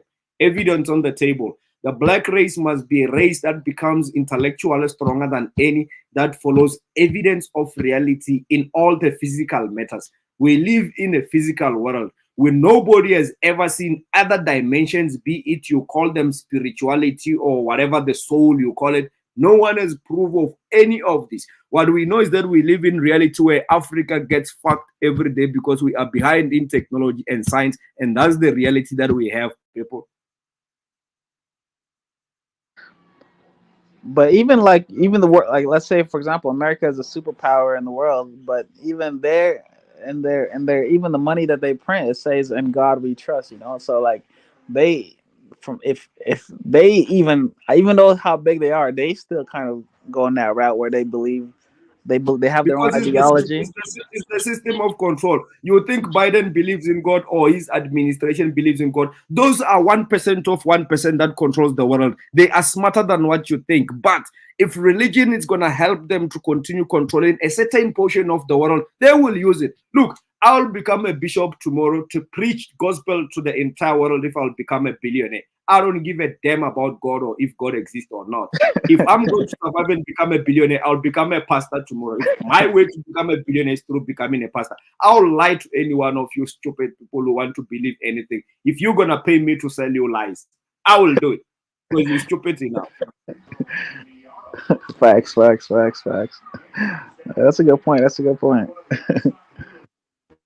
So religion, just like many systems like capitalism, education, and many of these systems, it's also been used to control a certain portion of people, and it's doing good. I mean, as I said earlier on, Africa went through 3 stages of colonization. And I believe the so-called spiritual religious colonization came first because these people were using missionaries first more than when they used the military to invade us. They actually first came to us with not military. They came to us as if they were going to trade and get to know us, and they were going to introduce themselves to us. Later on, after they studied us and they used the religion as well, you know, the good book of beliefs, because they knew that human beings share one thing in common, and that at that time most people believed in the higher being. That was a universal call for the whole world because we didn't know much that time. So they used that as well. And I'm not talking about everybody, not every white person, because most white people as well are religious. The 1% of white the elite group that had an agenda to control the world saw this, and they used the religion as one of the form of a system they used to take over the world. The other one was the missionary, which is a physical slavery, where now they are making you submit physically. They done colonizing you mentally, because if I'm going to defeat a nation, it's easier to defeat a group of strong people physically if I can defeat them mentally first. So they were already coming to beat us with advanced war machines, but mentally we were already defeated because we were starting to be sold into their lies, their technology, and their religion, that their God must be a right God because they are too advanced. So we went through mental colonization, physical colonization, and currently we are in economical colonization, where it's so-called neo-colonialism by a new brand, where it's controlling Africa indirectly through a capitalist system called economical system. And then the last one will be the mental colonization through this religious nonsense, because black people today, trust me, as sad as this is, they are willing to fight and die protecting Jesus Christ or Allah or Muhammad. That's how crazy it is. That's how dangerous mental colonization is. It is. You can liberate yourself from physical slavery. you can liberate yourself from economical slavery, because these are very direct. But the mental colonization, very dangerous. It's not easy to get rid of that. That's why I'm saying, when I become the president of Africa, by force, by all means necessary, if you are found holding the Christian Bible or Islamic Bible, Quran, going to jail for life. You are betraying the black race. Those two religions are our biggest enemies, because they played the biggest role in colonizing the entire continent. Where today black people everywhere they go around the world, they have no respect. They think we are inferior bunch of people because we believe in anything other than our own gods that our ancestors believed in. We lost all our ways, and no man believes in a lost man. No man respects a lost man. Yeah, I feel you, man. If you do become president of Africa, I'll be right there, man. I'll be cheering you on, bro. No, you need to bite my ideology. I can make you the captain of East African military, man. There's Oh too man, much religion going on there, and I need someone to clean that place. You know? I got you, bro. I'll start with the Somalis, man. I'll Exactly. I'll feed them So, but spaghetti, the Somalis will be invite them over. easy, because the Somalis will be easy because their economy it's a bit scrappy now. You just run a propaganda machine, make them believe that the reason why things are like that is religion. The thing is, I don't know if you know about Somalis. The thing about them is that when they're born, they are told, like for example, all their names and all the names they have, like Abdi, Ahmed, Saeed, all these names. These names they tell them when they're very young that these names are your ancestors, and they have like many different names that go all the way back to a prophet that was kind of, in the circle with Muhammad and things like that. So these are even their whole existence when they're born is told that, that they are related to somebody who was close to Muhammad, and Muhammad was the last prophet that God sent. So it's like that's definitely Yeah, gonna that's be a part of. indoctrination. Yeah, That's exactly, indoctrination. exactly. That's the mental slavery that I'm talking about. And my people in South Africa are suffering the same thing. They Really. believe in these things with all their hearts. They will fight to defend Christianity. Christianity, they'll fight defending Christianity in South Africa? Really? It's the most dominating religion. What do you think they're gonna do when you want to eradicate it overnight? As people will take out arms and go against you and kill you to defend their invisible, all-powerful God that cannot defend himself. But Christianity gives you a little bit of freedom. I feel like, because even like me, like I grew up, I guess, Christian. My people, but it's like I kind of was able to. I had the freedom to be able to kind of think for myself when I got to like maybe 14, 15 years old. I was able to determine that, like, hey, like this is not me. Like I'm like this is not really who I am. I don't know. Is church? Do you Well, guys go to church every single Sunday? well, that sounds exactly like I'm saying I'm the tallest midget in the group of midgets. Well, who cares? At the end of the day, we need to get rid No, no, of no, this no. But religion. no, but honestly, like even like me, like because I actually do remember the people like the missionaries. I remember them coming when I was in Sudan. I remember them coming over to us and trying to convert people. So like I feel like for my just I'm speaking only for my group of people. Like when we were born, like we're not like our religion is not forced on us. We're not. My parents don't say, hey, like you're a Christian now, you're a Catholic, none of that. But I do remember the way that they used That, to that try to. that's what makes Christianity more dangerous. That's like it's because it was spread by the British Empire. You know how the British colonized you? They do it so well than even the France. That's why it's gonna take more longer for the so-called Anglo countries to free themselves, because the French system is very direct. Just like Islamic religion, if you want to get rid of Islam, it's gonna be easy than Christianity, because Islam is a force that is direct. It's easy to show people what is directly affecting them. Whereas Christianity, it's subtle. It's as if it's not doing the job. It presents itself as if it's giving you a choice. It's not. It has already done indoctrination behind your head before you even choose it. You are born into a community that embraces Christianity. Automatically, you're going to follow those steps, but it's not a choice, brother, as you think. It's just that it hides itself, and that's very dangerous. It's like depression. You can be depressed without even being aware that you're depressed, right? And that's what makes depression very lethal and dangerous. Yeah, exactly. Yeah, 100%. I'm definitely aware of that. But like the indoctrination. I feel like it works so well on African people. Like for example, like you said, the British do the missionary thing. I think the reason why it works so well in our It's the area. IQ is low. It's the low IQ, brother.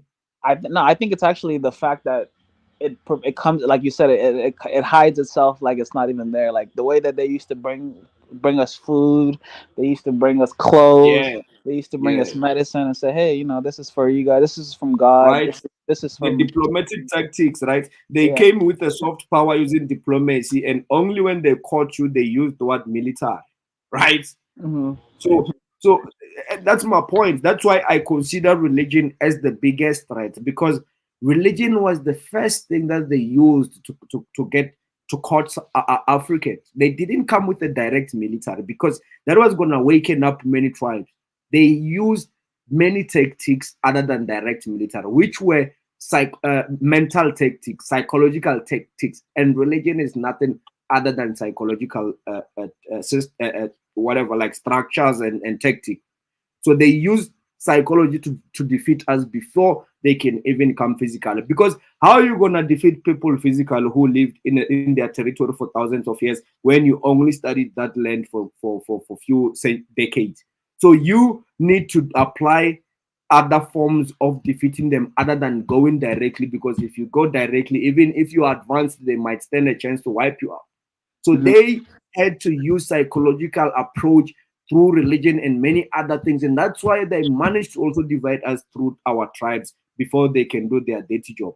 So you cannot break religion away from at the core root of colonizing the entire continent or the black race. You cannot remove religion from that. Religion has done numbers more than any system to colonize the entire continent. Facts.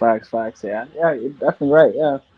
I would hope so. I would hope in the future as more people in Africa get Make phones. me the president of Africa, man. I'm joking.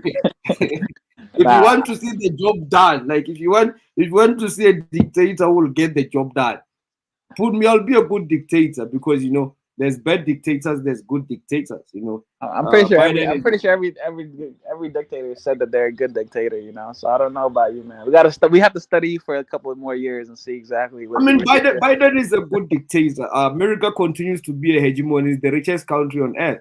Every modern Western leader is a dictator, but a good dictator because they are looking after their people.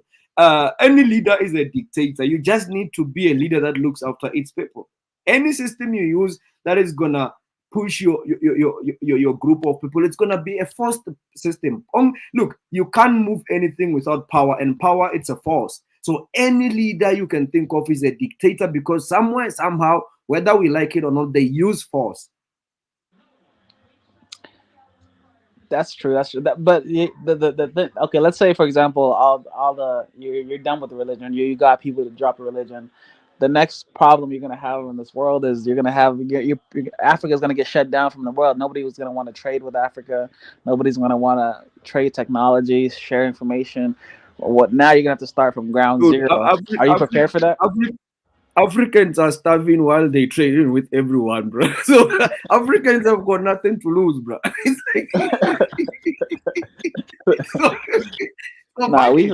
we still have our some The things. world is look, the world is gonna suffer most because the world is not ready for the level of poverty that they will see if they sanction themselves away from Africa. Well, Africans are already used to be poor. So who's gonna lose? Africans?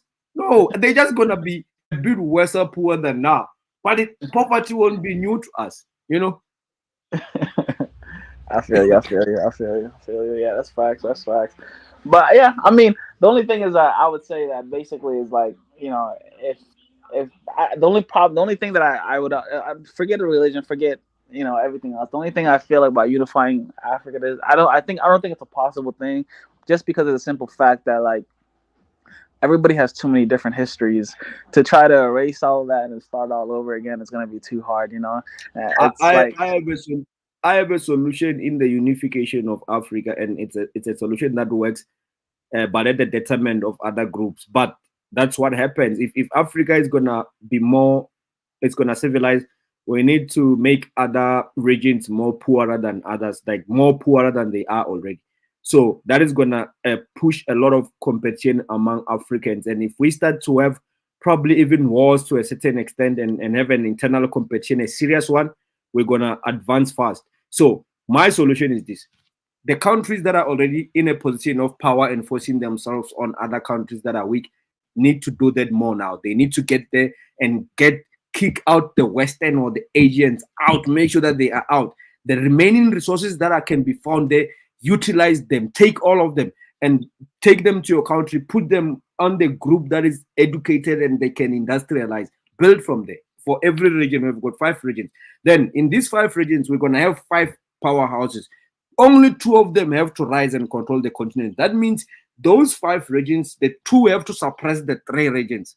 I mean, the 3 powerful regional houses. That means you're going to end up with only 2 voices in Africa, which is going to be probably the one in the left and the one in the right.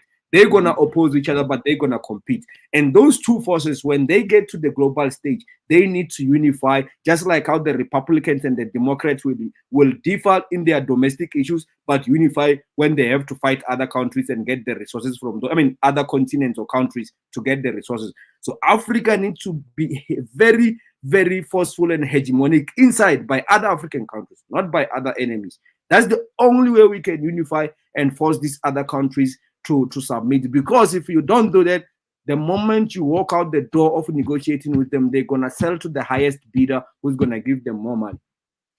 What are you gonna do with what do you call it language? Are you gonna force everybody to speak Swahili as well? Who cares about language? In fact, embrace all these different languages. Make sure that all these people speak more different languages so that the powerful countries can divide them and enforce themselves on them. However, the bigger countries that have got more power, once they start to force themselves on these other tiny countries, they must force their languages on them. Let's say, for example, Nigeria, most people there maybe speak Yoruba or Igbo. The tribe that is leading the front and more powerful should force that language on the entire West Africa. In South Africa, let's say in the SADC is the Zulu language. They need to enforce that language among the other tribes. As the 5 powerful countries emerge after they have made sure that the other countries in their region they control, they will compete and only 2 will emerge. Those 2 that emerge have to enforce their leading language on the rest of the continent, which is nearly impossible because the North, I'm not sure, the North, I wouldn't count the North. I'm talking about the South Sahara. I think it's possible in the South Sahara. Yeah. Oh, well, exactly. What about North Africa? Are you gonna go after North Africa as well? Do you consider that all of Africa, or do you consider them Look, those guys are already gone, man. And they've got a Middle East. They've got the whole Middle East begging them.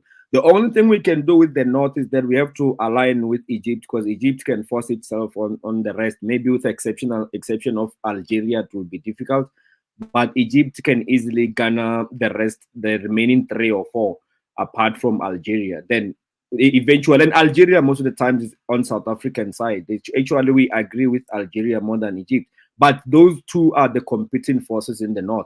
And Egypt being a member of BRICS now as well, I think it's possible, but I think it has to be by force. This thing of trying to be diplomatic with these other weak African countries is what is delaying Africa. We need to force the things. It needs to happen by force.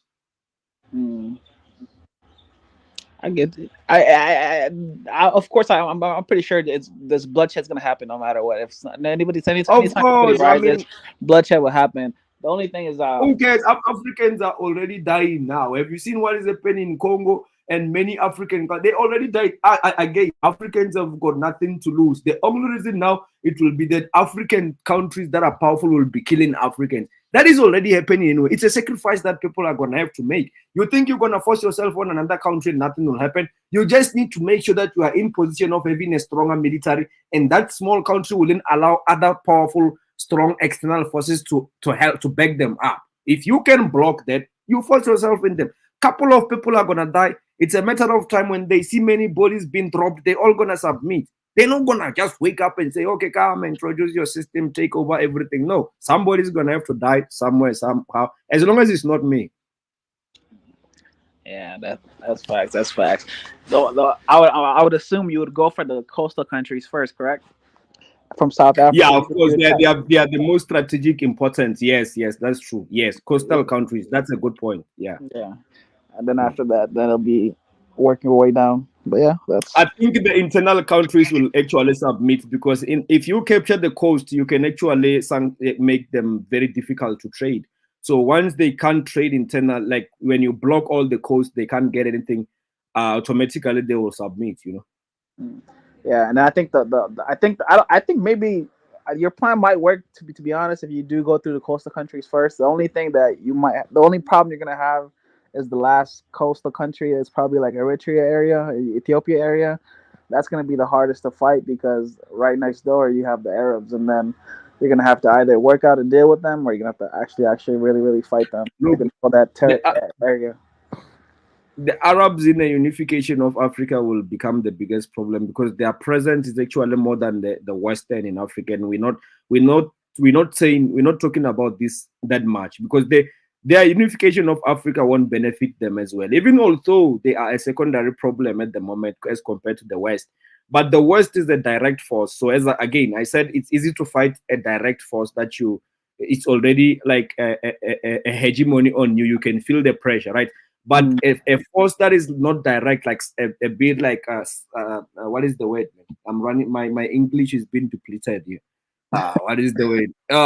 Yeah, but a force that is like not really direct on you, it's hard to fight that. And you see, the presence of what makes the Middle Eastern countries more dangerous is because their presence is more on the religious ideology. They've managed to really convince Africans that they are more Islamic more than being African. Hmm. Facts. Yeah, that's true. So I think in East Africa, like look, I don't think we have any chance on North Africa, but in East Africa we can.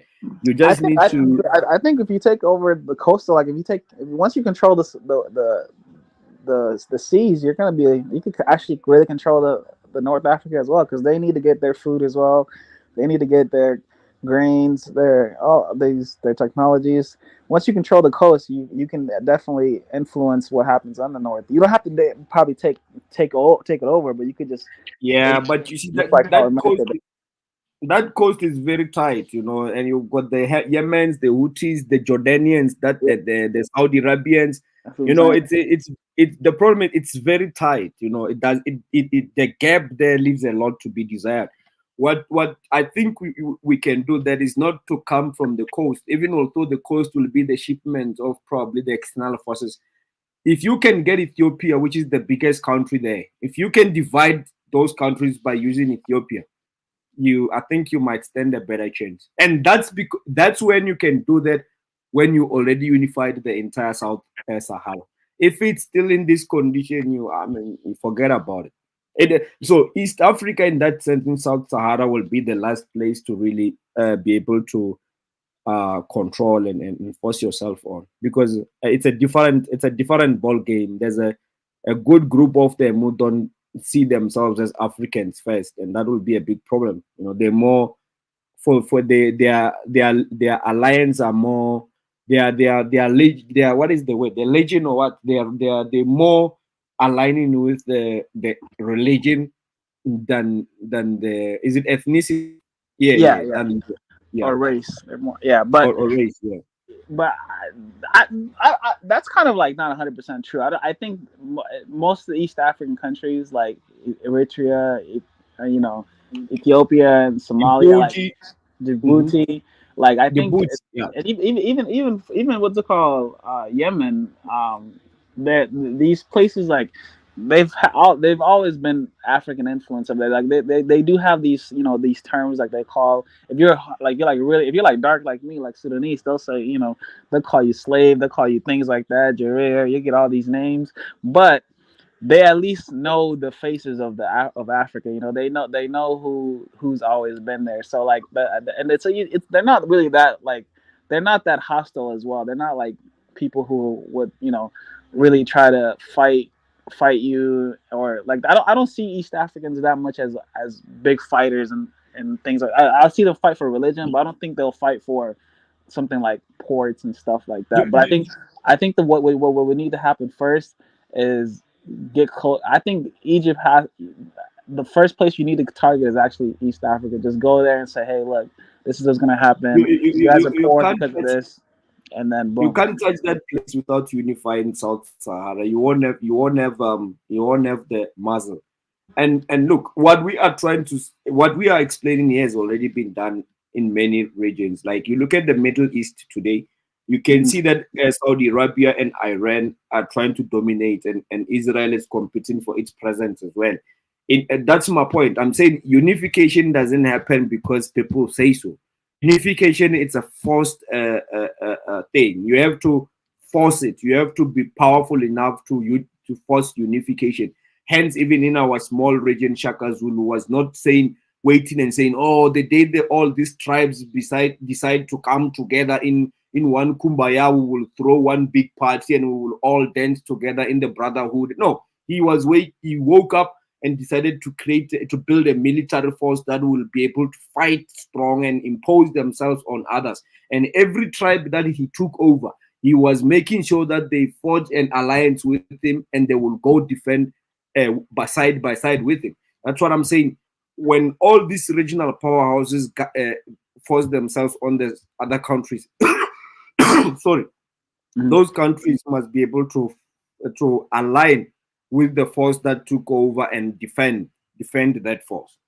I mean, even in Western Europe, that's what they did. Germany, Britannia, Italy, Spain, Portugal, they were doing the same thing, and France. Okay.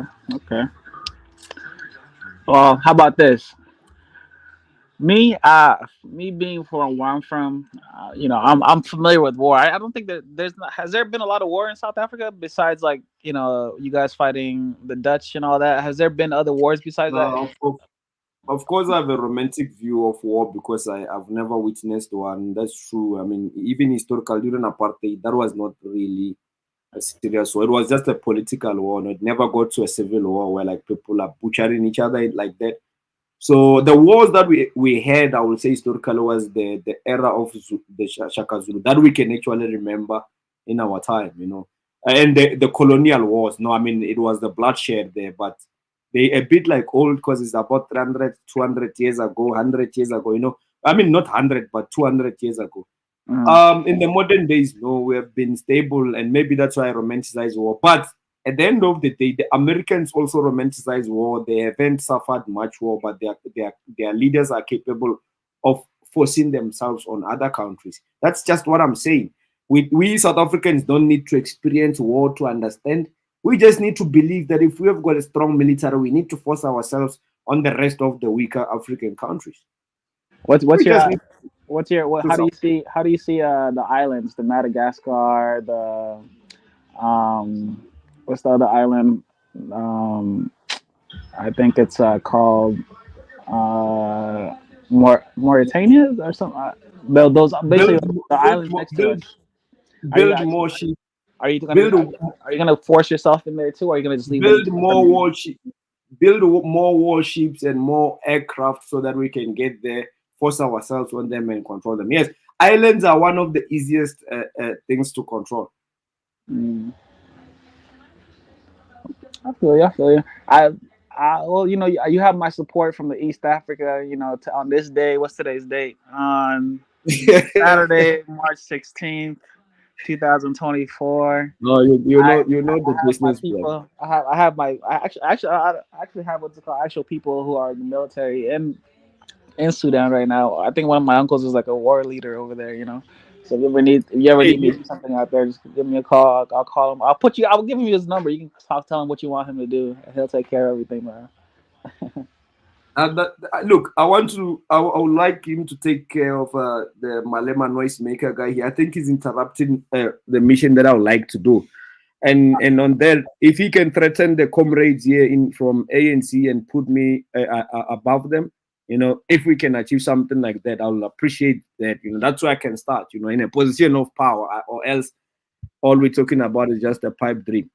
Now, you from Sudan or South Sudan? You sound like you're from Sudan. Too. Yeah, I'm from Sudan, but the whole country is mine. Like there's not. All these people are my people. You know what I'm saying? So I claim all my. Oh, but man, no, I've got interest, man. I'd like to know about Sudan, man, because like I don't know in terms of the demographics. Is it called demographics when like the racial groups there? Are you guys like? Yeah. I know you've got an Arab like Islamic presence, or Yeah. it's there. Yeah. You So want? you've also got black people in there. Yeah. You want to know how it happened, or what's the whole thing about? Yeah, how it happened and how many, like in terms of numbers by racial groups. Yeah. So how I would say how it happened first. First of all, the whole country before it was called Sudan, people would refer to it as maybe like Nubia, and Oh yeah. Nubia as just basically because they used to describe it as like how African hair would be like. They would say like you're a newbie, and then from Hmm. there, um, then the new age conversation that now we became referred to as Nubians, which is which is basically everybody in Sudan were considered Nubians because our skin was very very dark, and our hair we had the African hair, and we just had like a distinct look, So everybody in Sudan, south or north, are first considered Nubians, but now new terms were called Sudan, but that's after the British, but the reason why we have the Arab presence is because we also are right next to Egypt and also all the North African countries. How it first happened was they came in as traders. That we would trade with them. We sell them this, they sell us that. We give them this, we give them that. Because in Northern Africa, there's they don't have. It's I think it's hard for them to grow certain grains and stuff like that. But in Sudan, grains are like one of our main exports and things like that. So, but till this day, but grains are easier to grow, so we're easy for us to trade. After we like how you were saying earlier, that probably I think what happened is they studied us as well, and then eventually they started to move in. And I think our people just let them move in because Sudan is so big. It's kind of like half of America, to be honest, like the size of Sudan. And these people would settle in with us, and then they would marry. And then after marriage, what happened was the they I guess the northern countries or whatever. I don't know exactly what happened, but they would send in imams, is what they call them. These are like religious preachers for like Islamic people, and these people then would start teaching the younger mixed children about Islam and things like that, and give them all these Arabic names and stuff like that. Once that happened, the mixing happened, the religion came. After the religion came, then the money backing the Arabs came, and then they would send in money. They would send in, guns and stuff like that to those specific groups that they created, to basically attack, the original African people of the lands, and then force these people to become Islam, and then or Muslims, and then I think that's basically where we're at even till this day. It's like there's the Arabs are being funded by all the Arab world to basically kind of Oh eradicate yeah. us. Yeah, Yeah. That I agree. Yeah, that's how I know it as well. yeah. So that's kind Yeah, of how I it happened. mean, But your situation is very similar to ours. To be honest, it's very very similar, and I've never actually had a chance to actually sit down and look at it that way and discuss with someone from Sudan. But it's similar to our situation. The only difference is that the group that is like kind of like enemies to you guys. They're like I would say an invader or all that. They're not as powerful as ours, and they also cannot industrialize the country like ours as well. So, but the what is it? The what is happening there is similar to what is happening to us. We've got this present group of colonizers in our country who unfortunately we have to continue building with, even though there's tensions every now and then. But it never gets to a position where we, other than apartheid and colonization, it never goes to a position where we have to take arms and get at each other. The problem, The other thing. I would say the problem that you're gonna find with my situation that might be a little bit more unique than yours is that there's people who are 100%. You'll see their faces; they look like straight up African people, but their mind will tell them otherwise. They would believe that they are Arab, And this is the problem that we have with them. It's like it's not the fact that they're mixed children or anything like that, but or not even some of them not even Oh, mixed. you're not even talking about the mixed ones. You're talking The about mixed pure African. Yeah, the mixed ones are not even the problem, to be honest. The problem is the actual ones that look more African. Those are the problems. Those are the ones that are dangerous because they look exactly like, if I look in the mirror, if I take a picture of me and one, you'll see us and be like, oh, they could be cousins, But in one person's mind is poison. It's like they believe they're Arab, because they never And been out of Sudan, nothing, So you that's must actually support me with everything when I say I have to become the leader of this continent and really eradicate the religion. You just explained the problem I've been explaining, But I wanted to say this because I'm about to go. I think I want to take a nap now. okay. So I wanted to say this. I believe that the Sudanese people are one of the youngest people in Africa in terms of the evolution of Africans. I mean, you look at their structure, how tall they are. You look at their skin, which is like I don't know if they sweat, man. They've got this beautiful skin that is like very natural, man. They don't even sweat a lot from what I look at, man. But I think they are the youngest in the sense that I think the oldest Africans must have had a brown skin, like you see Mandela's skin. I think that's a general skin of the oldest people. But even if they were not that, they were dark, they were brown for most part. And then I think that melanin got strong to get to that geography, like to be able to live there as well for many years. And also the food, right? Just like how the white skinny got introduced at some point and is one of the youngest. I think generally people are brown, like the original people were brown skin. Then the lighter skin and the darker skin, they got introduced along the way. What do you think? I think I think do you want it from a historical point of view, or do you want me to say like a scientific Yeah, point you of view? can use history. You can use history and biology because what I said it's not even backed up by biology. I'm not. Okay. I wouldn't even say I'm basing it on science. No, Okay. just Then a yeah, pure math.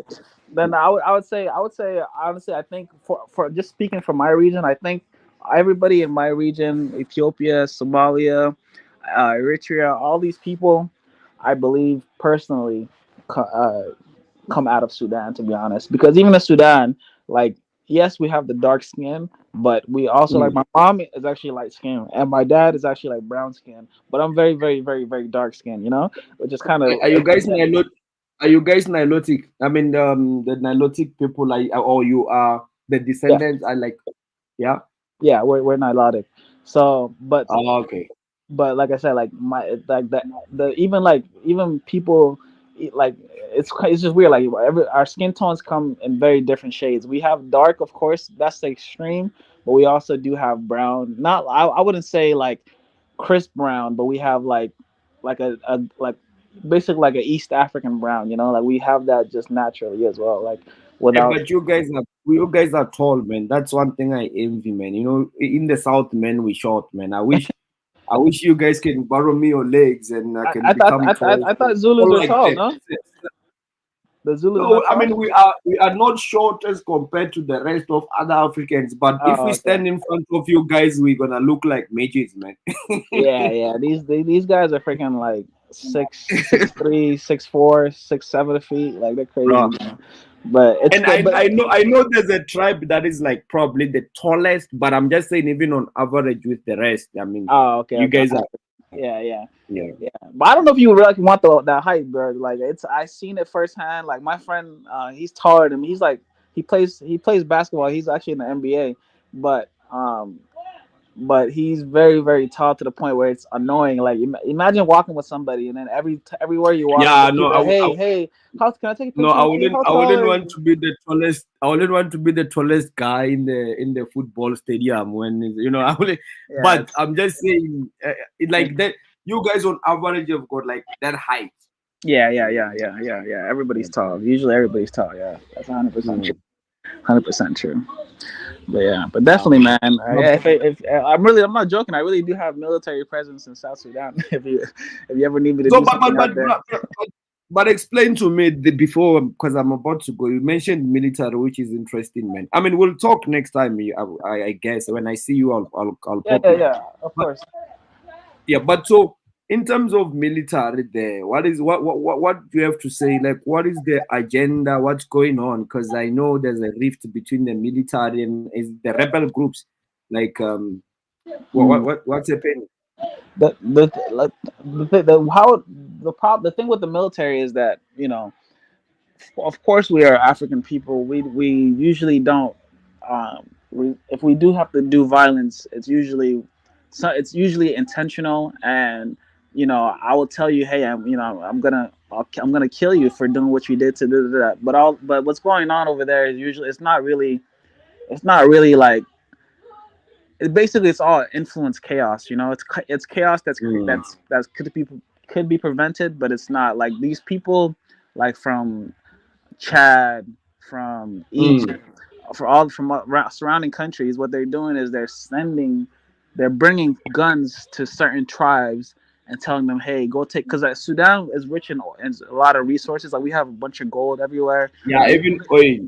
You guys have a lot of oil, bro. Yeah, we have oil, but we also have gold too. Gold, like you can literally just walk and like with a metal detector, you'll just see that you're gonna find at least like, I don't know how many, how much gold pieces you're gonna find, but you will find gold. It's not that hard to find gold in Sudan. But I think what's going on is that, well, I know what's going on is that there's people being influenced. There's people certain groups are being influenced to take over certain territories for their resources, and I think that's like the best way I can sum it up is just because only certain people are getting certain guns, and some guns are manufactured by, America. Certain guns are manufactured by, what do you call it, China and things like that. Some are finance are being, from Russia. It's kind of, so we it's like a war it's like I said, organized chaos, basically. Hey, man, if you guys want more weapons to kill each other, man, we also sell weapons in South Africa. No, I'm being serious, man. I mean, weapons are sold for other countries to kill each other. That's the point. And I'm saying, look, we are open for business, man. but this the thing I would also say is about what's really like the problem right now that we're facing right now. It's more so like, how do I say? It's more so like not even benefiting the country, like none all these sense of security and all that, it's not benefiting it. Nobody's really going to benefit at the end of the day. It's like a stupid thing that's like, even let's say we give control to all the Arabs, like they're still going to be poor. Like they're poor like us, we're poor like them. It's like nothing's really going to change, so but it's like it's crazy. That's man. exactly why we're not kicking out the white people, because we know, man, there's this chaos, man. It's like we have to find a way, any means necessary to be able to attain the actual power that we need without interrupting the current system, because man, wars don't benefit people, man. Like, yo, man. Wait, I want to ask about the colored people. Are they a threat to you guys, or do you guys not view them as a threat? Like, because because I feel like that's kind of what's going on in Sudan. Like, there's people who are color, like mixed, I would say, but they 100% identify with the African side, and there's some that identify 100% with the Arab side. So it's like I want to know how they can only use them. They can only use them as a buffer class, but they're not in economic position, and they also don't have numbers. So they're just as useful as buffer class only. And I don't think that for us it's not a threat. Buffer classes are everywhere. They're useless. So what the threat is just this minority that is like a satellite state for the Western interest. The white minority. If you were in power, would you have a vice president that's a colored, or would you like say, hey, I only want Zulus, I only want whoever the other Hausa, or is it Hausa or Kos? How do you say Kosa? Is that how you say it? Yeah, Yeah. Was that is that who would you like? Who would be your right hand man if you were what class or what ethnicity would group would they be from if you had to pick No, or none? my preference will be my first preference will be black, but Mandela said, I'm gonna get a cat that can kill a mouse. I don't care the color of it. But white people, man, to have them as a vice president, I just don't believe in that. I mean, it's useless anyway. Whether I put them as a vice president or not, they're still in position of power, even to an extent more than the president. So, look, I'll feel comfortable with a black brother, but I've seen colored people who are really, really honest, who are really, really loyal, man. Like they will Yeah, go all exactly, out.